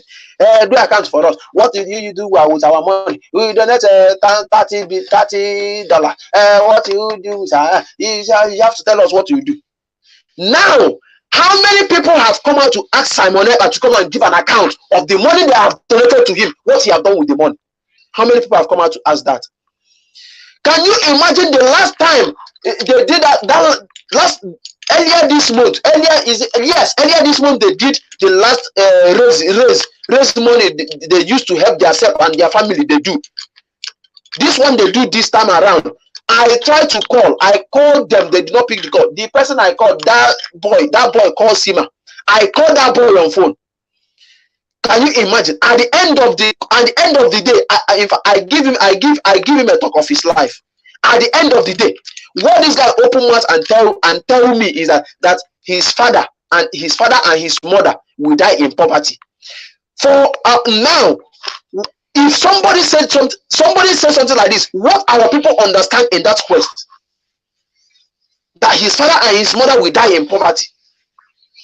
So what he is trying to tell us is that that I should stay there. I should not come and join and make money. I should stay there. That they are making money. When Sima and Simon have started this thing that they are doing, did they know how they are looking before? Did they know how they are looking before? And let people go and check how they are looking now, and know. Let people go and check the way they are looking now, and know the differences before Mazen Nanikanu was kidnapped and now when Mazen Nanikanu was kidnapped, and see how they are looking. The way they are looking before and now the way they are looking now, because people are giving them money. They are eating blood money. They are eating blood, sitting on the blood of so many Biafrans that have sacrificed their life, that have sacrificed themselves, sitting on that blood, eating the blood money, eating the money, the blood money of those people, eating blood money, and they think that after doing all those things, they will just go scot-free. No, sit at home is the lawyer. Is the lawyer that go to court every time that they will bring him to court. Sit at home is the judge that will sit on that court. Sit at home is my brother. Maziosi, hold on. Those people, they are nobody. I want to come to my brother. I can't see his name properly. My brother with a hat, you know. There's somebody just come in. Simon Peter. I mean. Samuel Peter. Mazi, I can't see his name properly there because it's written tiny. My brother with the Peter. Not Peter, not Peter. Okay, which one? Are you talking about me? No. I'm trying to figure his name. I think he told. Is he not the one that told you that he's gonna be back in 10 minutes? Oh, is it him? Okay. Yeah, he told he's gonna be. Okay. Okay, Yeah, Mas Arize. Okay, He's not here again. He told he's No, he's not here. Okay, Yeah. Mazi Justice. Mazi Justice, are you there? I think he left. Oh, he's there. Yes. He's here. Mazi Justice. Here, man. Mazi Justice, please. There's something I want you to. There's something I want you to explain to our people. It's very, very important. You remember when Hope Uzodinma was killing our people? He invited Abakari. When the Fulani DPO that is in Imo State, or that they later remove, was it DPO or something? I don't know. You know, they always give their big names. So this illiterate of Fulani, they will come to our land. They will start giving their names: DPO, IPO, CPC, all this rubbish name. When they attacked the correction center, Hope Uzodinma, the man told Hope Uzodinma, and that is IPOB.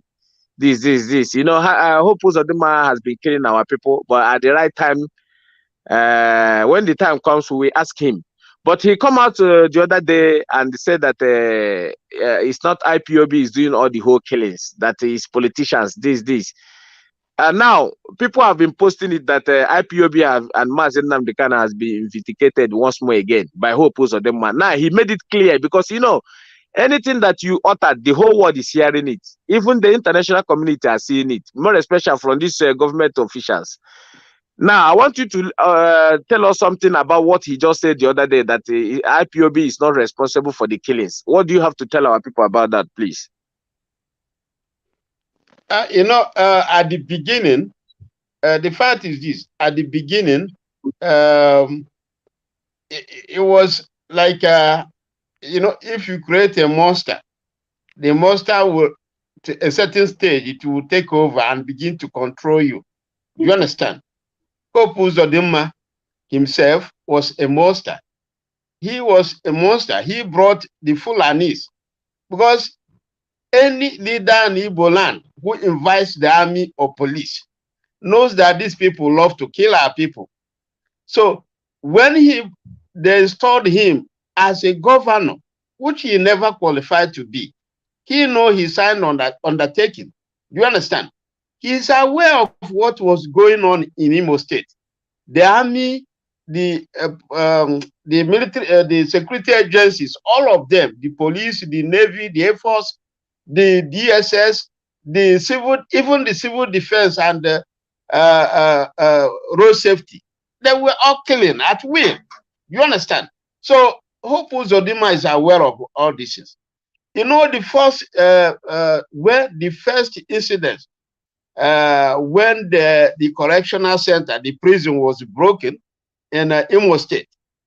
The fact is that a lot of commentators mentioned that there was one man or somebody of Danuju or something like that. He's an orator. He said he was in Imo State that night, and these people, were carrying operation for more than 3 or 4 hours. And that place is very close to the police headquarters as well as to government house. And no response. And nobody, at the end of the day, not one single policeman was killed. Do you understand? So what happened? The next day, the IG of police, Adamu, I think Adamu was his name, flew into Imo State and said, without any investigation, nothing, no question, it was IPOB. Do you understand? So they planned it. How did somebody from Abuja, the commissioner of police in Imo State, did not do any preliminary investigation? Nothing. No committee was set. It was IPOB. That means it was a written decision that somebody, They just carried out an operation. So Hope Uzodinma at that particular time came out and said it was not IPOB, that people that were involved are his political opponents. Please, Mazi, sorry. Please, who is this person? Please, Onyi, mute yourself. Onyi.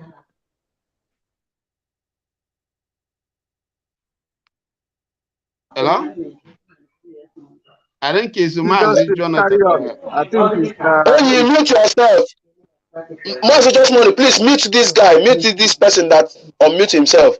Mazi is talking and he's making the noise is too much where he is. Okay, okay, it's muted now. Yeah, continue, my brother. At that time, his focus at that time is to control his opponent. He knows that even his opponent, which was Kolocha, doesn't have that capacity to carry out that crime that moment. But he was focused on taming those his opposition, and that's therefore it was not IPOB. It was purely federal government. Federal government. At that time, they moved a lot of equipment into Imo State. So Hope Uzodinma at that time said it was not IPOB. And this time around, Hope Uzodinma mentioned it again. And it was never IPOB. It was never IPOB. All this crisis. And that's why I have sympathy for this idiot. I sympathize with him, this experiment, because he doesn't know what he's doing. What he's doing, he always say what you don't know is bigger than you. What he's sitting on is bigger than him. He claimed what he's not because he was made to speak for this crime. He's taking responsibility of this crime. And the federal the Fulani is carrying out genocide. And this guy is trying to claim his people with a bunch of fools they bought over because they have hired a lot of bunch of fools. There is hunger in the land. We agree. A lot of boys don't have anything to do. A lot is of boys that there are a lot of boys that will take 5,000 naira to kill in Nigeria today. But the IPOB is innocent of all this. Is what they are trying to do. You just catch somebody, put him in a detention, and begin to shop for evidence. That is the character of Nigeria system. And so I think our people should understand that IPOB has never been a violent organization. They have always been peaceful. Everybody world over knows that whatever is happening in Nigeria is because the Fulanis has convinced him. But today, not all only Igbos are suffering this thing. Though yesterday or day before yesterday, Fulani has taken Awuchi side, where this Suleiman came from. Fulani has taken over that place and begin to rename villages. Begin to rename villages. You understand? So, you remember this guy, wounded civilian. You remember him? Yes, I know. Always criticizing IPOB, criticizing Onyendu. But a few days ago, I saw him on a video telling his people, do not criticize Igbos, do not criticize IPOB. Now that Nnamdi Kanu is fighting for all of us. If Biafra comes, all of us will be free. Now, this was somebody who has been calling Biafra or Biafra, something like that. He has been saying it. Somebody, this fate Ogala was saying that he will fight him in Italy and so on before he fell apart with IPOB. So our people, we. Master Justice, sorry. Master Justice, sorry. You see that guy who is called wounded civilian? Yeah. That guy, I don't see him as a genuine guy, even up until now. No, it's not genuine, but they are receiving the impact. You know, his own village is under attack. Do you understand what I mean? He's now a later day born again because he has, you know, he will never say that death is real until somebody close to you is you know, dies. You understand? People will never feel the pain of somebody dying until his own blood ration is Yes, Mazi Justice. We call it in Igbo, Hebrew zone of the Yarike Bukunko. Okay, I will right, come my back to brother. you. I will come back to you in time to come. Let me go to Solomon Peters.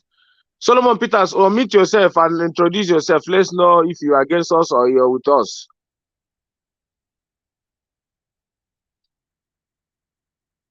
Mazi Solomon Peters.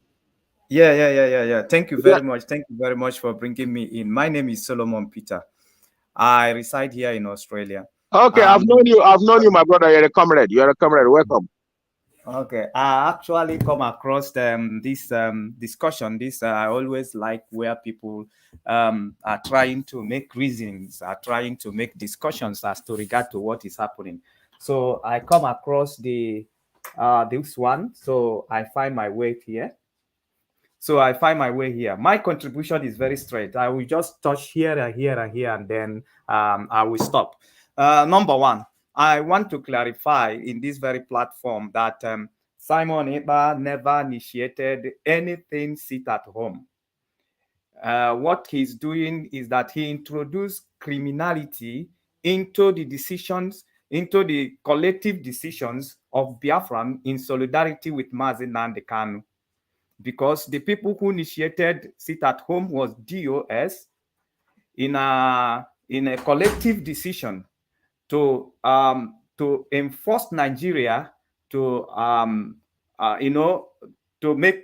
Mazi Nnamdi Kanu to court, and that was achieved. And our leader Mazi Nnamdi Kanu called it off because of the hardship that he saw that it will introduce among the people. So, and nobody is sitting at home today because Simon Ekpa told them or because Simon Ekpa is preaching it. By the way, IPOP are also sitting at home. Those who are even hardcore, they are also sitting at home in solidarity with Mazi Nnamdi Kanu. And their demand is very, very clear. Their demand is not disobedient to the order of DOS, that we want to show DOS that they are not in control, or we want to show DOS that we are not taking order from them. That is not their target. Their target is very, very obvious. They said they want Mazi Nnamdi Kanu unconditionally released. And there is no one that was appointed to enforce it. But Simon, because they have made up their mind to introduce criminality in Biafran land. They have made up their mind to introduce criminal gangs in Biafran land. So they are now taking cover under that sit at home to do their criminal activities. So he is a criminal. So there is nothing attached Simon Ekpa with the sit at home that is going on in Biafran land. Nothing. Not even because he said it. Because if people are listening to him, they would have been sitting at home on Friday or sitting at home on Sunday. So he doesn't command anybody. Rather, he has an opportunity to showcase himself as a criminal he is with his gang of women in America. Because American people has always been the challenge we have in this very struggle. But that is not where I'm going. Anybody who is talking about sit at home should know that Simon Ekpa is a criminal. And he take opportunity of our people sitting at home in solidarity of Mazi Nnamdi Kanu, not because he said it. He never commanded anybody in Biafran land. Call the least child in Biafran land that is sitting at home. He will tell you he's not sitting at home because Simon Ekpa is preaching it or because Simon Ekpa is saying it. But they find opportunity to introduce their criminality, and we must be pointing them out. They are criminals. And all the activities and why they are attaching themselves to Biafran is because they want to use an opportunity to do their criminality. That is just it. Why they are calling Mazi Nnamdi Kanu, and I want to say this also, is a sealed deal that with what they are doing today, that they are going to fall back to saying we fought for Mazi Nnamdi Kanu. It's a seal deal. We know that they are going to do it. But before then, we must let the world to know that they are criminals. That the only reason why they are attaching Biafran to their name and Mazi Nnamdi Kanu to their name, to what they are doing, is to find opportunity to display their criminality. And that is what they are doing. And Simon is on the head of that affair with his criminal gang, Nelly Ofuebu and the rest of them, and the Madam Oyibo in America. All of them gang together. They are criminal. They want to cover up the money they are duping, the money they are collecting from Biafrans. They want to use their criminal activities because they are enjoying it. They want to use their criminal activity to cover the money that they have duped from Biafrans. They have collected from Biafrans. So they are criminal. So anytime we talk of sit at home, we call Simon a criminal, and he is perpetrating criminal activities in Biafran land and nothing. He has nothing to do with sit at home. Nobody is sitting at home because he's preached it. That is by the way. Now I come to Suleiman. You know what they are doing? They are actually, all of them, using revised psychologies against our people. They are using it, and our people are buying into their idea. And somebody like me will not be alive again. And we introduce some people like that criminal, like Simon Epa, who people will start saying, hey, there is truth in what he's saying. Some of the things he said is true. There is no single truth on it. Let him go and check record. 99% of people who are Igbo people today, scattered all over Nigeria, building Nigeria, doing well in business, they are the people, boy, they are the people who go through that process, and they are well settled. How come that Suleiman will come to use one event that happened somewhere and come and generalize it against Igbos? The fact is that they are not able. What is happening to them, both Tunde Bakari, is that none of them were able to comprehend what kind of people is Igbo, because they have not had an opportunity to be an Igbo man. It's a wonder. An Igbo man in Nigeria is a wonder to them.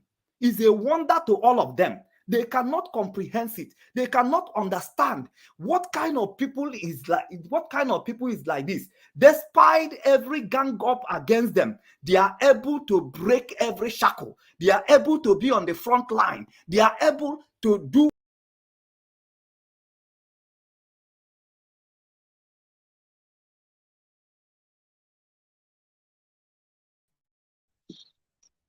Mazi, are you still there? Kezi, it's like this guy was kicked out. I don't know. Okay, I know him. He's our comrade, and he's really making a point.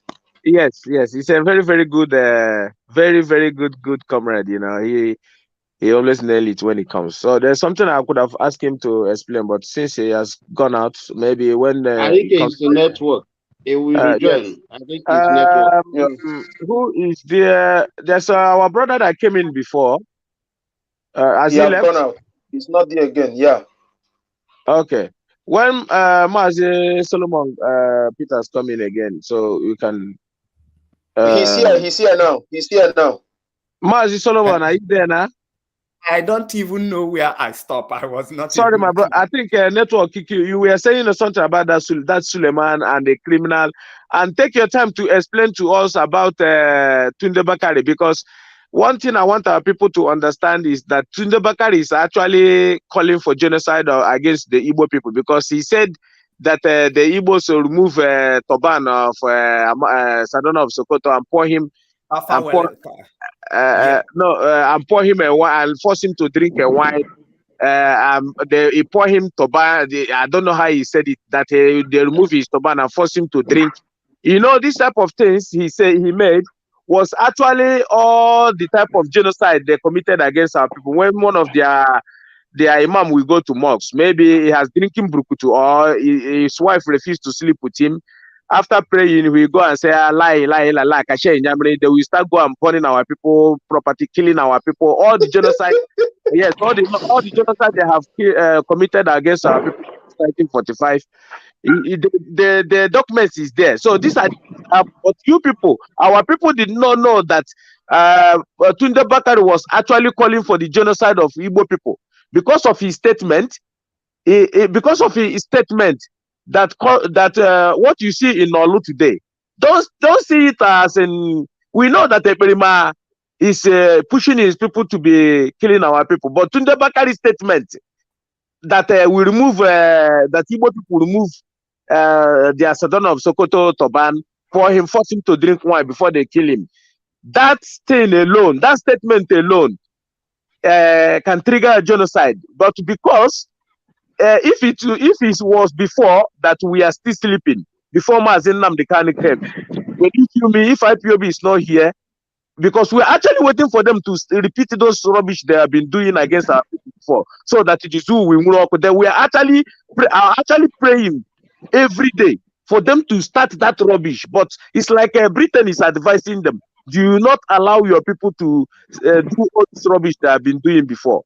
Mazi Solomon, please, you have to say something about it. Carry on. And before I go, you guys I haven't seen you guys on Rapture Media, Patrick and my brother in Turkey. Yeah, for a while. My brother, you are very observant on that. Anyway, it's not that there is any slack, any breakdown. It's just a matter of some circumstances beyond my personal control. It's just a miracle even for me to be able to join you guys in this very conversation this very morning, and for you to hear my voice very loud. So but we are coming back. We are coming back to continue to educate our people and also encourage them, motivate them. So, but let me, because I know that we don't have time. Please, my brother. My brother, please, sorry for cutting you off. I'm very sorry. Please, my brother Mazi Arinze, please mute yourself. Thank you. Please, if anybody wants to speak, Mazi C2, they hand the platform over to Mazi C2. He is the one handling it. Please, if anybody wants to talk, he should give a sign. Or Mazi C2 is going line by line, please, for us not to interrupt. Please, okay. Thank you very much. Yes, when Mazi Solomon continue. Yes, I must be very fast because so many people are standby here to speak. Like I said, I will touch here and there and there and then.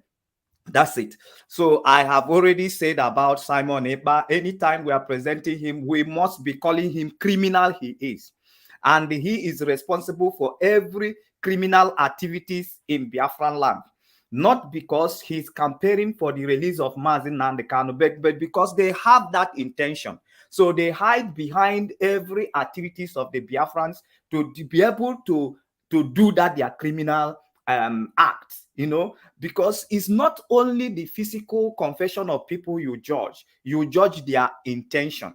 Their intention is the most important place that people should focus. When people are talking, you should not rely only in their word. You can also you can always judge their intention.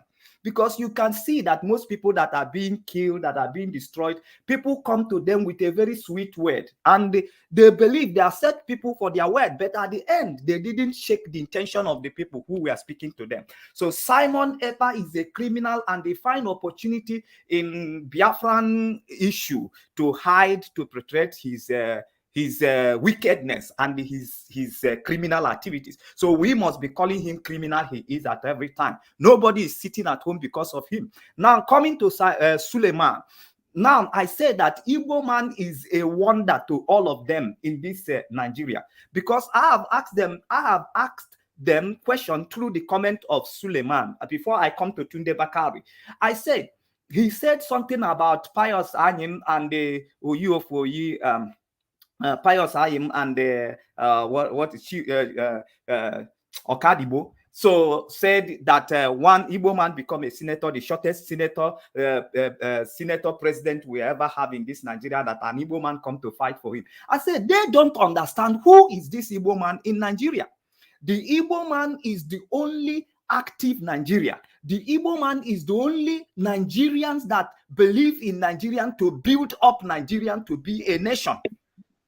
But in every effort that Igbo man has put in Nigeria in order to make a Nigeria a nation, they rise up. People like of Tunde Bakari and like of Suleiman, they find a way to attack Igbo man, to make sure that they bring down an Igbo man, to make sure that people see an Igbo man as a less people.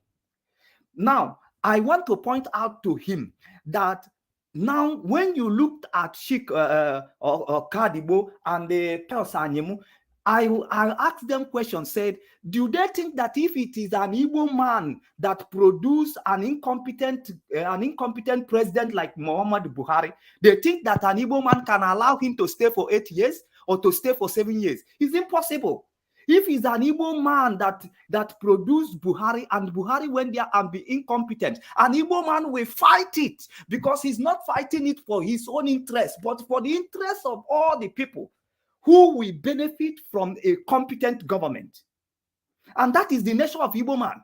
So if an Igbo man is in the position of Fulani, is in the position of Hausa, is in position of Yoruba, who put Buhari, an incompetent president, in that very seat, an Igbo man will not keep quiet. Another Igbo man will arise and fight that incompetent. Not because of himself, but because of others who are supposed to benefit from it. An Igbo man cannot allow such an incompetent to last for 7 years, and people are suffering. And he will keep quiet, and he will stay back, and he will condole it. But Hausa people are condoling it. Solomon, Mazi Solomon, you are making a lot of sense here. You are making a hell of sense. And then, you know, all these religious leaders that they come out, they just want to sell their narrative, talk rubbish, you know. And some gullible, you know, there is always a gullible people will now start condoning. I saw it on comment section. Suleiman was right. Suleiman, you know, those are people, the people that they do not possess their brain anymore. There is something our sister Maria Heda called them. She said their brain is like Maria Heda. If you are still here, please remind them exactly what you said that their brain is like, because you when we were talking about the sit at home and what they will use it to say. Mazi Solomon, we'll come back to you because you are hitting it there. Let's go to our brother Arinze. He's making a lot of sense. Yes, so, he is. Mazi Arinze. That is the reason why so many of them in the church will sit there being Igbo, watching this guy, clapping for him. Told you that it's going to be so many of them are sitting watching this criminal leader of this syndicate. Yes, I'm back. Should I come in? Then they will ask. Yes.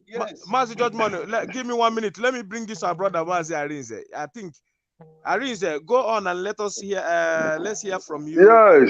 Yes, I'm back. Yeah, thank you very much, Mazi C2. Thank you very much. You know, you make Sorry, wait. Please, Mazi Just Money, take this platform. It's like the thing is echoing. It's echoing. Please, it's echoing. No, I think Mazi Arinze is listening from another device also. No, I'm not listening from any device. Okay, now it's okay. It's okay now. Yeah. You know, our brother Solomon trying to make a hit point there. You know, what are exactly happening here now? You know, in the days where this Fulani houses they call themselves in that old days Fulani houses, they use religion to fight us. They use religion to brainwash their people. And they have found out now that outside people, they are using the religion to brainwash now. It's against them now because they are no longer dancing to their tunes. That is the reason you see them get back to the Christian religious head now, right? For them to get us so easy now. They know Christianity is a scam. And whenever they come out to the Christianity, all those people,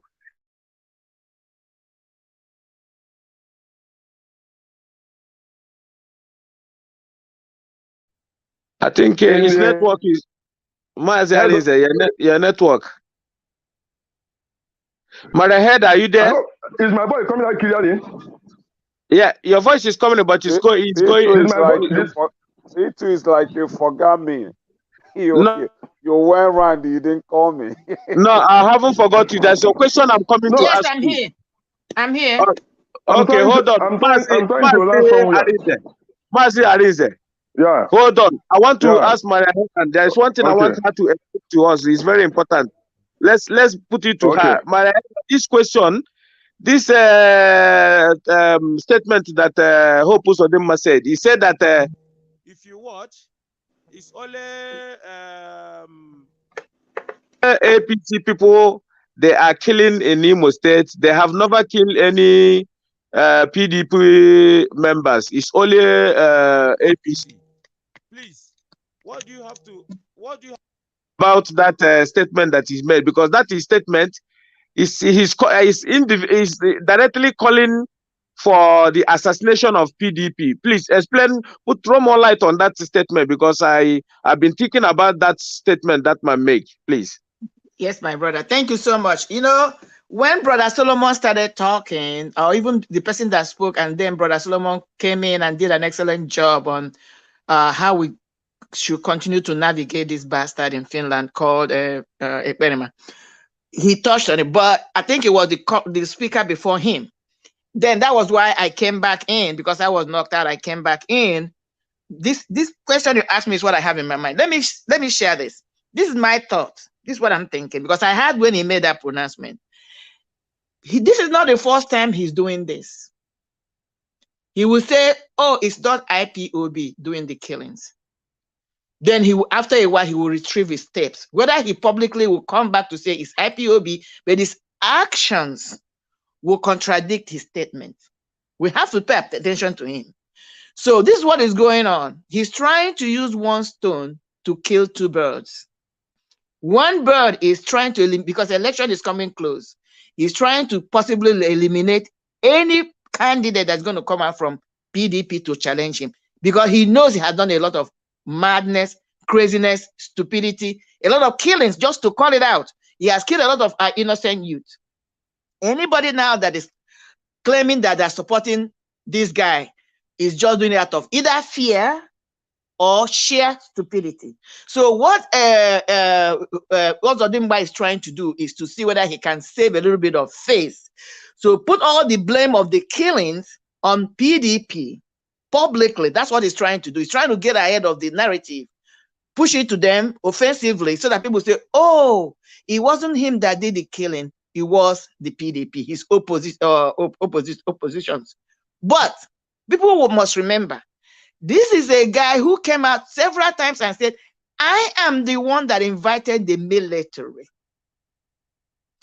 He said it. Now, the argument or the question I will ask our people, or to refresh their mind, is this, or their memory.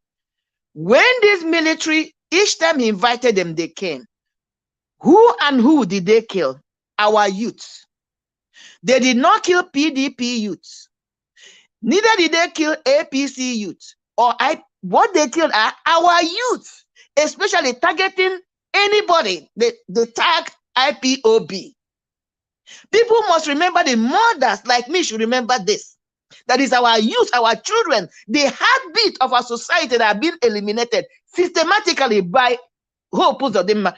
And he comes out to brag about it. Recently, he said, "I went to Abuja, discussed with the crazy president. He gave me a go to debrief him on the security situation in Imo State. And he agrees with me, and he even agreed to give me more military personnel." And after that, what happened? Another mayhem was unleashed. So no matter how much he tries to run away from it, it squarely rests on his head. People should not be deceived. That's what he's trying to do. Number two, because I said he's trying to use one stone to kill two birds. The next thing he's trying to do is this. Takia. Because for him to come out to say, which is deception, for him to come out to say, it is not IPOB. Let us go back and see what happens after he makes that call. He's trying to pacify our people to say, "Oh, he's not accusing us." And some of our boys our men, our girls, our heartbeat will relax and become vulnerable for them to pick up. This guy vowed to destroy IPOB. He said it. He vowed to destroy ESN. He vowed to destroy Mazi Nnamdi Kanu, our Hamadike one. He vowed to destroy DOS. We can never forget these facts, the statement of fact that are out there in the domain. So no matter what he comes back to say, they are all deceptions. Nobody should sleep with two eyes closed. They should know that anytime he makes this statement, he's trying to make them feel relaxed, make themselves vulnerable, then he will unleash the mayhem. He just brought some group of military men. Even as of yesterday, Osu was burning. So what does it mean? He knows very well that the people he's killing are not PDP. So what the nonsense is he talking about? These are the two things he's trying to do. So people cannot relent. Uzodimba is wicked to the core. You can never find any kind of good in devil. That guy is devil incarnate. These are the two things he's trying to do. That's my this thing. But let me tell you guys, talking about Auchi or this thing, all this, or the guy that came out now trying to sound fake praises that, oh, we should listen to IPOB. We should not be fighting for every Nigerian. We are trying to fight for our own existence. If they want, let them go and take care of themselves, because they are the ones that connive and put Mazi Nnamdi behind closed doors. And they were all jubilating when Nnamdi was extraordinary rendition and paraded like a criminal he is not. All these other tribes were the ones, non-Biafrans, were the ones jubilating. Okay? So it's coming to their domot. Even as we speak today, Benue State Central Bank, I don't know whether you guys have heard about it, it's on fire as we speak today. So they're all going to get their own medicine, the test of their medicine. It is coming. Because if everybody has listened to Nnamdi, Nnamdi is fighting for every indigenous people. But what have they done? They have relegated it to Igbo issue. For even somebody like this Suleiman, who has no moral standing, no moral standard at all to speak, even as a minister, that guy is a Muslim. For you to be a Christian, you must be circumcised. That guy is an uncircumcised infidel, carrying the Bible. I don't know why Christians are listening to him. Shame on all of them. How can you call yourself a Christian? According to the Christian Bible, you must be circumcised 8 days after you were born. Even go to the story of Jacob. Before Jacob's name could be turned to Israel, his children were circumcised. They were all circumcised at old age for them to go into that covenant with God. Suleiman is still uncircumcised, and he's the one sitting on pulpit, dishing bullshit. And my people say they're sitting and listening to the word of God.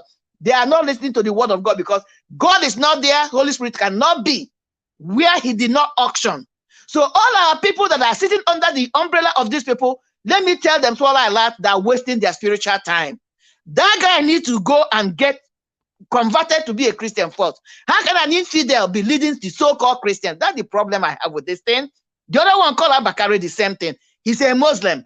All these Muslims coming and finding a way to deceive our people. Our people are collecting tithes and offering and giving them shame to them. And they are barraging their own tribe.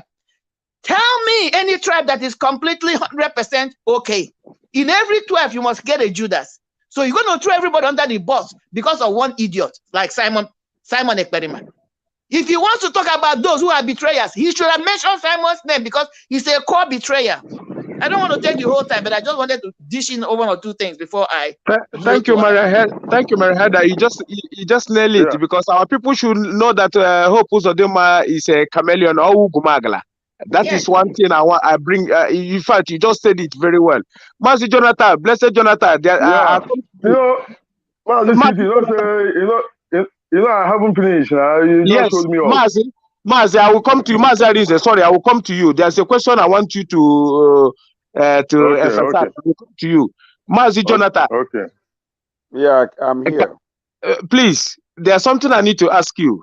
I want you to explain it to our people, because our people need to understand. Because from what we are doing here today, our generation, when we leave this world, our generation will see it.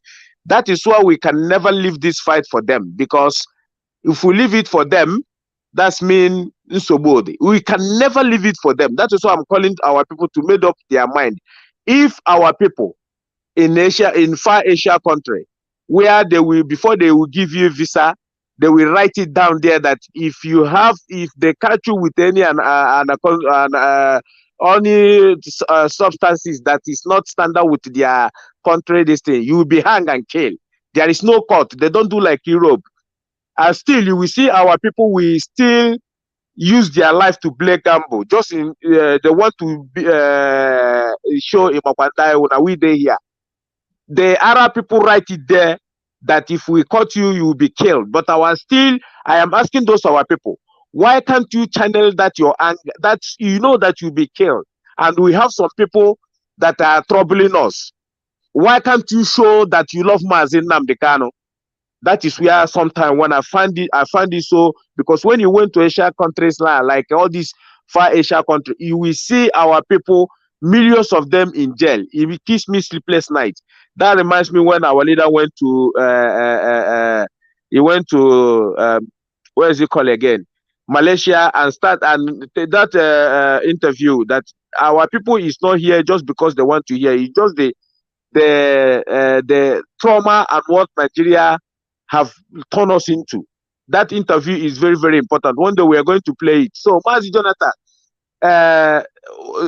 America, since I was born, I've been seeing America like the country who fight for human rights and who stand for justice, and they fight to make sure that people get justice. That is what I know America for. You know, I see them like people who don't want, who always gives people their right. But there's something that caught my attention. You know, since our leader has been in rendition, the American government and their congressmen and congresswomen, they saw this freedom fighter that they rendition from Kenya, and he has been where they watch everything. They know everything that is going on in Nigeria. But the reason why I'm throwing this thing to you now, Mazin Nnamdi Kanu has been wearing one clothes for the past getting to a year now, since he's been in rendition. And American congressman and congresswoman, they are seeing this thing. Do you think it's not a shame to them? I'm not saying that they are going to fight our fight, but I just asking this question. Do you think it's not a shame for them to even watch Mazin Nnamdi Kanu with one cloth for the past how many years, getting to 1 year, and they keep quiet? What do you need to talk about that incident? Please just take it from there, please. Okay. One thing you have to understand is that now in America here, if you're like what Mazin and the Kanahamadike one of Biafra always said, that if you are waiting for whether UK or America to come and do our fight, that you're going to wait until the kingdom come.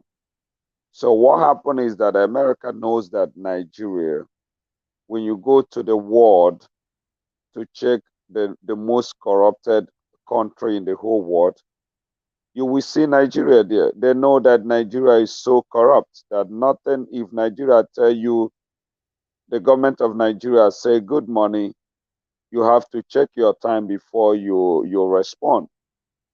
They know that nothing is working in there. They know that. But one thing about America is that, remember that see America, see Britain. Both of them, they are like the same mama, the same papa. And the way Britain have interest, America, we make their eye like they don't know what is going on there. The Britain, if let's assume that this mineral resources was in the northern part of Nigeria, the Britain will just advise Nigerian people to just allow Biafra to go, that it is about time. Then we'll come in.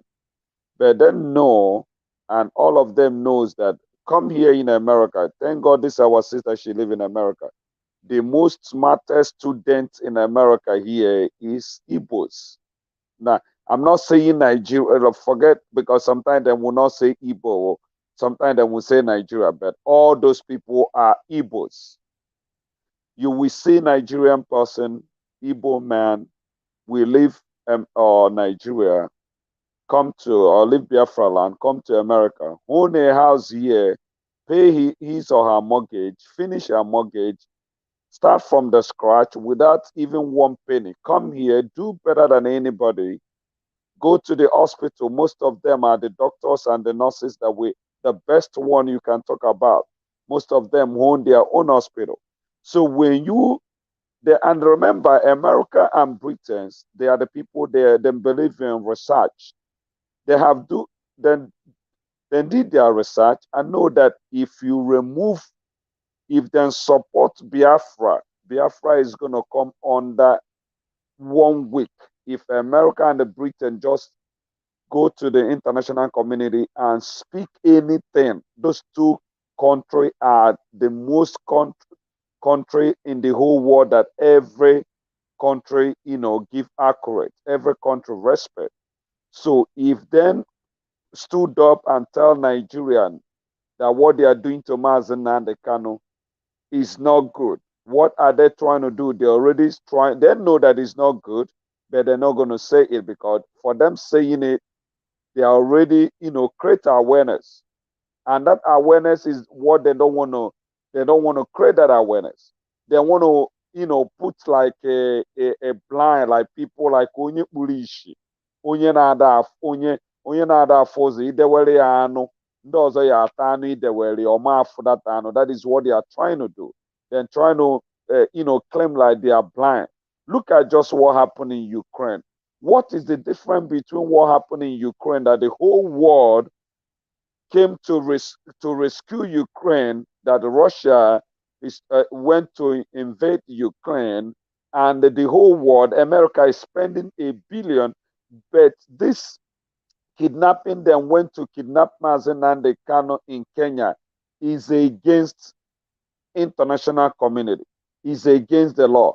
Do you see the UN general when the Russia went to Ukraine? It was begging Russia, and this America where we are today, they have, how do I put it? Is it they are smart or they are stupid or whatever? Let me put it this way, because the oil and the resources that is in the Biafra land, UK, if you take that away and Igbo man and Biafra separate from Nigeria and have their freedom, they're gonna this UK gonna go bankruptcy, because the only thing that is surviving them is this Nigeria and this Biafra oil. Let me put it, Biafra oil. So for that reason, America will not see, America and Britain, they are like brother and sisters, and they are very, unite. Then will not see anything that is so like Britain have interest on, then will come and kick against it. That is why anywhere they are going for war, Britain will always go with them. Israel will always go with them. Those 2-3 people, they are one. So what I'm trying to say is that they know all those things, but then just want to keep silent. Mazen Nnamdi Kanu told you before, everything that is going is not like they don't know. Even if they want to advise that stupid guy called Buhari, then we advise him under the table. They're not going to allow it to come open. So because if they come open, which means Biafra will come under 1 week, because we're going to see the point, the talking point, to even bomb Nigeria in 1 second, because they're a powerful, a recognized world power have, put a weight in our agitation.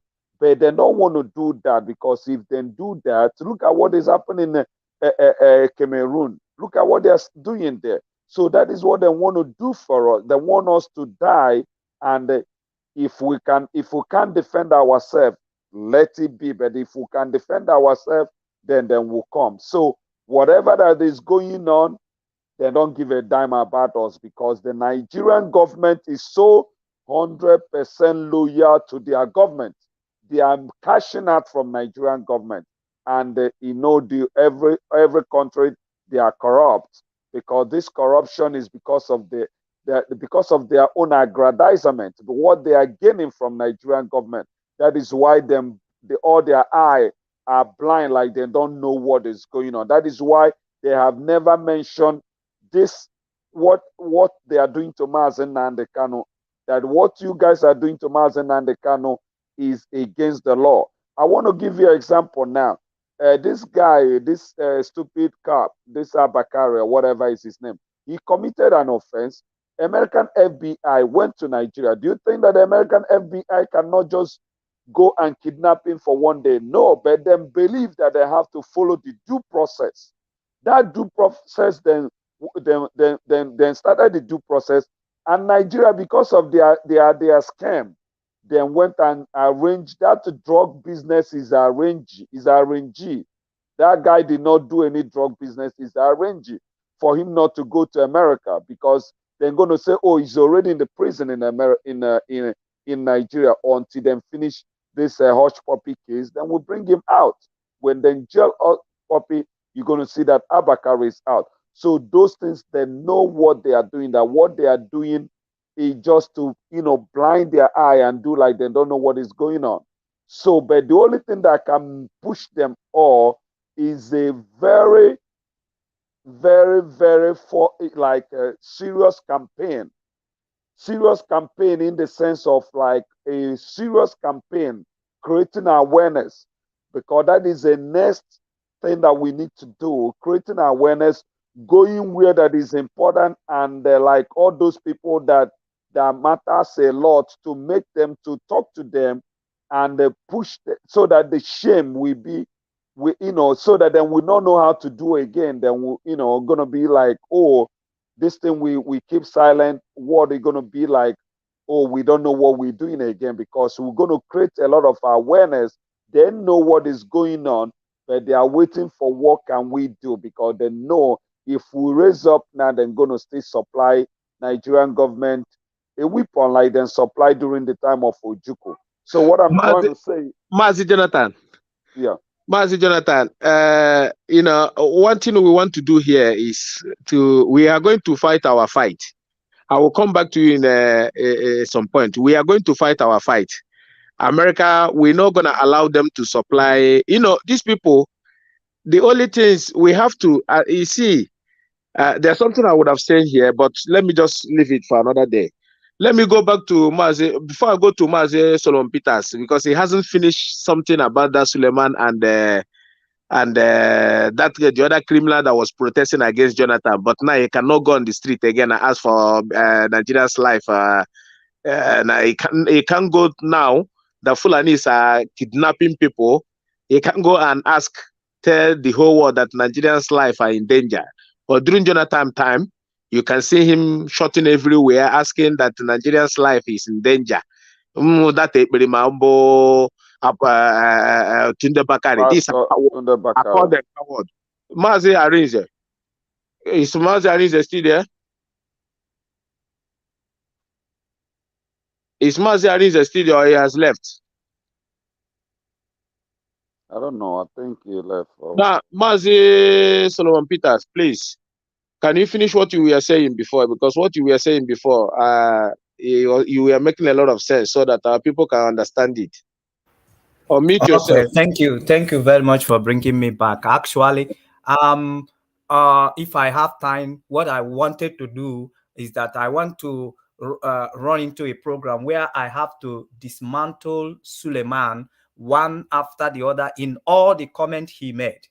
Then about Igbos, and finally to expose him in what they are trying to do at this very point in time regarding Igbos. Because as I said, Igbo is a wonder to them, because in Nigeria, they used to wonder. No people has gone through what Igbo went through and is still standing, still on the front line. No people has been intimidated, humiliated, killed like as an Igbo has been killed. No people has been terrified, traumatized, like as Igbo has been traumatized in Nigeria, like as Igbo has always been in Nigeria, and yet they are still on the front line. It's still a wonder to them. They don't know how to stop Igbos. They don't know how to, they don't know how to stop Igbos. That is why they are laying the foundation of sheep blackmailing about Igbos.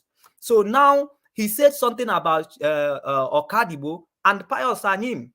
And I said to him that for 7 years, him, Suleiman, and the rest of Nigeria, Yoruba people and Hausa people and the other tribes, minor tribes in Nigeria, they collate together and they sustained incompetence in Nigeria. No one is talking, no one is moving, no one is fighting it, you know. But if it is an Igbo that bring that incompetence, I mean the president of Nigeria, they will not allow it to stay 3 years. They will not allow it even to stay 1 year. They will fight to remove that incompetent. They will fight to impeach that incompetent. That to show you how brave Igbo are. They don't accommodate they don't accommodate any inferior things. They don't accommodate it. They don't accommodate anything that is not right. So, and that is it. So, but people like Suleiman, they accommodate it. They supported it. You see him in his comment, he started saying, I'm not advocating for Nigeria to divide. I'm not advocating. But you have a major problem that is taking life in the country where you are claiming that you belong. You are not speaking about it. But your own position is to come and belittle Igbo in your altar, which is not called for. Now, they allow incompetence. Suleiman and his gangs, they allow incompetence to excel in Nigeria for 7 years, including Tunde Bakari. But Igbo man would not allow such. Igbo man could have not allowed such, to see how brave they are. He talks about Igbo man, somebody bringing his boy from the village to train him, and he will pack all his money. Let Tunde Bakari go all over. Let Suleiman go all over Nigeria. 99% of successful business people are people that are brought from the village, serve their master faithfully, and were settled and doing very well. And they went back and collected other people in the village, settled them. How come Suleiman can come to his altar and say that an Igbo man will be brought to the village and he will steal his master's money? And when did it happen? When did it become a culture in Igbo land? When did it become a thing to generalize about an Igbo man? That is their confusion. Their confusion is that why is this Igbo man, despite every persecutions they are going through in Nigeria, they are still in the front line? This is just their problem. And they are not able to explain it because they are not given an opportunity to be an Igbo man. And they can never be an Igbo man. Their cheap blackmailing against Igbos cannot stand, because the people who has eyes is seeing, and people who has ear, they are hearing. So that is the number one about Suleiman and all the comment he made. We are the leading force. We are the workforce in Nigeria. We are the leading force in Nigeria. Undeniable. Undeniable. So he's being so very stupid in what he's doing. But we should not look at the comment he made. We should look at the intention behind it. The intention behind it, behind what they are doing, is that they wanted to play politics. And in playing of their politics is that if they blackmail an Igbo man, that Igbo man is a Confucianist, that Igbo man, they always rise against themselves. So they will make others to understand that if an Igbo man cannot support an Igbo man, why should you, an outsider, support an Igbo man in Nigerian politics? Why Tunde Bakari is projecting at Igbo people as people who bualu. As people who bualu. So something that should be avoided. That the Igbos were cursed. What is the spiritual position of the man Tunde Bakari mentioned to lay cost on Igbo people? Did Igbo people plan coup in Nigeria? Was anybody killed in Nigeria in the name of Igbo people in the coup 1966? These are Nigerian coup. So if anybody have laid cost, it must have laid cost on Nigeria. And that is why they are not succeeding.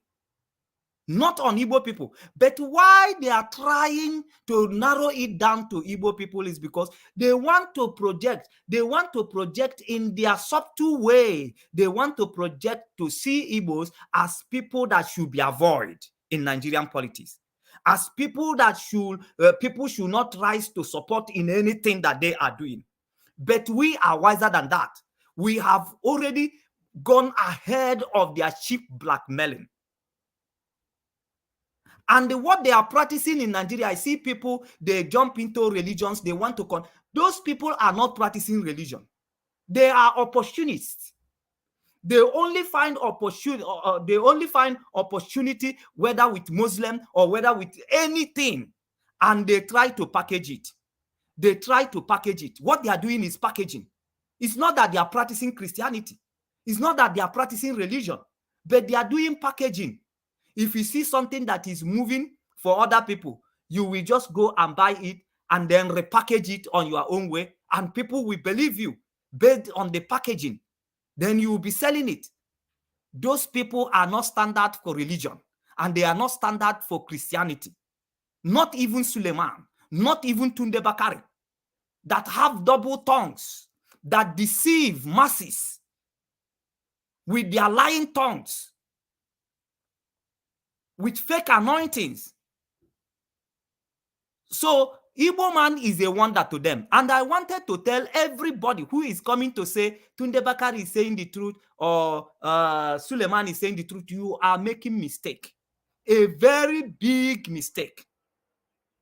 Because Igbo people are standing in Nigeria.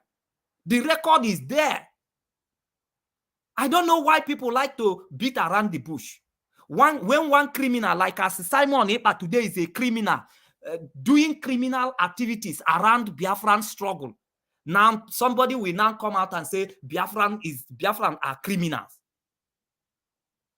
He's just some group of people who are criminal minded, who are born with the blood of criminality, who wanted to practice criminalities. It's never been a standard.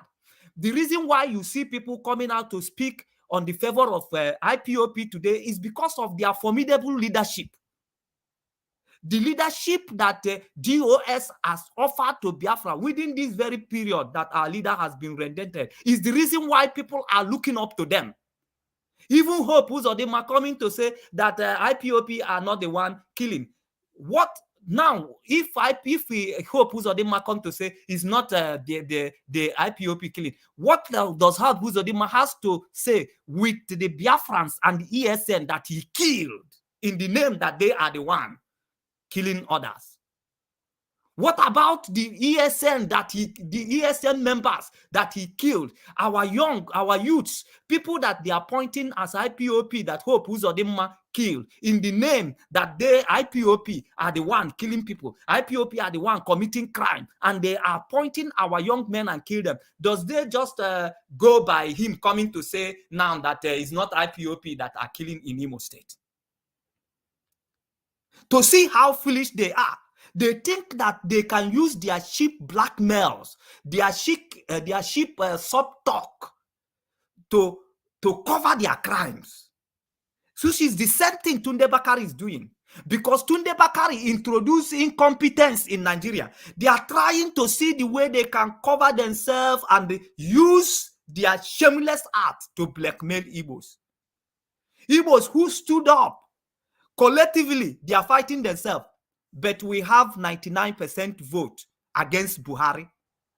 They said Igbos are cause, but Igbos try to prevent Nigeria for the suffering, for the incompetency of 7 years that they experience from Buhari right now.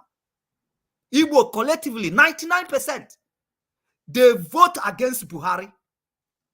But Tunde Bakari, that is not cause, introduce Buhari. Yoruba, that is not cause, brought the cause. What kind of cause can you talk about than the cause of bringing Buhari into power, of making Buhari the president of Nigeria? What cause? My brother, tell them. Oh, my brother, tell them. I beg. What shamelessness from Suleiman that passes the shameless of him causing the death of million Nigerians by bringing Buhari into power, by voting Buhari. What kind of shamelessness is that on Suleiman? They never see. Tunde Bakari never see the cost they have cost to millions of Nigerians that lost their power, that lost their life because they brought Buhari in and still losing their life. Millions of Igbo youth, hundreds of Igbo youth that are in an earlier grave today because they brought Buhari into power. They never see such costs. They want to shift blame.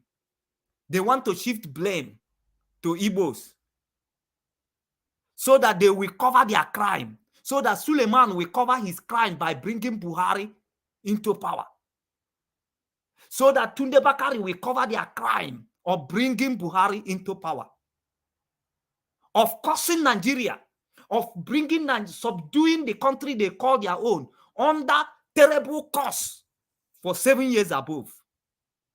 And they haven't called for prayer. And he hasn't got, Tunde Bakari hasn't got anointing to break that yoke, to break Nigeria his country out of that yoke. Then he got anointing to break Igbos, because he wants to project Igbos as people that will be avoided, that people that should not be supported, that they are cost people, that they have cost upon them. And the Suleiman wanted to project Igbos as shameless. So if they can fight against themselves, why should other people in other places support them? That supporting them is a waste. That is what they are projecting with their subtleness. And the people don't understand it.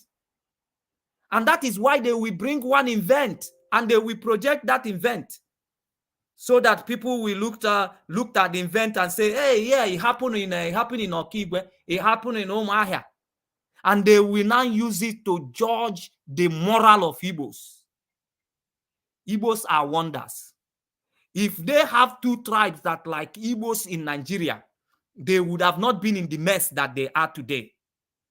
We are not up to two. We are peculiar people, special people, and they cannot comprehend, they cannot understand who are these Igbos, because they are not given an opportunity to be an Igbo man. They are not given an opportunity to be an Igbo woman. So they will continue in their illusion about Igbos. We have gone beyond that. Anybody supporting them, like as they support Eberima, Simon Epa, when he was coming with his own subtleness, they say he's doing a good job. He's saying the truth. And the truth is what he's saying, what some of our people are supporting him, and now he deceived our gullible ones. And now we are in a struggle, because sometimes when we talk about him here, people think that we are trying to talk that he's important. He's not important. He's nobody. We are only crying for our gullible one, that their brain is being used to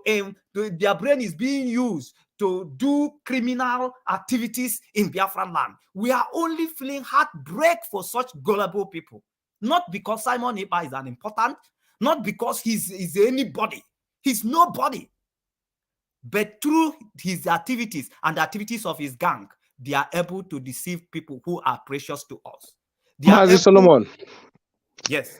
Mazi Solomon, believe you me, you have to be coming here, because, you know, like as I said to my brother Judge Money, that I was the first person when I located him. Yes, Mazi, I will come to you. I will come to you. Sorry. Please don't first. Mazi Solomon, there's something I want to tell you. Yes, Mazi Arinze, coming to Mazi Arinze. Mazi Osi, you are an old person here. Arinze is a new person, because we need to hear from them. Yeah, no, I just want to talk to Mazi Solomon. Mazi Solomon, if Bakari can be a pastor, my dear, you need to be a bishop. I'm telling you. No, Mazi Solomon, I'll come back to you, because you are hitting it. Mazi Arinze, there is something before I come to my head, because I have a lot of things we need to, because you see what we are saying here, our people are listening. You know, we are learning a lot. We are indirectly, changing the brain of our people. We are indirectly, letting our people to understand that we are not Nigerians, and Nigeria did not like us. We have to think. You see those lies they have been dishing against us. Sorry, Sorry, Yeah. Maz, this is you. Sorry. You know what our brother Solomon is doing is very wonderful job, because now these people believe that we are all still gullible, just Yes. because there are mixed blood in our midst that is doing all these things against our people, our real people. Then one idiot from their altar, where they created to be duping our people, will wake up and tell you Igbos don't love themselves, Igbos this. We, because of our self hate, which is the projection of the enemy, that when they say it before, we start clapping for them. They don't know that our people will have woken up, not going back. So mind anybody who will come and tell you Igbo, that person must watch. Look, you must think it through before you present it to tell us that Igbo. We know ourselves. We love ourselves now. We love ourselves more than the way you people will ever imagine it.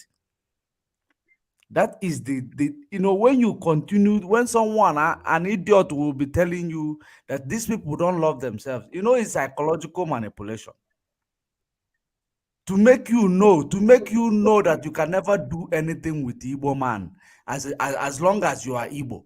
Don't do anything with your brother. Don't try to even try to see if this person is a good person, because they are all evil.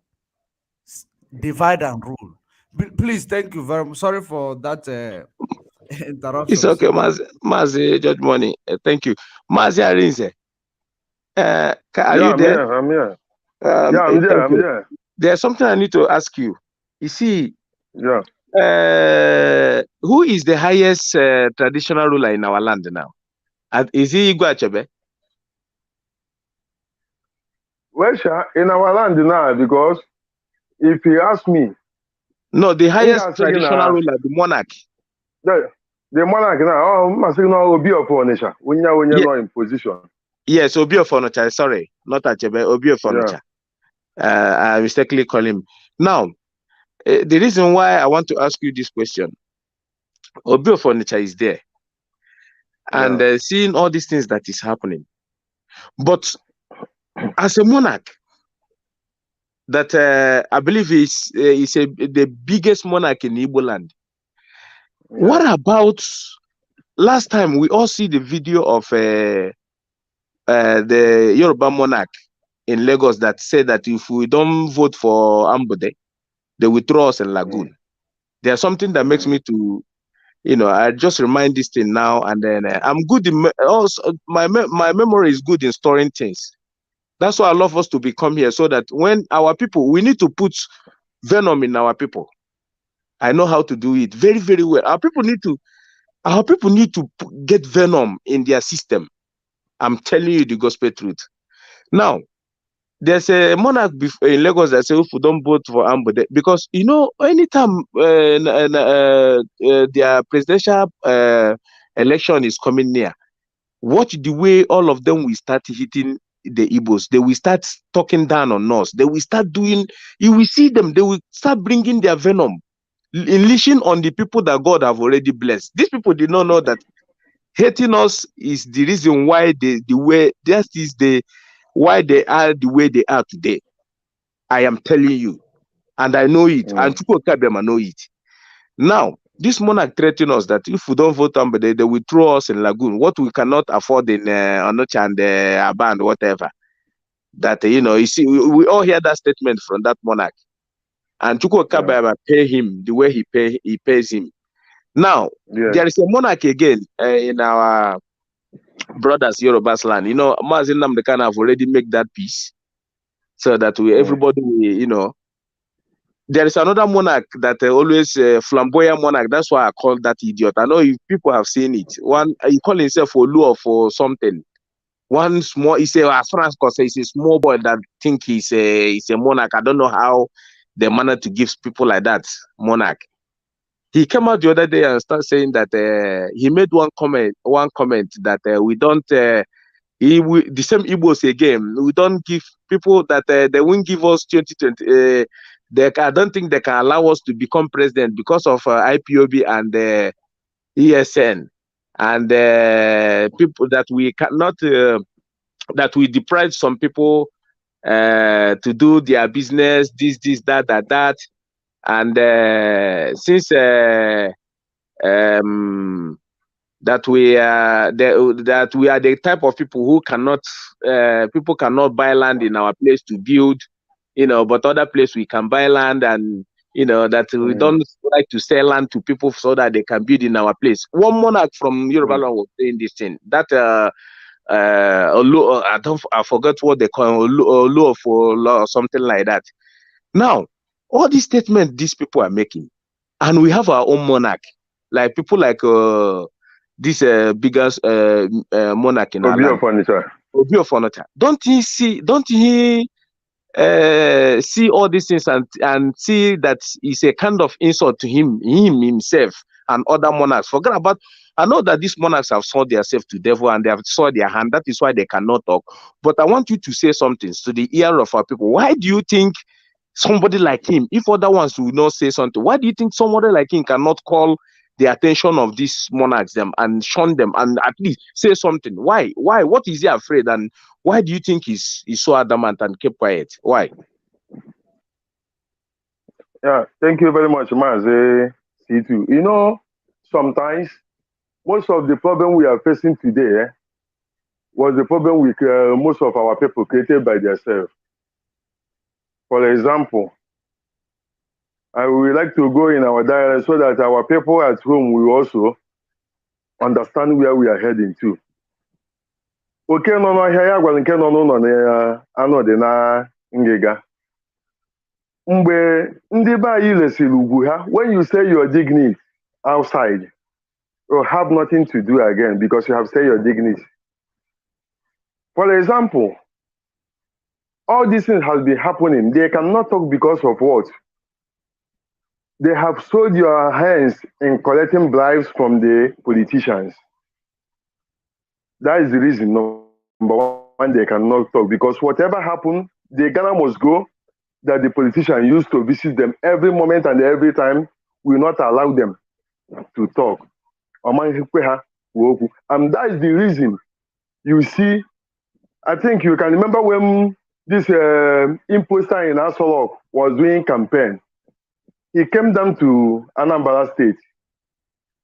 And I hope you know what happened that time, which can never happen in any Hausa land or any Fulani land, whereby Igbo president will go down to northern place without going direct straight to the Sultan of Sokoto house before coming out. But this imposter came down to Anambra State and they asked the Obi of Onitsha to come and see him in Oka. Have you ever seen such a thing happen in the northern land? No. Because of what? They have sold their dignity. Because of their long throat. They are not after their people, but they are after money. That is number one. In a family, for example, in a family, any father that doesn't show his children father's love and take care of his children can never defend his children whenever issues or matters arise. That is the reason they can never see all this monarch came out and say that, or call a spade, or say that enough is enough. When the massacre happened in the presence of his house, did you see Obi Onitsha come out and condemn it? The answer is no. Rather, our leader formed ESM. He went back and formed his own security to fight against the ESM because of the money the government pushed to his account. In that aspect, do you expect him to come out and say something? He can never say anything because whatever he said, they will use that money. They will use the money they have, the bribe they have given to them to come against it, which is exactly what happened to most of them. For example, let me use Osibanjo as an example. You know, Osibanjo, there was a time Osibanjo tried to kick out what they are doing. They use the allocations and other things they give to him to kick against him, and he just kept quiet. He tried back. That is exactly what is happening in our land today, because they can never talk because of the bribes they took from the government. I hope I'm coming clearly. Of course you are. We are listening. Yeah. Because of that bribe they took from the government. Wish to join you. Mazi, I wish to join you in this your conversations. So I'm coming. It is hard time that we stop painting our people black and white. We must we must go to the root of the problem. We are pushed into war. We are pushed into war in 1966, where we are being intimidated. We are pushed out from Nigeria totally. Our people I'm coming. Let me. Okay. I'm coming. Let me land. I'm coming. Let me land there. Thank you. I'm coming. Yeah, because what I'm coming. Let me land there. It's not all money that is playing the intimidation you are seeing in Igbo land over our Igwes, or it's not all money. There is something fundamental that we need to be touching even before the money. Thank you. Yeah, thank you very much for that correction. So all those things will happen because of that. Because without that, when they push all those things and when they bribe all those people, then you see these people have no man to say any other things again. And before that bribe, because for example, let me use this Supreme Court of Imo State as an example. Supreme Court of Imo State moved to Sokoto and bowed to them to serve them as a slave. And they settled him in order to use Imo State as a return. Now, whatever that happened, he will fight to make sure that he subdue his people, to make sure he satisfies his people, the people that send him. Because these people have do what? They have paid for it. Secondly, for them not to stand against this evil is because of the fear. Fear, because the blackmails they use against us and the way the world colonized against us in 1967 to 1970, they use fear to engage all of them. That's why whenever you see us saying something about the liberation of Biafra, you see them, no, I don't want to witness another war. This one, this and that. Which we know that without pushing, you can never get whatever you have. And assuming, that's why our leader said that let these people stand up and forget about the consequence of what will come out at the end. Because our leaders are saying it, exactly that all these things that happened today will happen. But because of that fear that these people have put inside these people, have made these people to strive back. Instead of them to come out, then they will do what? They will look away or find a way to do what? To paint things so that they will get what these people promise them to get. I think you are getting me. So about that now, these people, if now will kamado, can you give example? Once again, in any family, father a law of that that family, if now work at that father is in public stand there to defend his children because of from the imbued he have got a hatred about those people. No.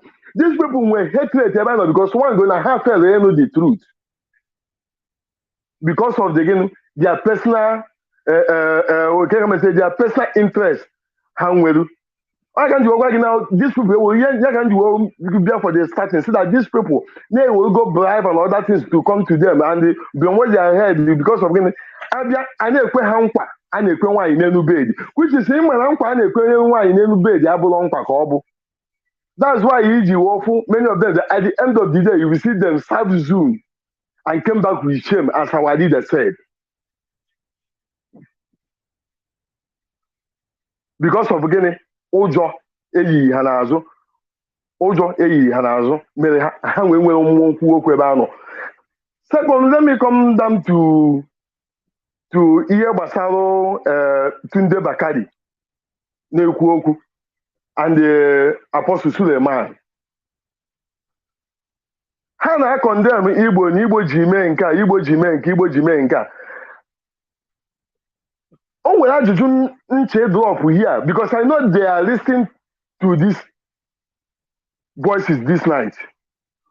Is it Igbo people that planned the killings in Lekki Toll Gate? Is it the abominations of the Igbos that caused the killings in Lekki Toll Gate? What did these people that patrolling themselves as a pastors did after the massacres of the innocent citizens of that country? They said they can never support the divide of it. Tell the action after Ebucha these people. Even that these people have for Odimadi Ndimado, they didn't come to rescue this nation or to have the nation had believed. Because for me, even in the country where I am here, when you ask me where I come from, I will tell you I'm an Igbo man. Igbo man is from where I will tell you that I'm from Biafra land. It's in Biafra from Nigeria. I think you know. Biafra is not from Nigeria because Biafra has been existing before the Nigeria. After my father was my father and I is heading to 70 years, which is my father is above the age of Nigeria, which means this is the question I asked her one Hausa man. He said, no, you don't want my problem. I can carry myself, they go. I asked the man, my father is heading to 17 years, and you are Nigeria is 61 years or 62 years, and you are calling me a Nigeria, which means which country did the parents of my father give the birth of my father? They refuse to answer it, which is if Suleiman can answer himself this question, but I believe that he can never ask himself this question because no Muslim man can ask himself this question because he's a Muslim man. Forget about what he using the Bible to scamming people because everybody believe today in this everybody believe in this present world now and this present generation now that with the Bible you can get whatever you want now because Bible is an easiest way to dispose people. I think I'm coming out. Yes, Mazia Rinze. Hold on there. Hold on. I'll come back to you. Okay. Maria Head, are you there? Yes, I'm here. My sister, there's something I need to ask you to, clear it to our people. You see, I don't know if you have listened to this tape that the recent kidnap of that Yoruba guy that, there's a tape making wave. I think Radio Biafra is playing it. Have you heard about that tape? I believe I have. Yes. That guy said something there. He said that the people that kidnap him are Fulanis, and there's two things he made there that I want you is very, very important. One, he mentioned that even though he told the guy, even though the money, the ransom they're asking to bring, if there is a tracking device, they will know. And the guy said that when the money was brought, the guys pour it and starts, spreading it to see if there's any tracking device on that money. And he mentioned something again that the guy mentioned something. He said that each time somebody called them, they will take the phone and use their own phone and dial the number. They will know exactly the person that is calling them. Please, like what is going now? You know that we have this government of a terrorist because that is who they are. And one of the biggest terrorists there is Isa Pantami, who introduced their so-called NIN. They used to spy our people. But we have been telling our people that they should be very careful about that NIN. Now, can you tell me how that they still have that NIN or whatever they call it, and these Fulani terrorists from Sahel are kidnapping people? They can't trace it. They can't trace them. And the guy said that they are not working alone. They are working with security apparatus in Nigeria. Please, what do you have to say about that phone that guy said that each time somebody called them, they will take the number and dial it from their own phone, and they will know exactly the person that is calling them. What do you have to say, and how, because it's something to do with security now, how do you advise about that issue? Okay, two questions you asked. No, one, I'm going to speak from a layman's point of view. The little I know, I'm not a security expert, but I can tell you this. One of the money issue being able to track it, I think they're talking about whether it has some dye on it. That's the only way you can track a money. You have a money that has dye. So they want to make sure that whatever money is coming to them does not have the dye, because when you have the dye can explode and can make you track the money that is being given to them. That is when they put it back in circulation. You can track whoever that is dispersing the money. But we all know that Nigeria is corrupt to the core. It will not be. I mean, the story has been going on. When any of these people like ESPN, anytime they were arrested and taken to the police station, they were let go.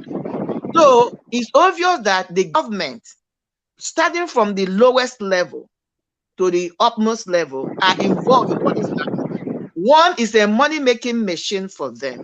Two, you have what you call the colonization agenda. It is real. No, madam. Madam, sorry. Yes. Mazi Arize, please mute yourself, please. The noise is too much, please. Thank you. Madam, continue. Thank you. So the colonization agenda is so real. That's one of the disheartening things for somebody like me. And I believe some of us. Because it's like it's not registering to some of our people, both home and abroad. Some people are thinking it's a joke, that this it will never happen to us. Let me tell you, the greatest mistake the strongest human being can make in life is playing a nonchalant attitude or believing that nothing can ever overtake me, overwhelm me. It's not possible. That's a wrong notion. Because even when it comes, there's an adage that said,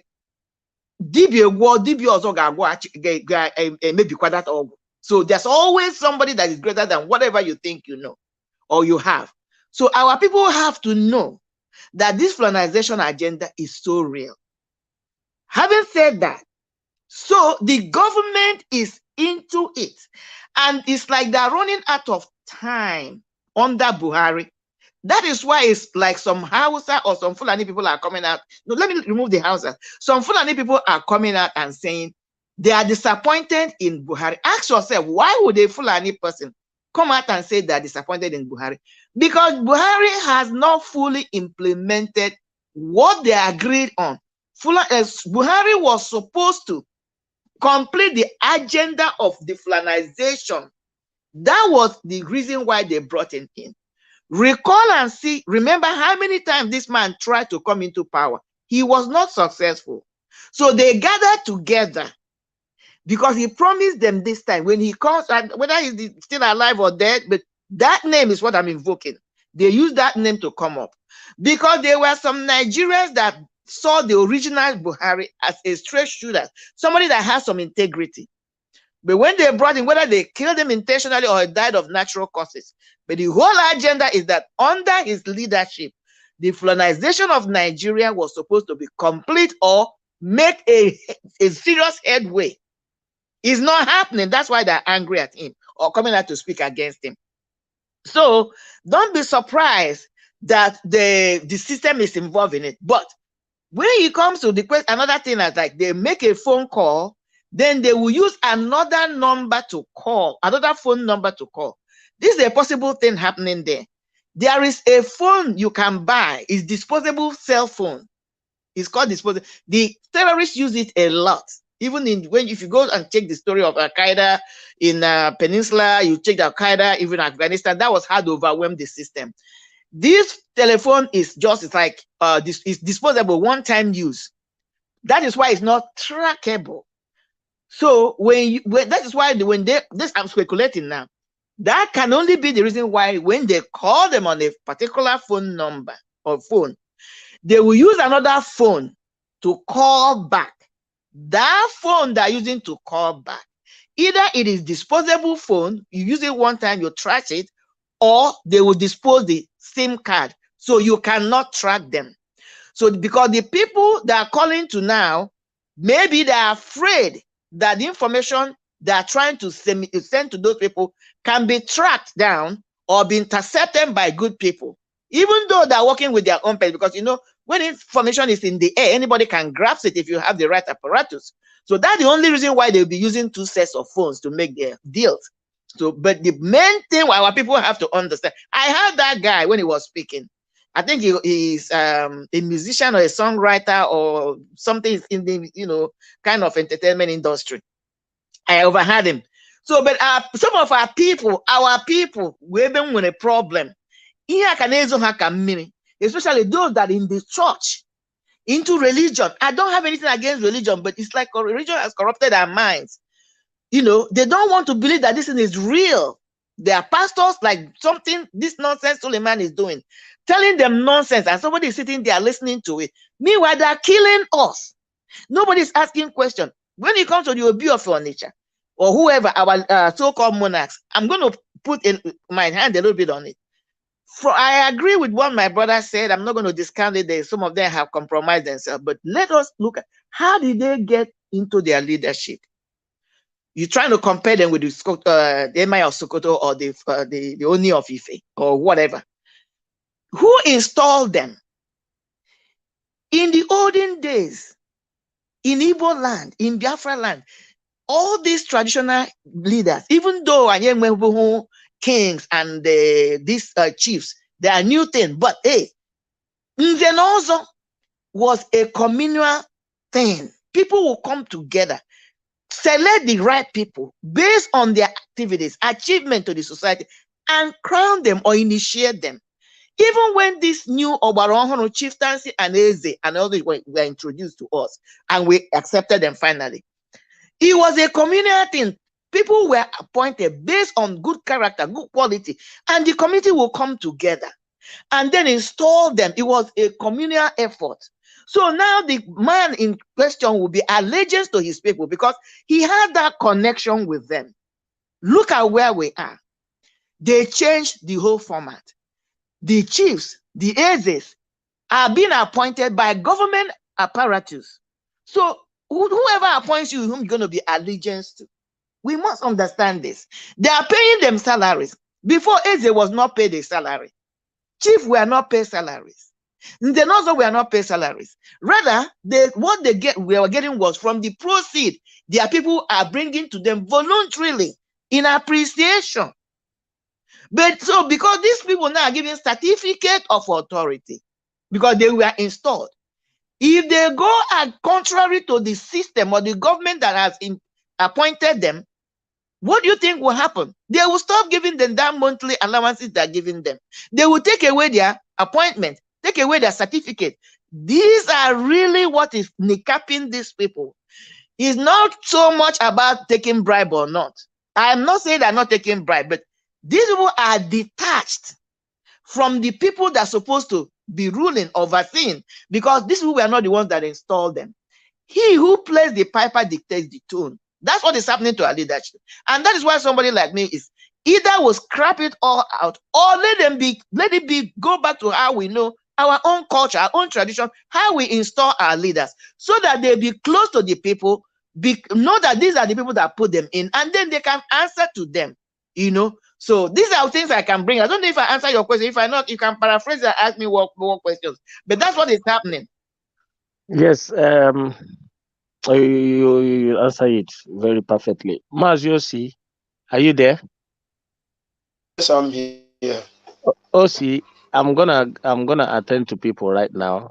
Carry on and then let Mazi arrange the finish, and then Mazi Solomon will come back because Mazi Solomon is making a lot of is bringing something different here so that our people could understand. Because and Mazi Solomon, please make sure that Mazi Dibe and Mazi Ikem Patrick's and you come back to Rachel Media, and then because you are doing a wonderful job there, and then our people, more especially this time around that the election is around the corner, they have been projecting, fishing at Igbo people, trying to make us look bad in the world because this is what they know how to do best. So Maziosi, carry on and let me attend to people, please. Okay. Thank you. Okay, thank you very much. Solomon, please. This live show, I would like you to invite me in that live show media, please. Okay, because my people, before without being rude, I must leave. I'm going to get ready for work. Because carry on, guys. You're doing a fantastic job. It's Marian Heather. God bless you all. Thank you. Oh, thank you, ma. Thank you, ma. God bless you. Thank you, ma. Good night. Thank you, everyone. It's like It's already late here now. This is 3:27 a.m. here now. It's already late.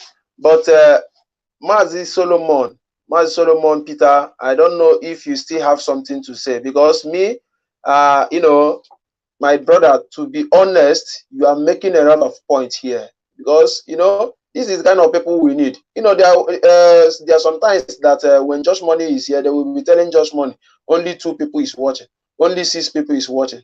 But they never knew that there are some people that is hidden. Maybe they don't. The time that Josh Money is doing it, maybe everybody is busy at work and doing so many things. But now they will know that Biafran have people. You understand? Now they will know Biafran have people. So, Mazi Peter, I don't know if you still have something else to chip in. Maybe because we are going to round up in few minutes. If you still have something to chip in, just talk to us and round up your this thing. Then we can go to the next person. Thank you very much, my brother. Yeah, we have no other job rather than to make sure we promote our own culture, because it's very, very important. I always say to people that he that come to sell fowl will always make the feather, rise the feather, so that he can have more money. And the person who comes to buy will always find a time to press the feather, so that you will see the actual size of the fowl that he want to buy.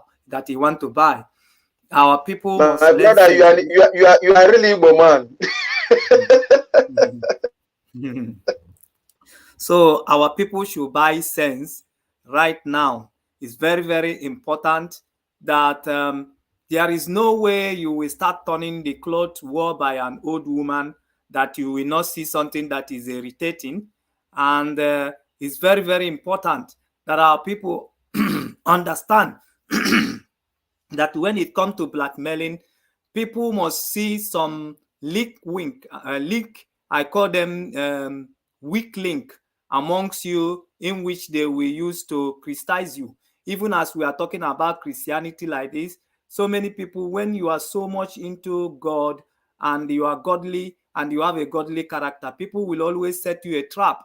If you watch about the trap they set for Jesus, they always want him to fall into the trap, so that they will say, look at him, I thought he say he's holy. Look at him, he's sitting with a woman.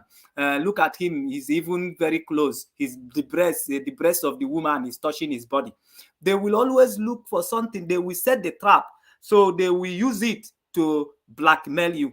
Our people must understand that when you looked at Igbo race, people must see some weak link amongst you, in which they're going to capitalize their Christies. But we ourselves, we must buy sense and stand very strong, because even if you go to the corner of those people who are trying to blame you, are trying to criticize you, you will see the worst. You will see the worst among them. So we Igbo race, we are trying our best. We are not going to accept any rubbish from people like Tunde Bakari or people like Suleiman, who have suffered Nigeria, who has bring costs on Nigeria for good 7 years right now, and they have done nothing about it.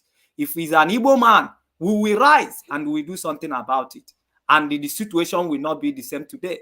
So let them talk, let them think about us during Jonathan, and when they are trying to do the same thing they do on Buhari, trying to hide the death of Yaradua. Who rise to debunk it? Is it not an Igbo woman? Is it not an Igbo woman? For them to show. And the reason why this incompetent continue is because they remove Igbos from their cabinet. They make sure that the Igbos are not around. Because if an Igbo is around, they will rise and they will debunk all lies. Today, it would have been a story that they are trying to hide the death of Buhari and they are putting an imposter there. If an Igbo man was in there, if an Igbo woman or Igbo man was there, we would have not allowed that impunity. We would have not allowed that incompetence to continue, for them to know the strength of Igbo man. So they know the strength of Igbo man. That is why every of them, they are murmuring at the corner. You know, Mbana Balagu, they look for cheap blackmail against Igbos, so that they can punish them. But Igbos has gone beyond that. So what I'm telling our people through this media, we must know how to promote our own. Now, Simon Ekpa does not represent Biafran struggle. He's a criminal, and we should call him by name. And nobody should generalize Biafran struggle with the activities of Simon Ekpa, because that is not who we are.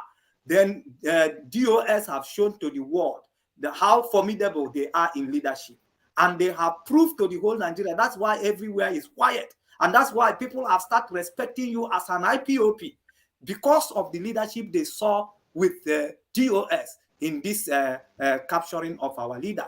So we have shown leadership. We have shown how disciplined and law-abiding we are. We have shown the world our intention, that we don't have evil intention for humanity. We want to save humanity. We want to save people in Nigeria. Our call to service is not to kill people like the Boko Haram is killing. Our call to service is not our struggle. Our calling to struggle is not to come and begin to send people to earlier grave. That is not what we come. We come to improve the life of people. We come to change the circumstances that is sending people in Nigeria in early grave, that have stopped development in Africa. That is what we have come to stand against. We did not come to cause crisis. We did not come to cause anarchy in Africa or even in Nigeria.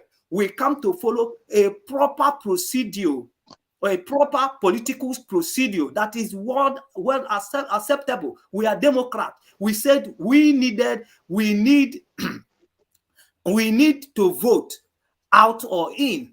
We need referendum, and we have been campaigning it. And in our campaign for us to get referendum, they come to kill us. They come to send us to earlier grave. They come to destroy our houses, to burn our houses, and we cannot be looking at them without resisting. So it's not that we come to cause mayhem, but we come here to put the record straight. What we want is referendum.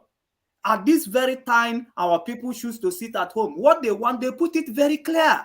Unconditional release of Mazi Nnamdi Kanu. They did not come to kill people. They did not come to intercept with other people's activities.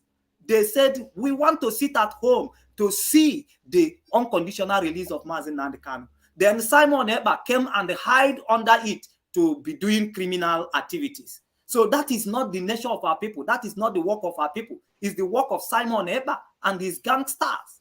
So Tunde Bakari and Suleiman, they should learn their lesson if they ever come across this very conversation. They should learn their lesson that Igbo man has gone beyond their cheap blackmailing. And some of our people who thought our people like money, there is no people that like money than Yorubas and Hausas. There is no people that like money. And that is why you see the politics of money is playing among them. You see the politics of money. Peter Obi is standing out for presidency. Do you see him sharing money? Do you see him sharing money? But go to Tinubu, bullying Vam in and out his house. He felt he can buy anything in Nigeria. The same thing is happening at the north. The same thing is happening at the north. Look at the former vice president. They are trying to share money everywhere, thinking everything is Bible in Nigeria by money. And therefore, when they come there, when they come into the power, they will not care about incompetency. They will just go straight into recovering their money. And about the flanization that our sister said, that is what is going on. IPOP have stopped them from, this cabal of Buhari, people ruling with Buhari name. It has stopped them from implementing that very agenda of flanization.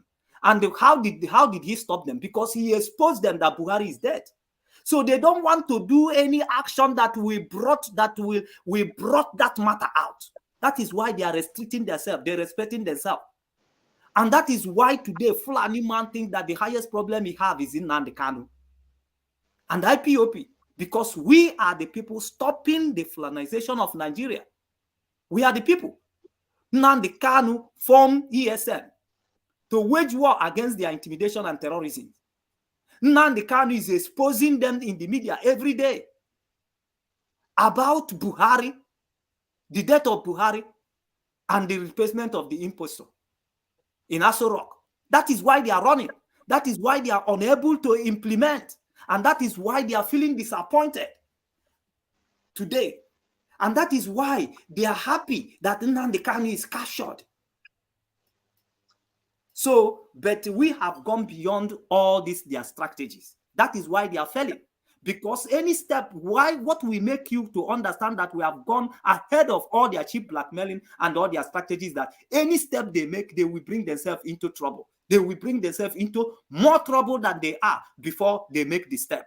And that is what they are facing today in extraordinary rendition of Mazi Nnamdi Kanu. More trouble for Nigeria, more trouble for presidency, more trouble for the caliphate. And they cannot escape it because it's a more trouble for them because it's exposing them to the world. He's exposing them to the world. And most time, do you know how even the Western world collect bribe? They can collect bribe for you. But if you are bribe, the bribe they collect from you will implement them, will implicate them. They will leave you and run. They will implicate you first. So they are not the people that will collect bribe, and when you cannot play your card very well, they will keep covering you. No. They are like Judas. After selling Jesus, he will return the money when he feel implicated.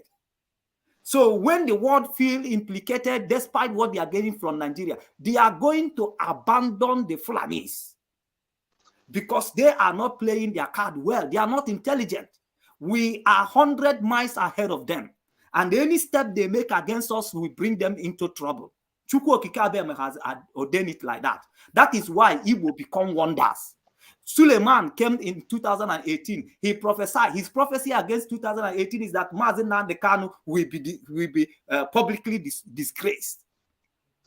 We waited for it to happen. It never happened. Now he's coming now to tell us that we are in agitation and we are the same people to kill. Coming with a cheap blackmail to cover the shame that he has caused on himself. We are ahead of them. Any prophecy they make against us will backfire them. We bring shame upon them. It is shame upon Suleiman that what he prophesied did not come to pass. And the Bible says, how do we know a prophet? He said, we know a prophet by he that prophesied and they come to pass. So he did not see well. The same thing happened to TB Joshua before he passed away. The same thing happened to so many of them who has been saying false prophecy against Biafrans. Is befalling them as a shame, and they are looking at a way to cover their shame, because what they are doing is a guesswork. They connect the dots and they think they are right. When you connect 1 to 2, you think this is going to happen. You predict, and because they are not from Chukwu Okike Abịama, all their predictions has been watered. All their predictions has been false, and is a shame upon them. Shame upon their ministry. They are looking for a way to cover that shame. But we are 100 miles ahead of them. So, my people, please, we should learn how to promote. It's not only in our place that bribe is going on. It's going on in this very place.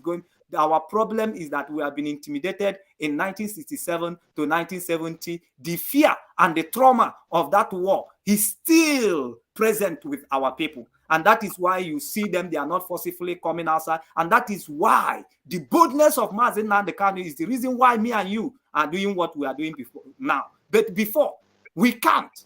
But his boldness has boldened us that at this very time, we cannot stop. Thank you, Mazi, for allowing me to say something. I can't continue because I see that, as you said earlier, that time has already been cut deep. And it's night and some of you have to rest. I'm starting my morning. I thank you very much.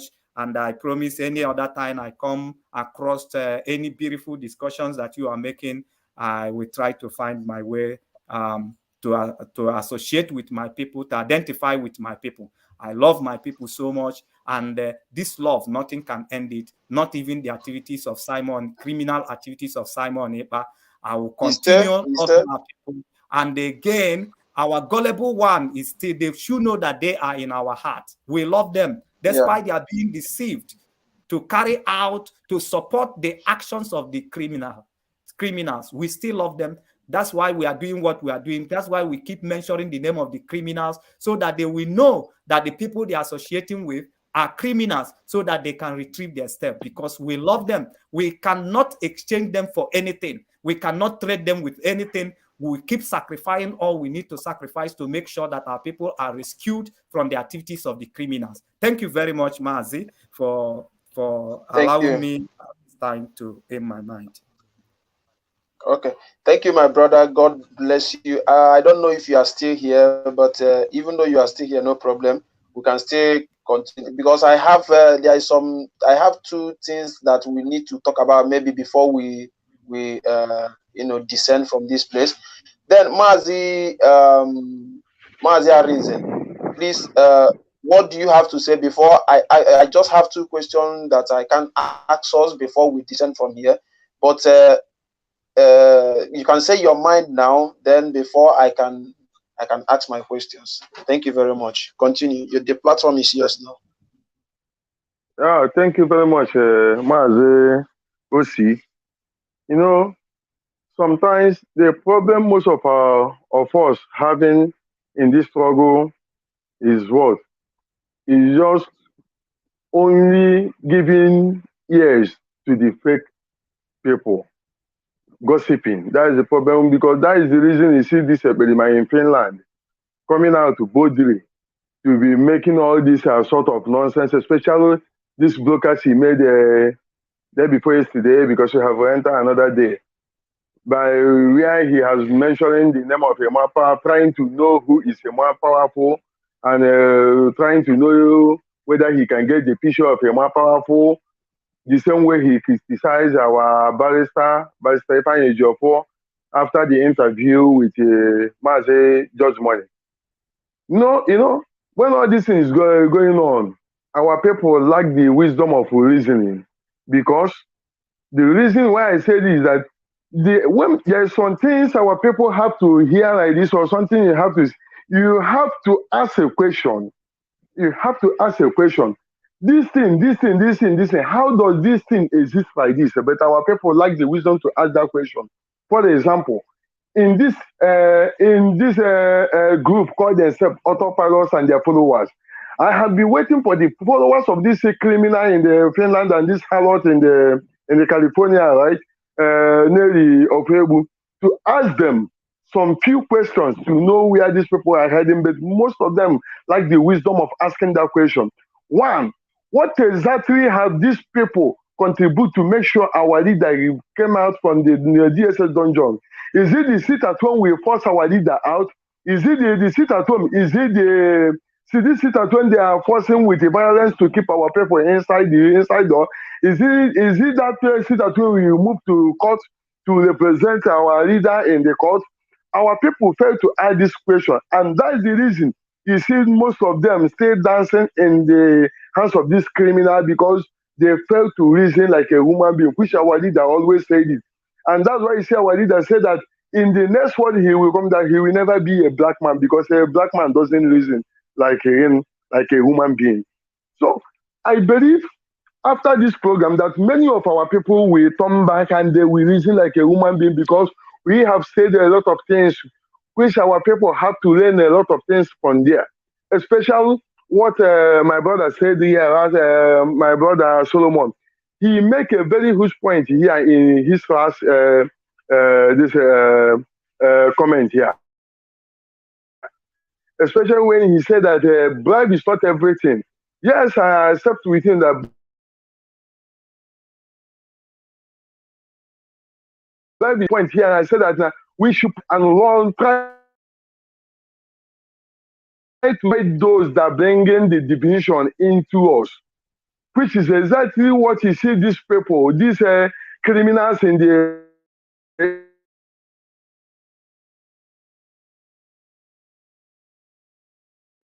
our people, in the name of Jesus Christ. See them brainwashing our people because of what they get. Because these people, they are not preaching the gospel of Yeshua, but they are preaching the gospel of their pockets.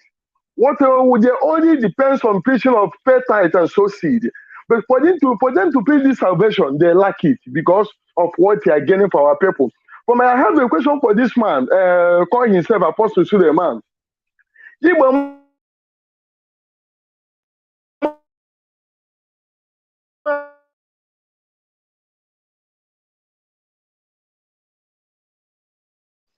It's like the network of my brother is disturbing. to do this.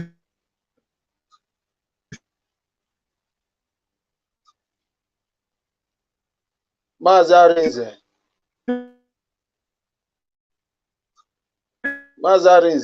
you are talking, but your network is disturbing. We are not hearing what you are saying at all. We are not hearing what you are saying. Your network is disturbing a lot. Mazarinze, are you here? Do this. Yeah, you know. If you check. Okay.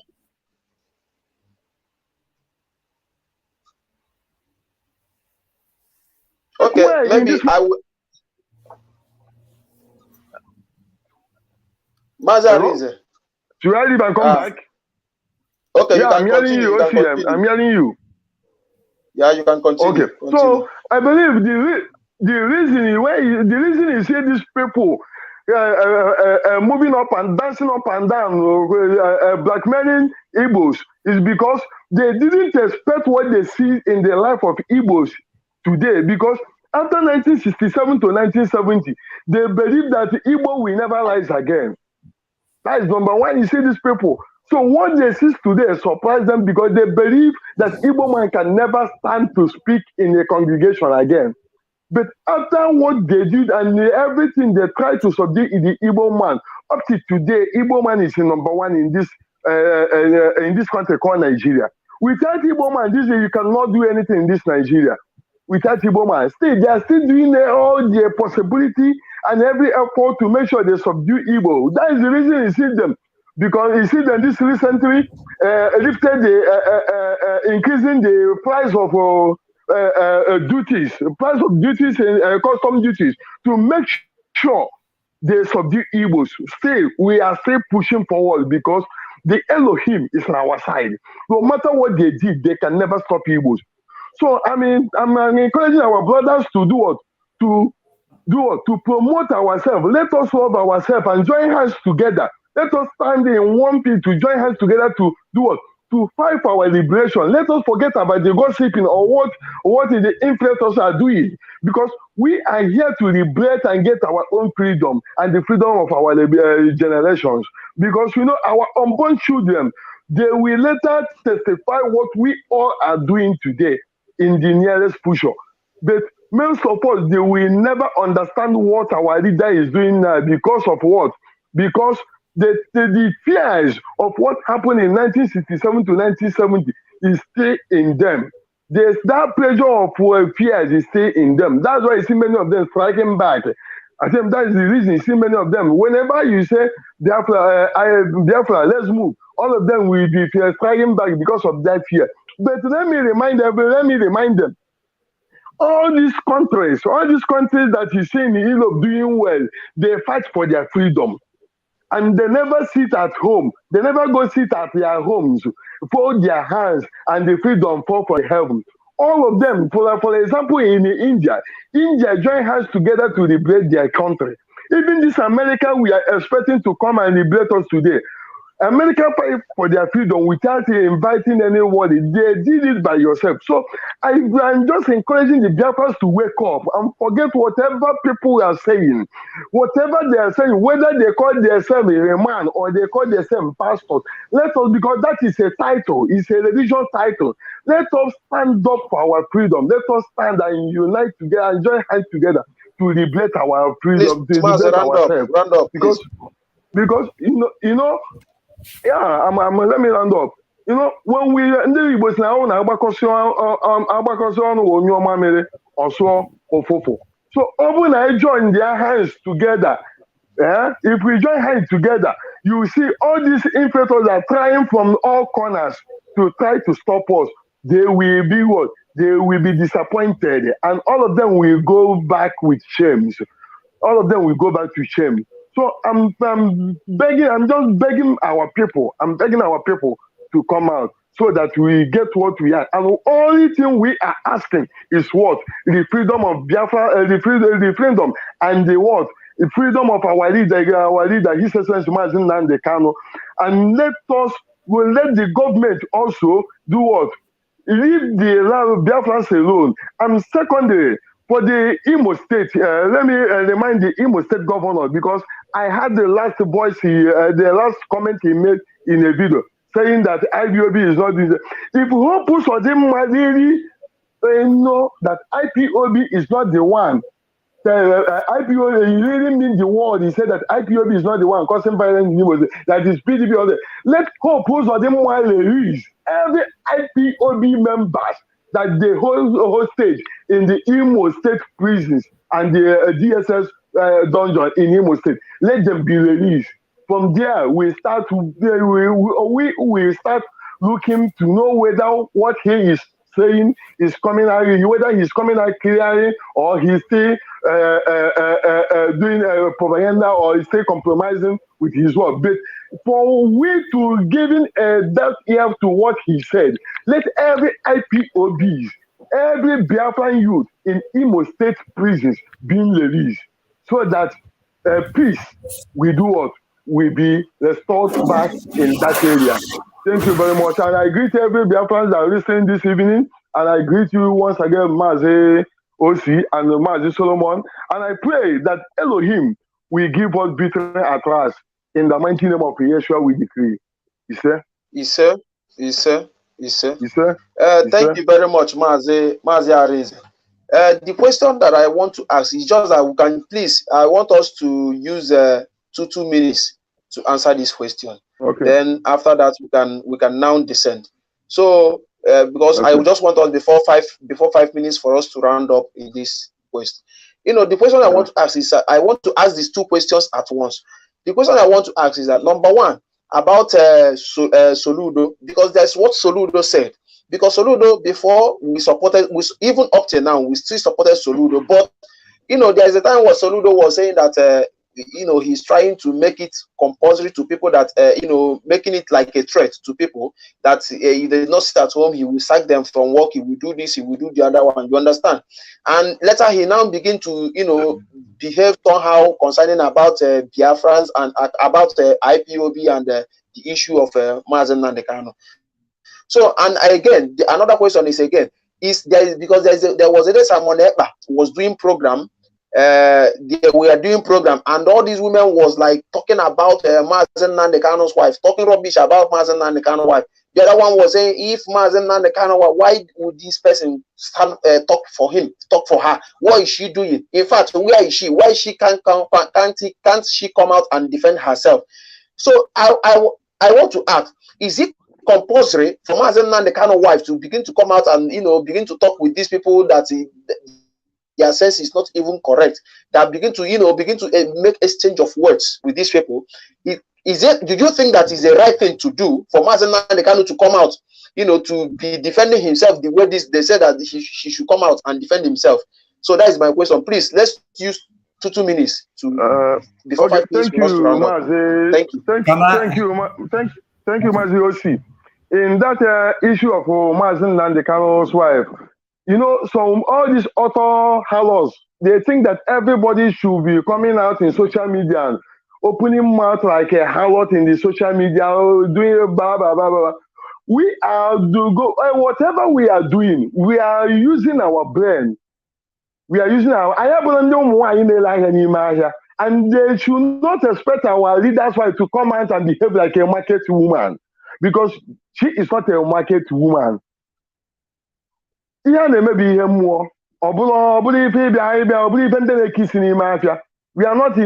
a market where they are plaiting head. So forget about what they are doing. For me, it's not necessary for our leaders to come out on social media to begin to have a change of word with this a lot, because they have no job to do. Only thing they have is just to come out of. For them, one thing we have to ask ourselves: all these people that have been blah blah blah, all this every day in social media, who call themselves auto harlot and autopilot and all this criminal and criminal and they do more time.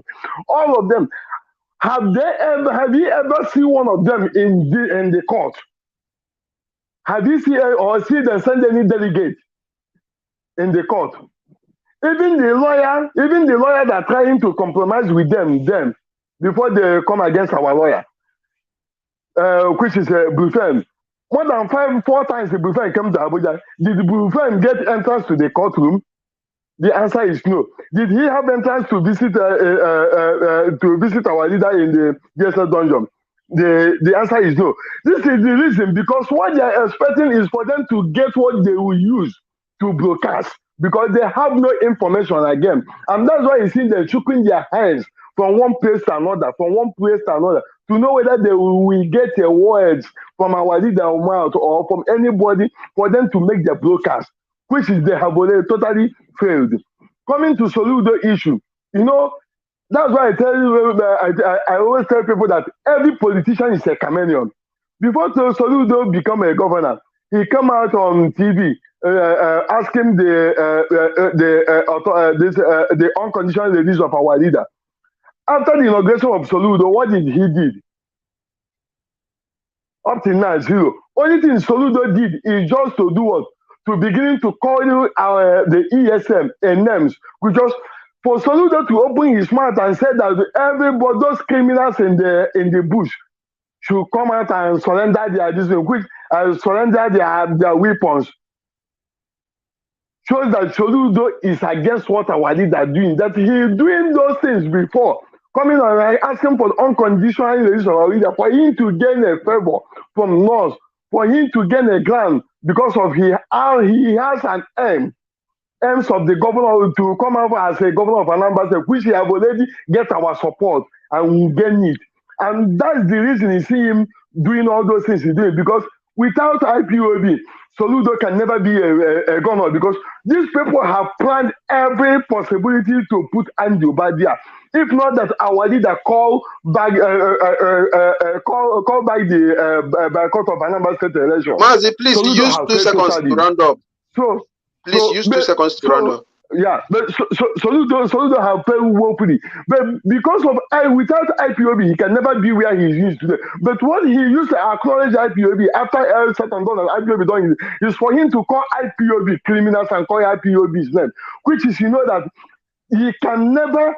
Soludo doesn't want peace in Anambra State. He wants to bring another war zone to Anambra State. But for me, I'm encouraging him to withdraw his steps for every movement he is trying to make right this moment. Thank you very much, Chineke. Thank you, my brother. Over to you, Mazi Solomon Peter. So tell us, what do you have to say about that issue? Do you think that Mazi Nandekano's wife coming out, you know, talking on social media, like you know, they call his husband, they call her husband that he's talking too much, and now again they are trying to bring her wife also, his wife also, to become and talking again for them. Maybe they may tag her a name also, and with the lady that is calling her that she's a prostitute, she's this one, and later she used her hands to debunk herself that she's not saying that she's not saying she's not a prostitute, but you know, sometimes when your enemy is doing something against you, she will just the person will not know the time she disgraces her, she open herself. So just tell us about it. Thank you very much. Yeah, I got the one that can do you understand? I have a lot to tell our people and to teach our people, you know, about strategies, because so we must understand. Please, if you can use only 2 seconds, only 2 minutes, please. Maybe tomorrow we can still talk about that tomorrow. I will 2 minutes. I will not accede. So what I'm trying to point out here is that they are just seeking for cheap popularity. Okay, so because the only way to be, you know, to make yourself popular or make people to view you in the media is when you become controversial. You know, now when you begin to do things that people will begin to wonder why, then they start to view you. So they are looking for cheap popularity. They want people to talk about them. They want people to point at them. So that is why they are using all those media, calling our leader's wife out, because they know that she's a popular person, being the wife of our leader. That once they talk about her, then people will view what they are saying. People will like to, you know, to talk about them, and by then their name will be on top of the media. So that is what they are trying to do. I don't think that their talk of trying to abuse the wife of our leader mean anything, because they are just seeking for cheap popularity, and we have already Thank you. dealt Thank you. with the way they're supposed to be dealt with. So that is my own opinion on that. And regarding about Soludo issue, Sheji Adakalobosi, we must understand that politics is not about politics is not the same with our struggle or freedom fighting. In politics, they have their strategies. In also freedom fighting, we have our strategy. All we just need to do is that we must be very, very observant. We must not allow ourselves to be used by anyone. So, and we must not go ahead of time at any time. And that is what DOS are trying to do. We should not go ahead of our time. So we must be very calculative in our attack. We must be very calculative in our comment. Okay. So regarding Soludo, right now, we will not come into conclusion that Soludo want to draw a line with IPOP. He know he can't do it, because even during the time he was being interviewed they made to them before he become government, you hear what he said about IPOP. You know, that denying the presence of IPOP just like someone who is living in the moon is undeniable. They know that IPOP is in control of our land. So, and he knows it very well. So all these things that he's just doing is just political strategies. So he know that he cannot use our strategies in his political political activities. So that is why he's creating his own strategies. But he know that it's impossible for him to draw a line against IPOP. So all we just need to do about Soludo is to do more observant and make sure we don't go ahead of time, and make sure we don't, say what we should say at last at the beginning. So it's very, very important. We are still watching. Our intelligence are working, and we believe that Soludo cannot go to that extent because he knows what IPOP can do. Thank you, Mazi. I will stop at here, and I will be very happy again to join you guys any other time, any other moment I come across this very program. And I believe that I will be able to join. Thank you very much. My name is Solomon Peter. We will catch up again some other time. Thank you very much. Thank you very much, my brother. Solomon. Thank you very much, Mazi Solomon. Thank you very much, Mazi Arinze. In fact, thank you very much. Bless you very much. Yeah, Chukwuka bless you. Mazi Solomon, I believe you are still here. I believe you are hearing what I'm saying. Tomorrow, maybe I believe Mazi Josh Money will still come up. So tomorrow you will stay. If you meet us on the program, you will still come up on the program. Every day, Mazi Josh Money is on this platform, giving us the news there. So Mazi Josh Money. Mazi Josh Money. Okay, maybe I have to, but my people, I thank you so much tonight. Like our brothers have made it known to us.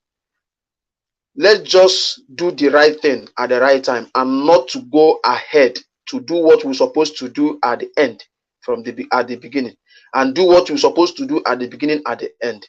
So let's just sit and watch and begin to, that is the slogan of IPOP: sit and watch. When they are doing, you will be watching them until they finish. Then you will now start your own. So that is the slogan of IPOB. And we are IPOB, and I believe Chukwukika Abiyama will lead us to our destination. Thank you very much, and God bless you. My brother Mazi Josh Money, I don't know if you are still here, but I'm descending right now. Maybe you have to do the necessary over there. Thank you very much. God bless Biafran. God bless Mazi Nnamdi Kanu. God bless the wife of Mazi Nnamdi Kanu. In fact, the Lolo, the holy woman, a woman that stands by her husband, no matter the circumstances, no matter what they are saying, she still stands by her husband. A virtuous woman. There is no all these women that you are seeing on the social media talking with Simon Ekpa. None of them can be like the wife of Mazi Nnamdi Kanu. So what they are doing, they are just jealous of what the wife of Mazen Nnamdi Kanu. So none of them can be like the wife of Mazen Nnamdi Kanu. That is their problem. None of them. I don't think that all of them that is talking blah blah blah in the social media with Simon Ekpa is still living with their husband. Because if they are still living with their husband, they will know the importance of husband. So they don't have husband. That is the reason why they can come out to talk to wife of Mazen Nnamdi Kanu anyhow, because them also, they are not living with their husband. So, but one thing I want us to know is that whatever that it may be, let us use our brain, like what Mazen Nnamdi Kanu always say. Let's not do something that we can ever regret later after. Let's obey DOS. DOS is the last option. DOS is the last command, is the highest command in IPOB. So whatever DOS say, we shall do. Whatever DOS command, that we shall do. So let's listen to DOS and respect what DOS say. Thank you very much, and God bless you. Good night, everyone. I want to go to have some rest. Good night, everyone. We shall meet you people tomorrow once again. Thank you very much, and God bless you. All hail Biafra, all hail IPOB, all hail Mazen Nnamdi Kanu, all hail DOS, all hail the land of Biafra, and all hail the rising sun, and all hail the spirits of those that died in the quest of restoration of Biafra. Thank you very much, and God bless you. Ise, Ise, Ise.